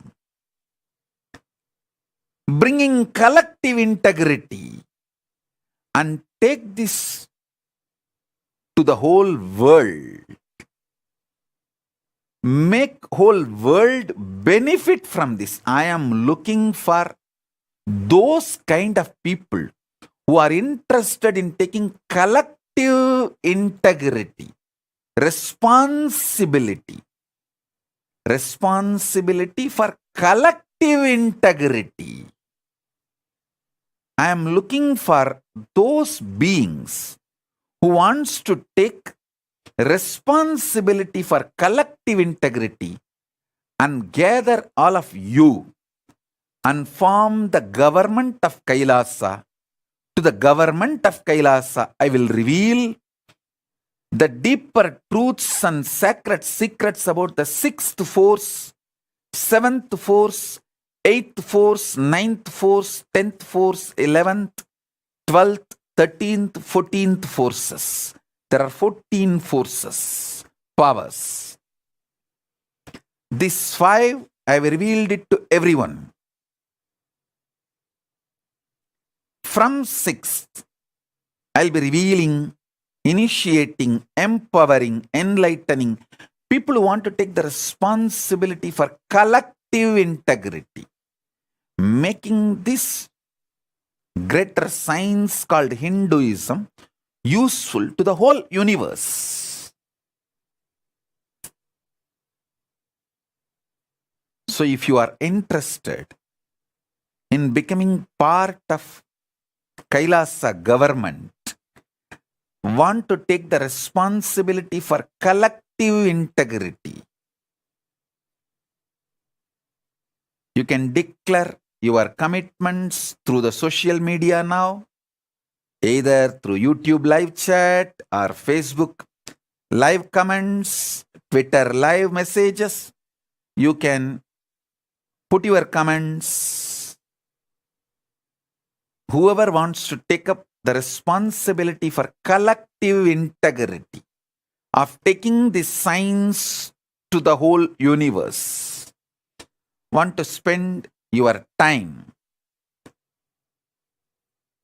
I am not looking for people with the treasure or people with the talent. I am looking for people who are ready to spend their time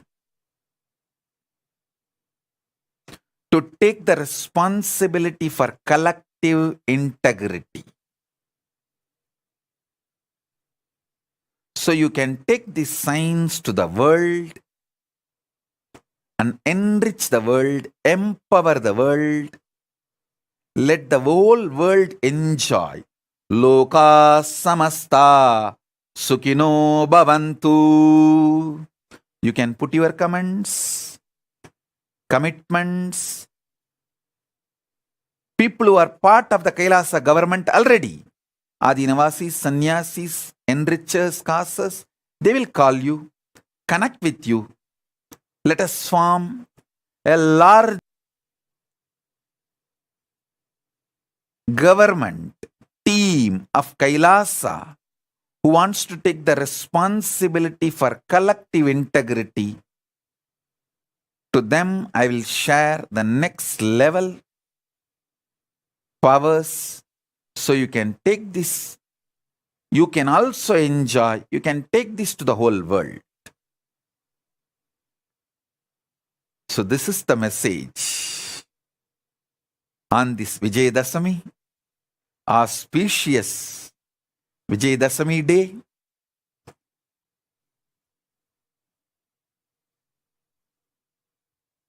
Let the victory be on all of us by the grace of Paramashiva. Let Paramashiva shower victory on all of us.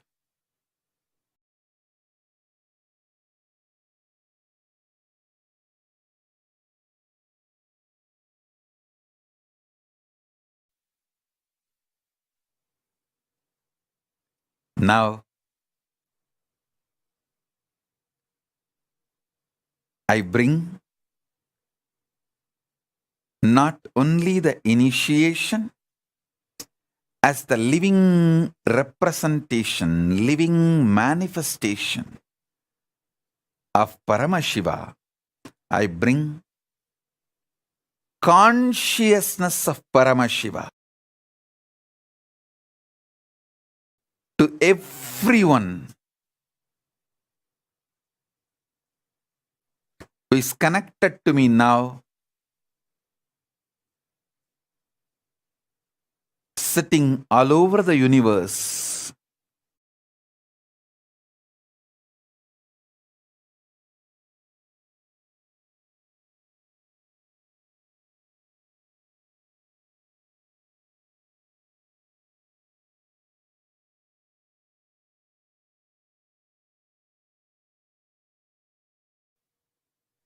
sit with your Atmalinga in your palms. You will receive the consciousness. Paramashiva himself manifesting and showering the powers related to gravity, electromagnetic force, weak nuclear force, strong nuclear force, and consciousness.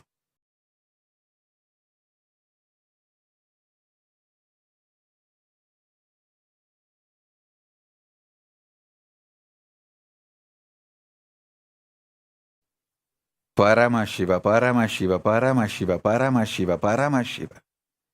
Let everyone experience the cosmic Kundalini, Paramashiva, awakening in all of us. Paramashiva, awakening in all of us. I'll give you a few minutes if you want to call your family, friends, everyone for initiation. Call all of them, your pets, your kids, your family. Get all of them. Get the Atmalinga. Settle down. I'll give the initiation now. I'll start the initiation now.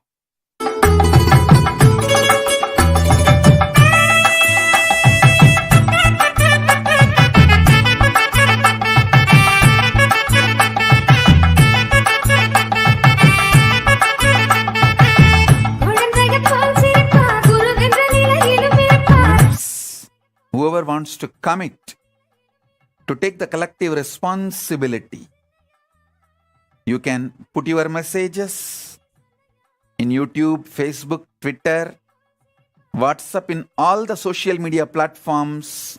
We are live, and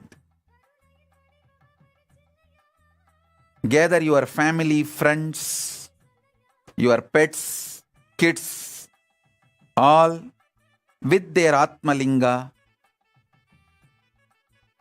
for the initiation. If you don't have Atmalinga, you can pick up any stone, a small stone, and keep it in your hand. I'll energize that, do Prana Pratishta of that stone into Atmalinga, and bring conscious initiation to all of you. We'll start the initiation now. Please sit straight. Keep the Atmalinga in your hand. Just remember this one truth. Paramashiva is real. He is manifesting now as this Nijavatara in all of you. In every one of us, He Himself is manifesting. This is simple truth, reality, not utility or just powerful cognition. It's utility also, powerful cognition also, but above all that, it is reality. Sit straight. You can keep your eyes open or closed, but keep the Atmalinga in your hand. It can touch the Anandagandha, just space below the heart, above the navel, and sit for the conscious initiation. Om Paramashiva. Paramashiva, Paramashiva, Paramashiva, Paramashiva.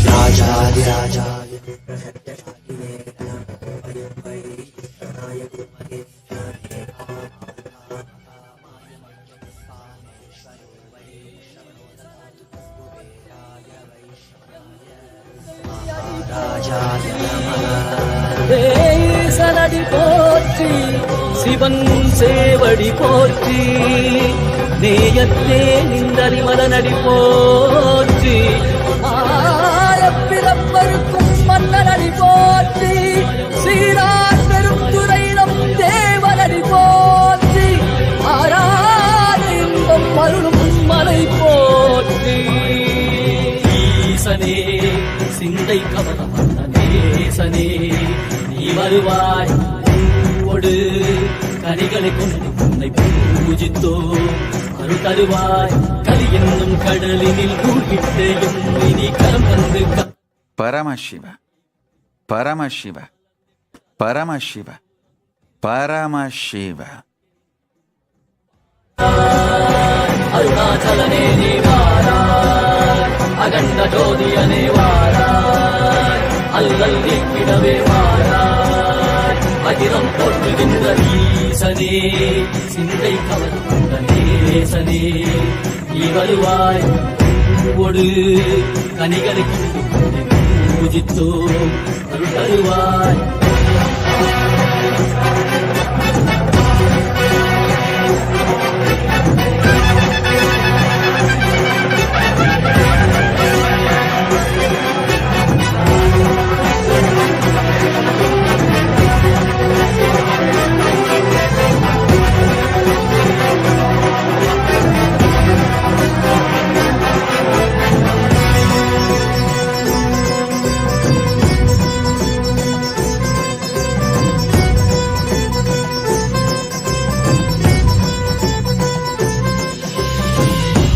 சூலமும் வெயிலில் வில்வமும் நிறையார் கடல் நீர் குடியோடு தரிசனமல்லவா, சிப்பன் மாட சிற்றவைதனிலே சிந்தை கவர்ந்த உன்னை சிக்கன பிடித்தேனே. வந்தும் புகழ் பெறும் நான் வரை நாயகா, மதியனில் இறைந்திடுவாய், மதி உணராதவர்க்கு மதி உணர் செய்திட மண்மனு நீ ஏந்திவாடிட சூழ்ந்திட சேர நீ வருவாய், அகம் உணர்ந்திட புறம் மகிழ்ந்திட புலித்தோலோடு நீ வருவாய்.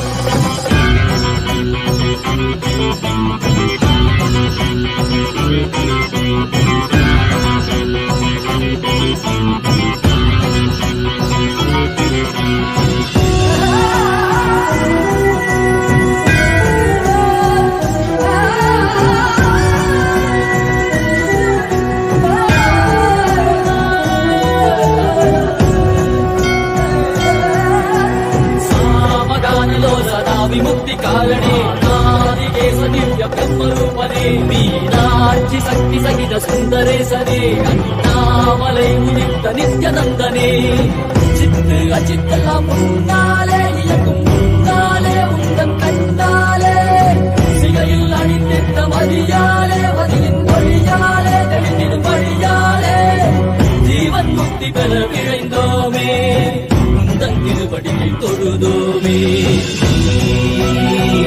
ஆகினாய் ஆகினாய் கேள்வி காண மகிழ்வாகினாய், ஊழியாகினாய் ஆகினாய் அதுமாகி அருள்படை தரும் கர்ம வினைகள் தீர்க்கும் காசிநாதனே, எங்கள் கர்மம் நோக்கி எப்பயாலும் நேசனே, ஏகாந்தமாக ஏக பாதம் தூக்கியே மணியாரை காக்க வேண்டும் நித்யநந்தனே.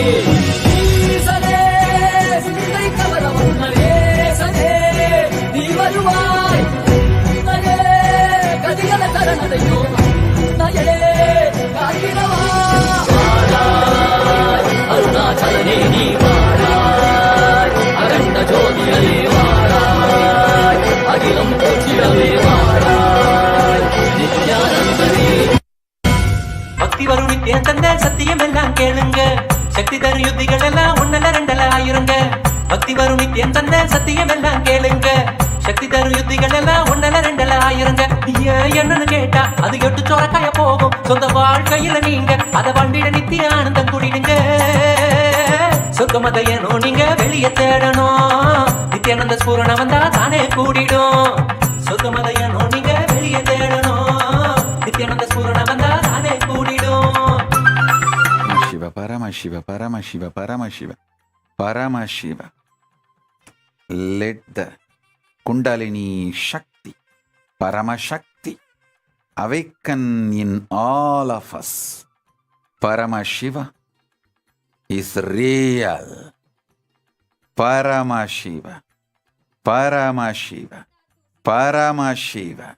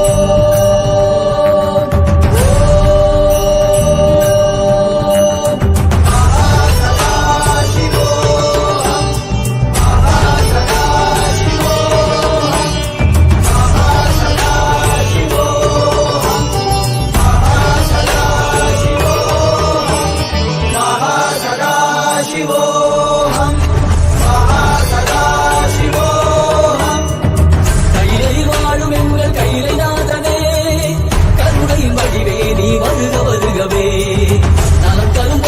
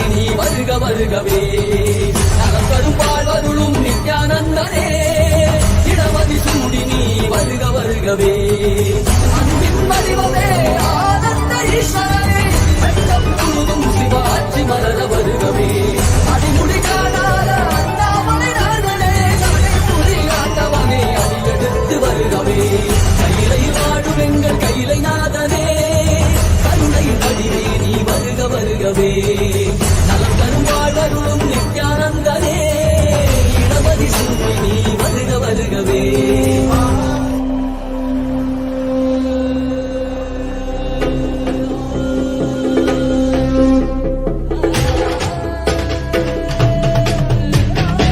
புல்லாகி பூடாய் புழுவாய் மரமாகி பல்விருகமாகி பறவையாய் பாம்பாகி கல்லாய் கணங்களாய் வல்லசுரராய் முனிவராய் தேவராய் செல்லாரிந்தையில் தாவர சங்கமத்துள் எல்லா பிறப்பெருமான் மெய்யே உன் பொன்னடிகள் கண்டு இன்று வீடுற்றே உடல்நிலை விடும் பொறுமை தந்தருளவா தெளிவித்தவா வாழ்வுதனை பயமாக்கவா அக்ஷணம் தந்தவா உடல்நிலை விடும் பொறுமை தந்தருளவா உயிர் குறைந்திடும் ஏறுயிரும் நாளும் ஈசா அருபுரிய சித்திய சரிதத்தில் தோற்ற வேண்டும் அதனால் திசை கொடு மையாட்கொண்டவா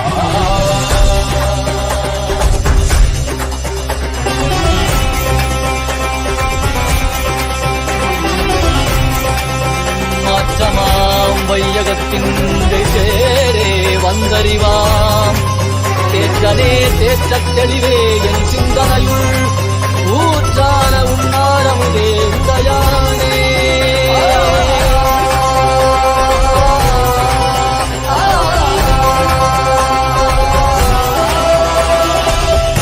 மனதில் இருளது நீங்க தீபமாய் எழுந்த ஜோதி ஸ்வரூபா ஆணவம் அழித்து முக்தி தந்திட மலையாகி நின்ற அருணாச்சலம் மானிட ரூபம் தரித்தவா படைத்து காத்து மறை கழித்து அருளிடவே பரம ஞானம் தன்னை இறை ரூபம் கொண்ட நித்யானந்தனை அருளிடவா வேண்டும் என்று கடல் கடைந்த போது அது வரும் நஞ்சை உண்டு பக்தரை காத்துகின்றார் சிவ சிவ சிவமோ நம சிவாயமோ ஹர ஹர என படைக்கும் சிவ சிவாயமோ நம சிவாயமோ அகதிமியன காலம் உடனும் நாளும் ஈசாரல் புரிய நிற்க சரிதத்தில் வேண்டும் அதனால் திசை கொடு எம்மையாக் கொண்டவா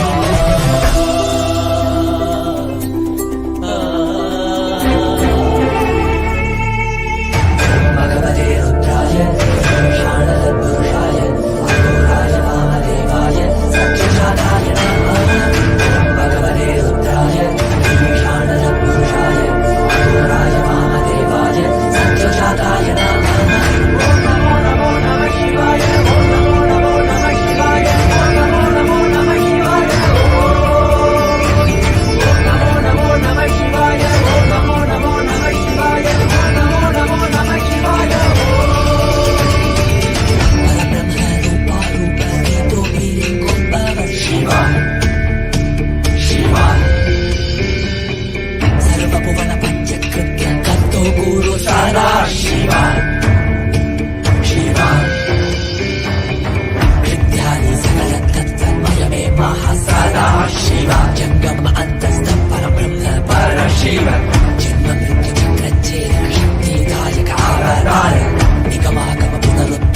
Nithyananda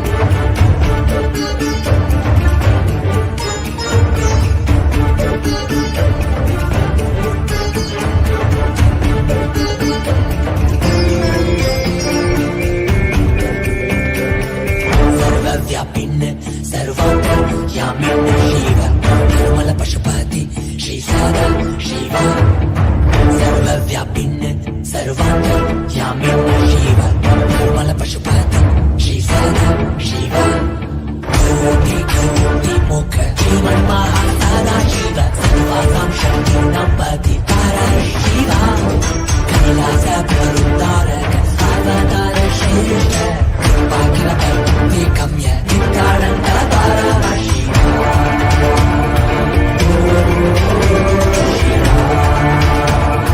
Nithyananda Paramashivam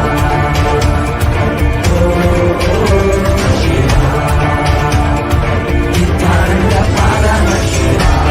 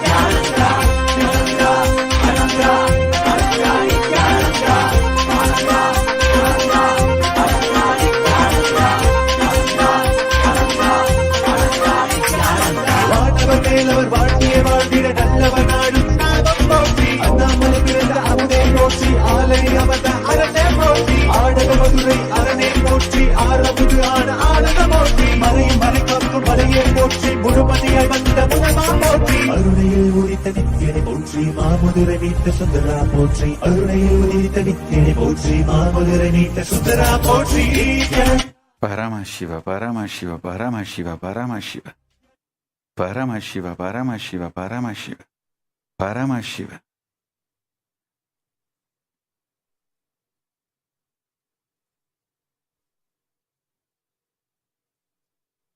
Listen to this revelation intensely. You will manifest this reality now. All the principles of greed is included in the fear. Fear is the higher force inclusive of greed. Powerful cognition is higher force inclusive of fear and greed. Initiation is higher force inclusive of fear, greed, powerful cognitions. Consciousness is higher force inclusive of fear, greed, powerful cognitions and initiations. Same way, electromagnetic force, the principles of gravitation and inclusive of the principles of gravitation. Weak nuclear force is not only higher, it is inclusive of the principles of gravitation and the principles of electromagnetic forces. Strong nuclear force is higher than and inclusive of gravitation force, electromagnetic force, weak nuclear force. Consciousness is higher and inclusive of gravitation force, weak nuclear force, gravitation force, electromagnetic force, weak nuclear force and strong nuclear force.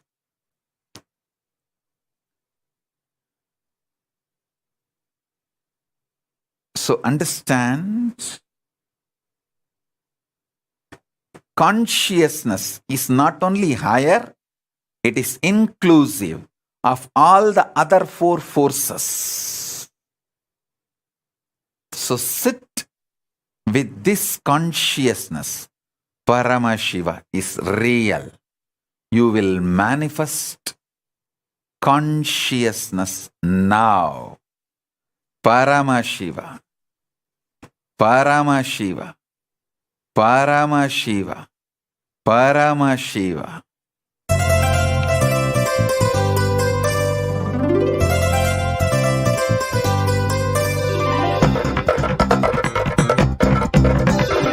नित्यं मन्त्रं नित्यं यन्त्रं नित्यं तन्त्रं नित्यं सर्वं नित्यं मन्त्रं नित्यं यन्त्रं नित्यं तन्त्रं नित्यं सर्वं तपोयज्ञदानादिभिः शुद्धबुद्धिः विरक्तो नृपादे पदे तुच्छबुद्ध्या परित्यज्य सर्वं यदाप्नोति तत्त्वं परं ब्रह्म नित्यं तदेवाहमस्मि तपोयज्ञदानादिभिः शुद्धबुद्धिः विरक्तो नृपादे पदे बुद्ध्या परित्यज्य सर्वं यदाप्नोति तत्त्वं परं ब्रह्म नित्यं तदेवाहमस्मि नित्यं मन्त्रं नित्यं यन्त्रं नित्यं तन्त्रं नित्यं सर्वं नित्यं मन्त्रं नित्यं यन्त्रं नित्यं तन्त्रं नित्यं सर्वम्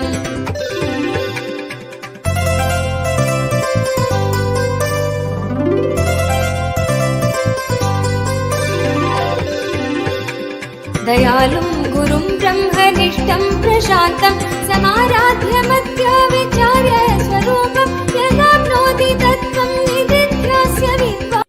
Om Paramashiva, Paramashiva, Paramashiva, Paramashiva, Paramashiva. I bless you all with this conscious process and initiation. Paramashiva is real. Paramashiva. Paramashiva. Paramashiva. Paramashiva. Paramashiva. Paramashiva.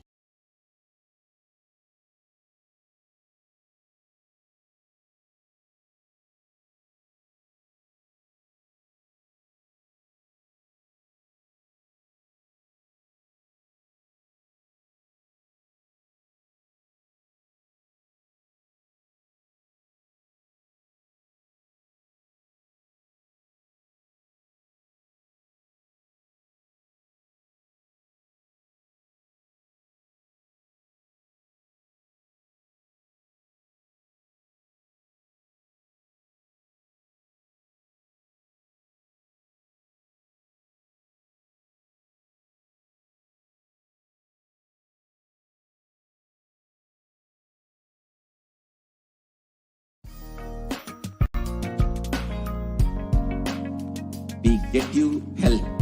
We get you ability to build beautiful relationships in your life. We get you direct spiritual support, and we make sure you become wealthy.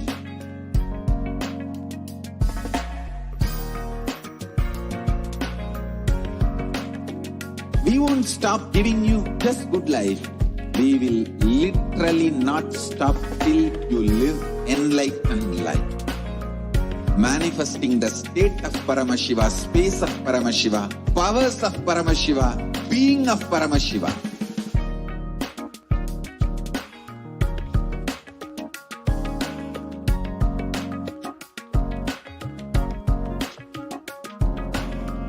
Whole world should become e-Kailashians. I want the whole world to know Hindus have something great to contribute to the world.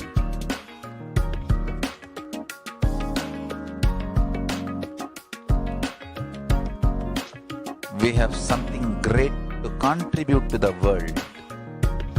Let us do that.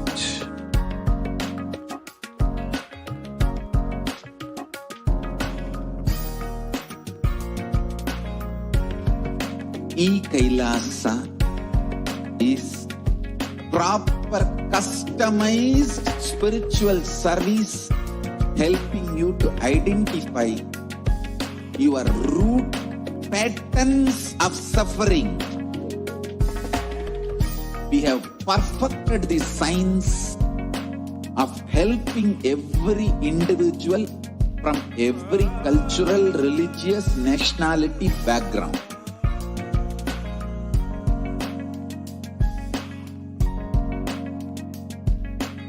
You will have lowest reactionary assumptions, highest awakened response, alive response for life continuously.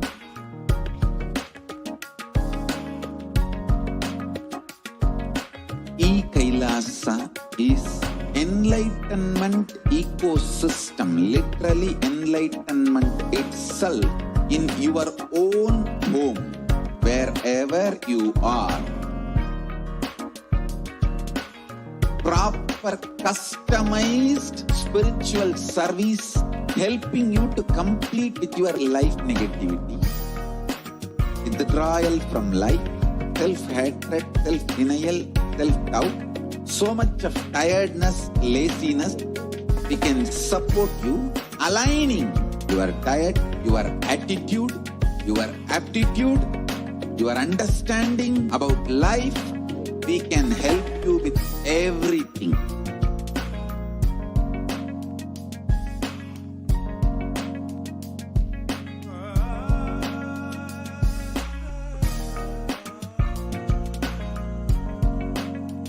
If you are interested in enlightenment, we will immediately bring this to you. If you are not interested, we will explain the whole science, inspire you and make you interested in enlightenment science. We need to cater this enlightenment science to the whole world wherever they are, because enlightenment is the birthright of all human beings. Kailasa is responsible to provide that to all human beings.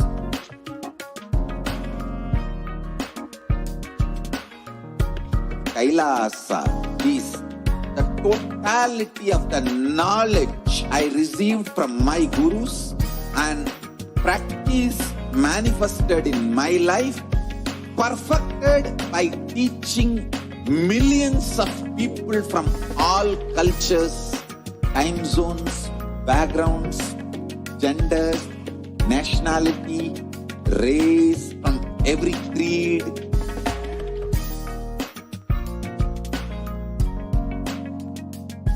So this absolutely perfected knowledge available to you, served to you in your home without even you moving out of your couch, free of cost.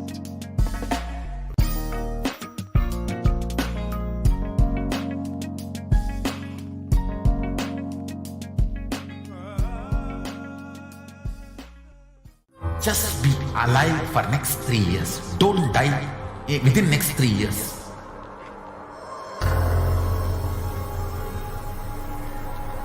Just don't die within next 3 years. Be alive. Somehow be alive. I'm working sincerely. I will reach you somehow. Somehow I will reach you. It's my commitment to humanity.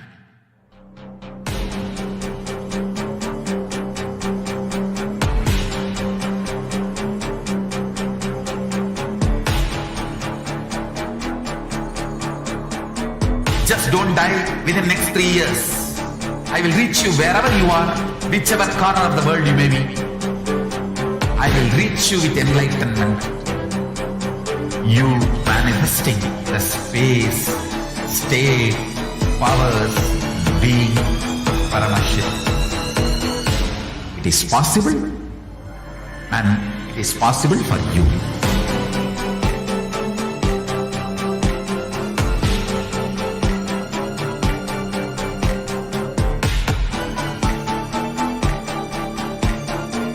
Paramashivoham will reach you with enlightenment science. I know he is going to do the job. Just be alive for next 3 years. Nothing else. What I mean by the word e-Kailasa, listen intensely. Enlightenment ecosystem, literally enlightenment itself, in your own home, wherever you are. If you cannot come to Kailasa, it's okay. Kailasa can come to you. Kailasa coming to you is e-Kailasa.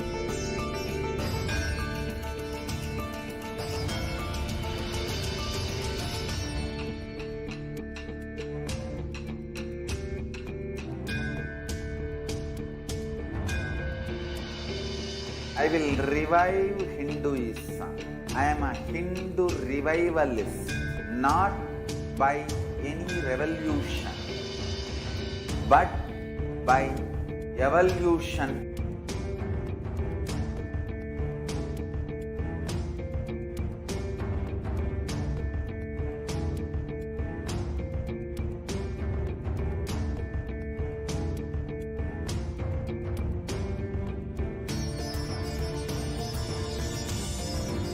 And setting model community.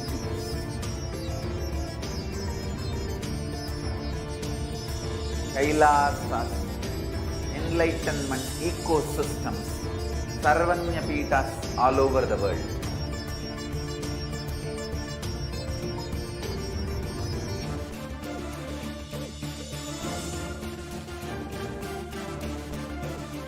all powerful cognition, knowledge. Only when you live, power manifestation and possibilities manifestation happens. It's a fundamental truth.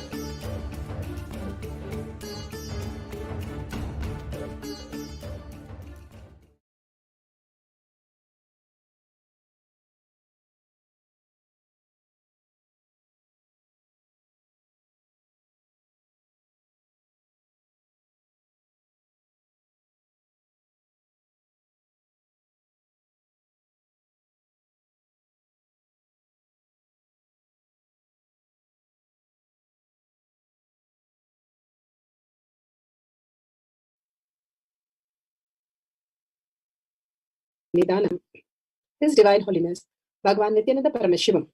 Let's start with the Sadguru Vandanam. Nithyanandam Paramasukanam Kevalam Jnanamurtim Dvandvatitam Gaganasadasham Tapamasyadi Lakshyam Ekam Nityam Vimalamachalam Sarvadi Sakshi Bhutam Bhavatitam Trigunarahitam Sadgurum Tam Namami. Let's go through the disclaimers. Security measures. No photography, video, audio recording. Important cautions.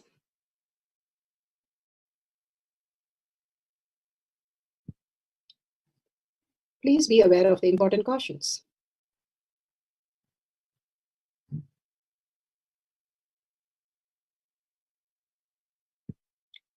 What is power manifestation? Let's hear from Bhagavan himself explaining what is power manifestation. All 25 states of consciousness, when they happen in you, due to your chemicals and hormones, ups and downs, it is powerlessness. When it happens in you, out of your free will and consciousness, it is powerfulness. That's all. When you fall into sleep, it is powerlessness. When you enter into sleep, it is powerfulness. When you fall into dream, it is powerlessness. When you decide to dream, it is powerfulness. So I've added the ultimate powerfulness, Turiyatita, in your whole being and doing, manifest all the powers. Understand, power manifestation is nothing but cognitive shift. It is not work. It is cognitive shift. Understand? It is just cognitive shift. It's not work. Work is a 4-letter word. Power manifestation is cognitive shift. Playing with life. Playing with being alive. Manifestation. Beautifully, Bhagavan explained what is power manifestation. Becoming alive, making everything listen to you, everything commanding over your reality, you commanding over everything as reality. All this happens when you understand you are consciousness. The fifth force that Bhagavan is describing, Paramashiva, is real, and how to make that as our cognition, as consciousness for each one of us, is science of power manifestation. Science of manifestation is because millions and billions have experienced that, and each one of us can experience that. The pramanas, the evidences to support, to give us the cognitive shift, to make us understand the science of our manifestation is authentic, time-tested, scientific, and foolproof. The pramanas, the Shastra Pramana, the eternal unchangeable truth revealed in the source scriptures as Vedas and Agamas. Apta Pramana, the experience and the results of the Aptas. Aptas are the Rishis, Munis, Ganas, Nainamas, Alvars, Siddhas, all of them manifesting all the powers of Paramashiva. Beautifully, they are the authority of Hinduism. Atma Pramana, account of His Divine Holiness, Bhagavan Nithyananda Paramashivam, this millennium's avatar's personal experience of our manifestation. Bhagavan's very own Leelas to showcase how a cognitive shift could raise him to the superconscious space as special species, as consciousness. Paramashiva is real. Shakshi Pramana, experience and the results of millions of disciples, devotees, followers all around the world initiated by Bhagavan into the science of power manifestation. Bhagavan himself manifesting through each one of us in Kailash courtyard, manifesting all the powers of Paramashiva. Pratyaksha Pramana, a scientific study measuring the effect of being in the enlightened state. Bhagavan has beautifully given us in Avatar Shastra all the scientific study that has been recorded on Balasans, on devotees, disciples, and Bhagavan himself. Here, let's go to the Shastra Pramana for the power of remote vision. All these greater signs, how Bhagavan is giving us the reality from the Vedas and the Agamas. This is from Vijnana Bhairava Tantra. Vijnana, consciousness. Bhairava, one who experienced the consciousness. Tantra is the method. How you have method to assemble a rocket or a computer. You have methods to manifest the powers of Paramashiva. And clearly this is given in Vijnana Bhairava Tantra, Sutra 65, 63, Dharana 40. For the power of remote vision. With yourself. Let's go to the Shastra Pramana. The Shastra Pramana for the power of remote vision is taken from the Vijnana Bhairava Tantra, Sutra 63, Dharana 40. Sarvam deham chinmayam hi jagatva aribhavayet yugapan nirvikalpena manasa paramodayah. Sarvam deham chinmayam hi jagatva aribhavayet yugapan nirvikalpena manasa paramodayah. Bhagavan Paramashiva says, one should continuously cognize, keeping the mind beyond the moment of the thought, free from any doubt or root cognition, that the whole body, even the whole universe, indeed are simultaneously of the essence and nature of the consciousness in the infinite space of oneness. Then the supreme awakening happens. You experience the one manifesting the cosmic body. How we have the difference when we are in the deep sleep, we occupy the Karana Sarira, where there is nothing other than this exist. And then we get into the dream body, and then the waking body, the Stula Sarira, Shushma Sarira. In this Jagrat state, in the waking state, we experience the matrix, the Maya, the delusion. All that we perceive is only a delusion. When we wake up from this reality, we wake up into the awakened reality. That is the cosmic body, where we can get initiated, receive the higher cognition of the initiation of strong nuclear force, and break open to the time dimension and experience the space as the cosmic reality, consciousness as our reality. The different stages for us to understand how, if you are asked to assemble a rocket, you will not be able to do unless you study all the science.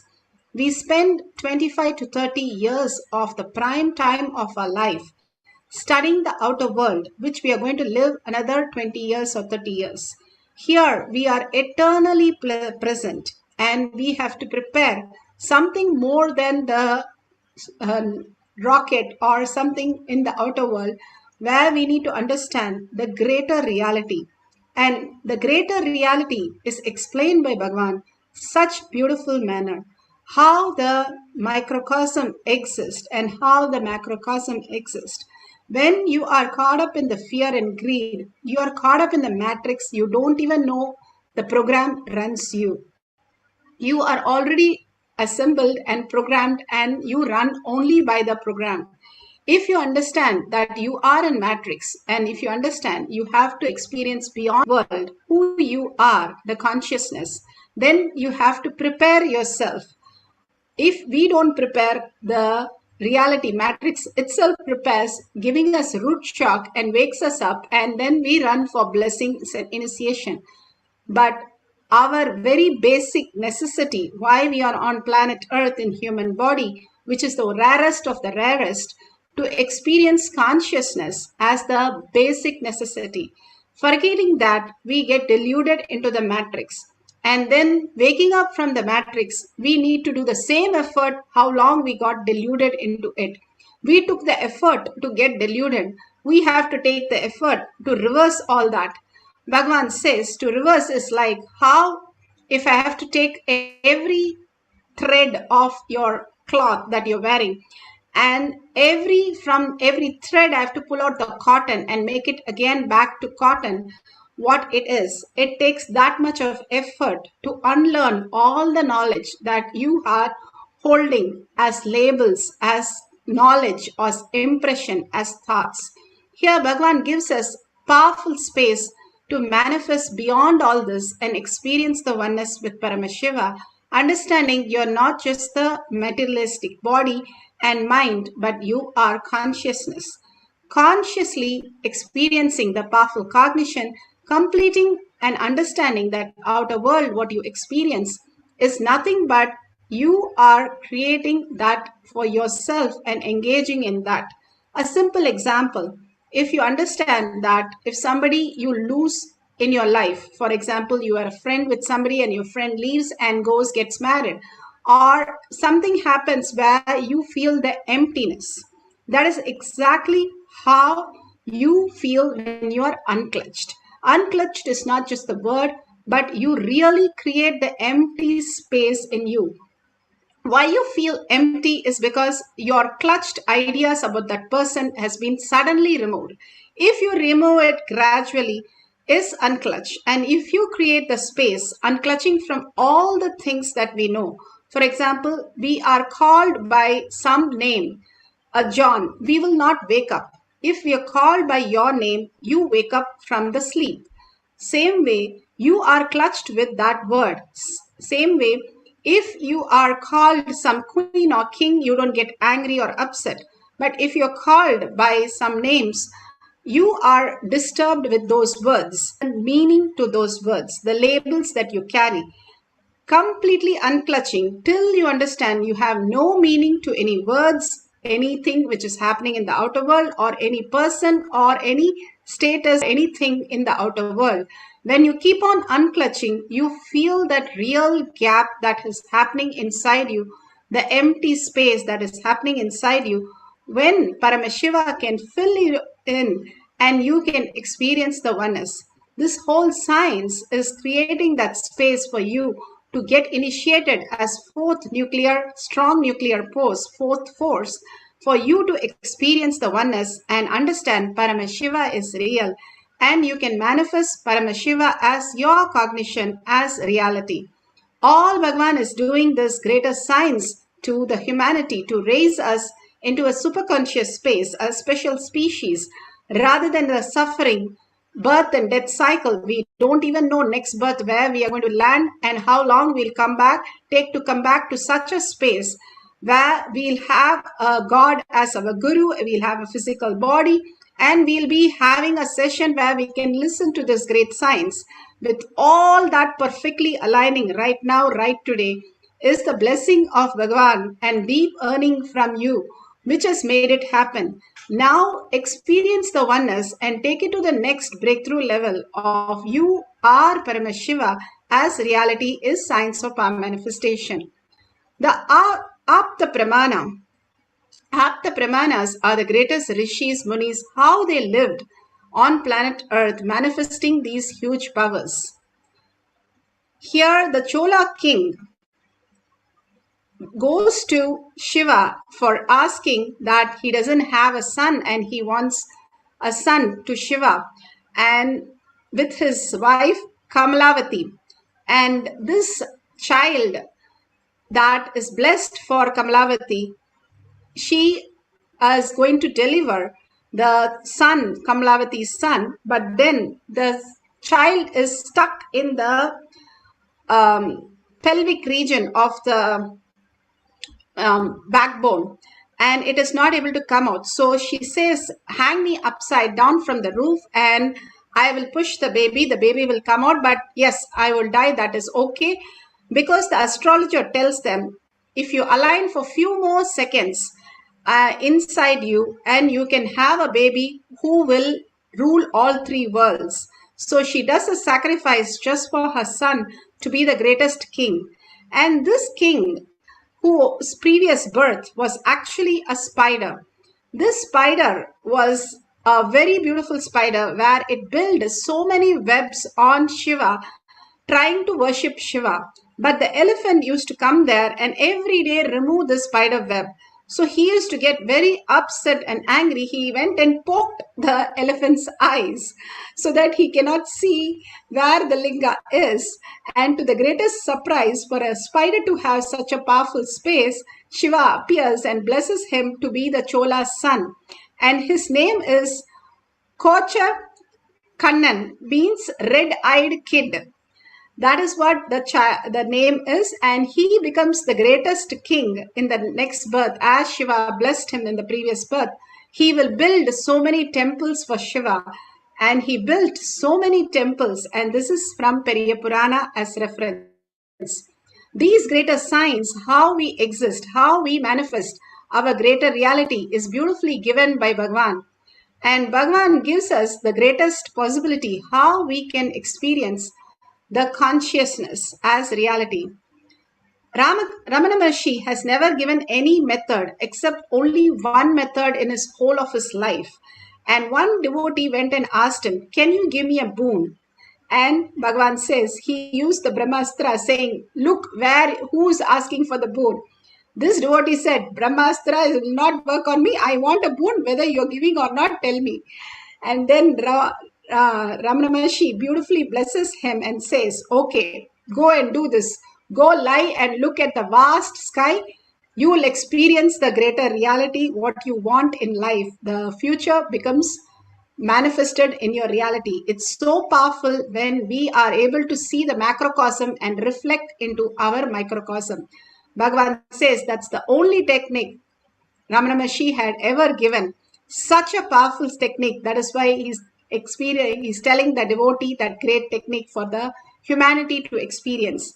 Now Bhagavan speaks about in detail how we can experience the Mahakasha as the macrocosm as our microcosm. I can tell you, I myself have seen with my eyes rishis and siddhas through the samyama. This Raghupati Yogi will make me lie down. My hip has to be on a rock, and my head will be down, and leg also will be down. I don't know the purpose. Still, I am not able to find out why. Maybe from tomorrow, when you guys practice samyama, have one or two pillow just on the hip. You have to lie down on the back, but have one or two pillow for the hip. I do not know the reason, but this is what you used to do. You will always have a rock below my back, below my spine, especially the area where the Muladhara Swadhisthana. Backside will put the rock, and I will have to lie down. The head will be down and the leg will be down. He used to put a little big rock, at least 2 feet height rock, and that I will have to lie down. Maybe that was a rock which was near when he used to take me to do the samyama. He will ask me to lie down. You guys may not need 2 feet height, but maybe 2. But it should be down, and you should be able to gaze at the sky. That's the way it should be. So, anyhow, when I used to gaze, I used to do it for a long time. You guys can try, at least do 2 cycles, 42 minutes. But if you can, do even 1 or 2 hours. That's up to you. But do at least 42 minutes. It will be really very powerful. So,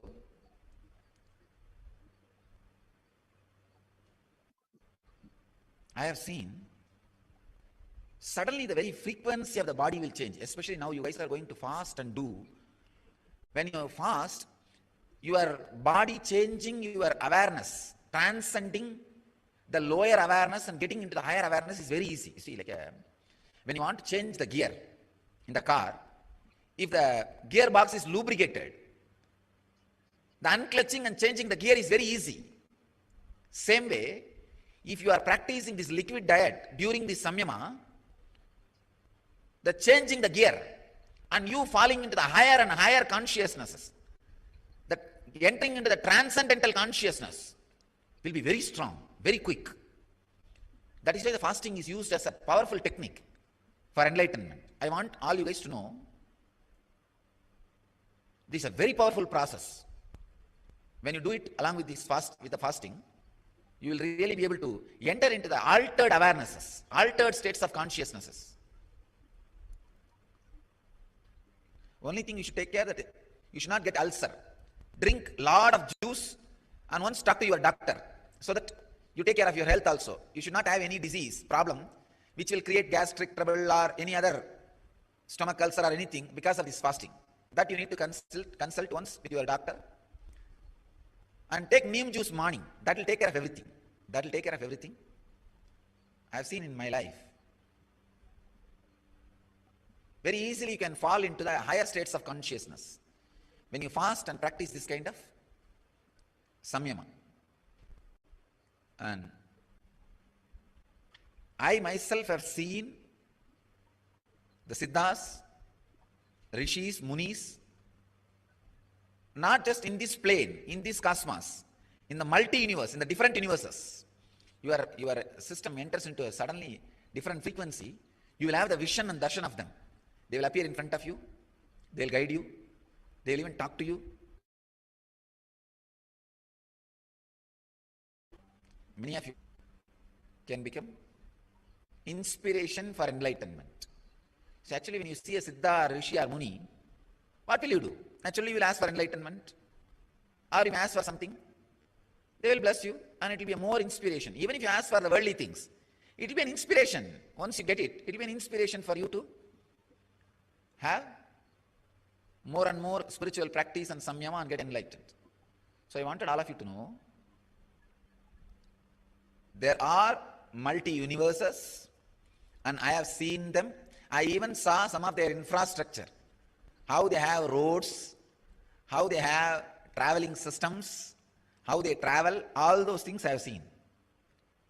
Maybe when time comes, I'll describe all my Akashic experiences, Akashic recordings. Beautiful, of multiverse. Shakshi Pramana. Shakshi Pramana are the million. All this greater truth, how Bhagavan said, Raghupati Yogi made him experience. Our devotees have experienced this greater science as reality. Remote viewing the position of the stars and mapping to the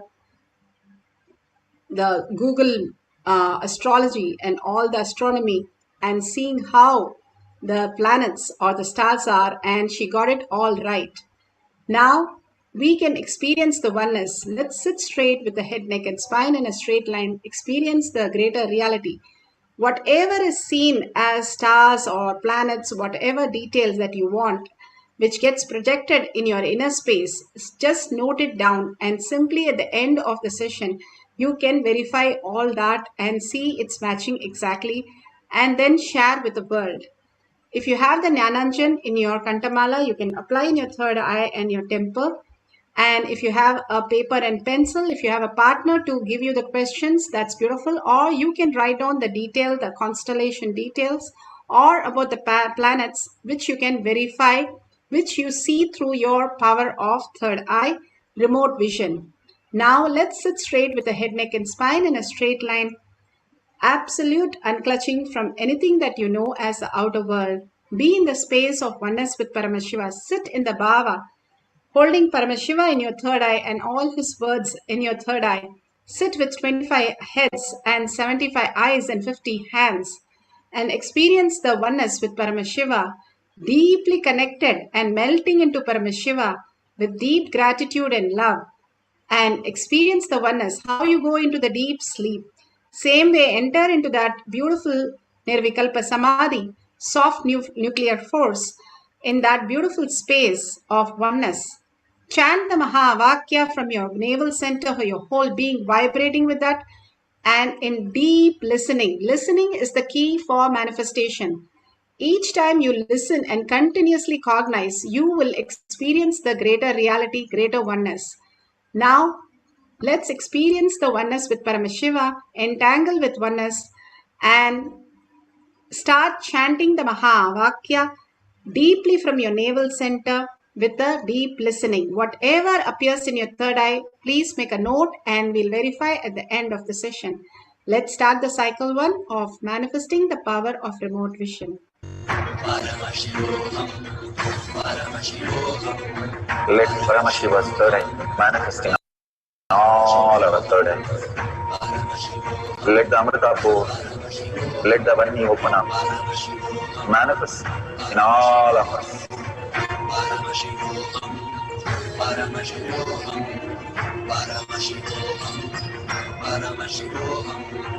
Let Paramashiva overflow, manifest the powers in all our third eyes. Om Nithyananda Paramashivoham. Om Nithyananda Paramashivoham. Om Nithyananda Paramashivoham. Om Nithyananda Paramashivoham. Om Nithyananda Paramashivoham. Om Nithyananda Paramashivoham. Om Nithyananda Paramashivoham. Om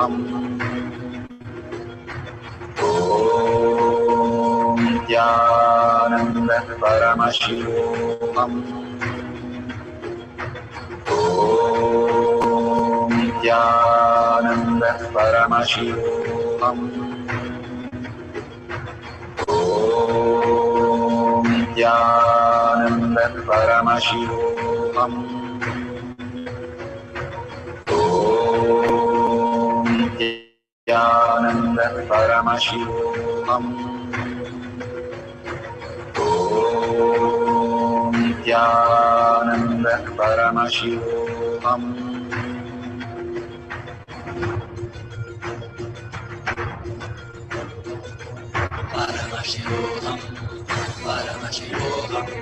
Let Paramashiva's third eye manifest in all our third eyes. Let the Amrita pour, let the Vani open up, manifest in all of us.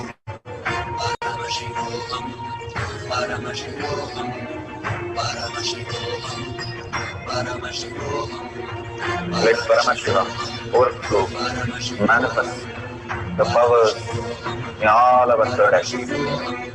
Om Nithyananda Paramashivoham. Om Nithyananda Paramashivoham. Om Nithyananda Paramashivoham. Om Nithyananda Paramashivoham. Om Nithyananda Paramashivoham. Om Nithyananda Paramashivoham. Om Nithyananda Paramashivoham. Om Nithyananda Paramashivoham.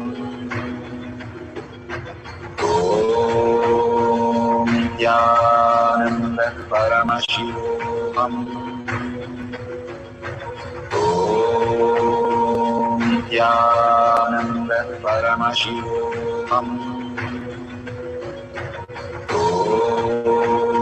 Nithyananda Paramashivoham. Om Nithyananda Paramashivoham. Om Nithyananda Paramashivoham. Om Nithyananda Paramashivoham. Om Nithyananda Paramashivoham.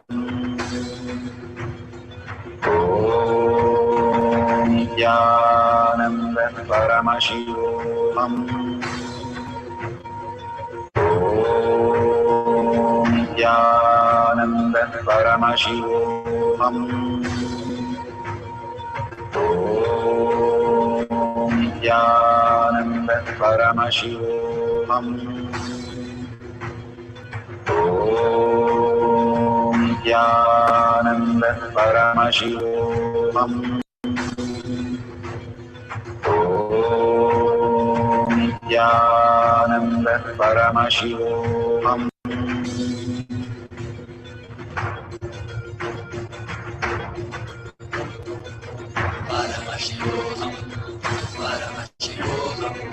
Let Paramashiva's third eye manifest in all our third eyes. Let the Amrita pour, let the Vani open up.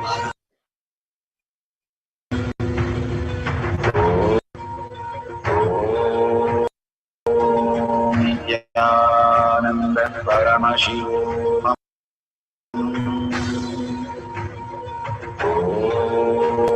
Om Nithyananda Paramashivoham. Om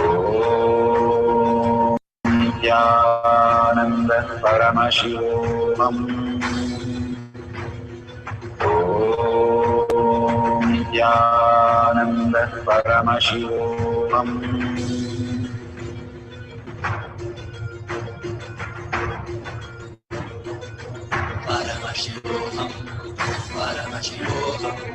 Let Paramashiva's third eye manifest in all our third eyes.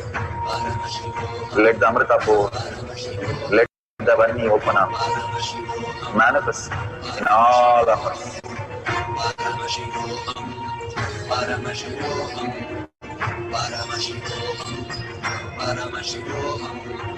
Let Paramashiva overflow, manifest the powers in all our third eyes. Om Nithyananda Paramashivoham. Om Nithyananda Paramashivoham. Om Nithyananda Paramashivoham. Om Nithyananda Paramashivoham. Om Nithyananda Paramashivoham. Om Nithyananda Paramashivoham. Om Nithyananda Paramashivoham. Om Nithyananda Paramashivoham. Om Nithyananda Paramashivoham. Om Nithyananda Paramashivoham. Om Nithyananda Paramashivoham.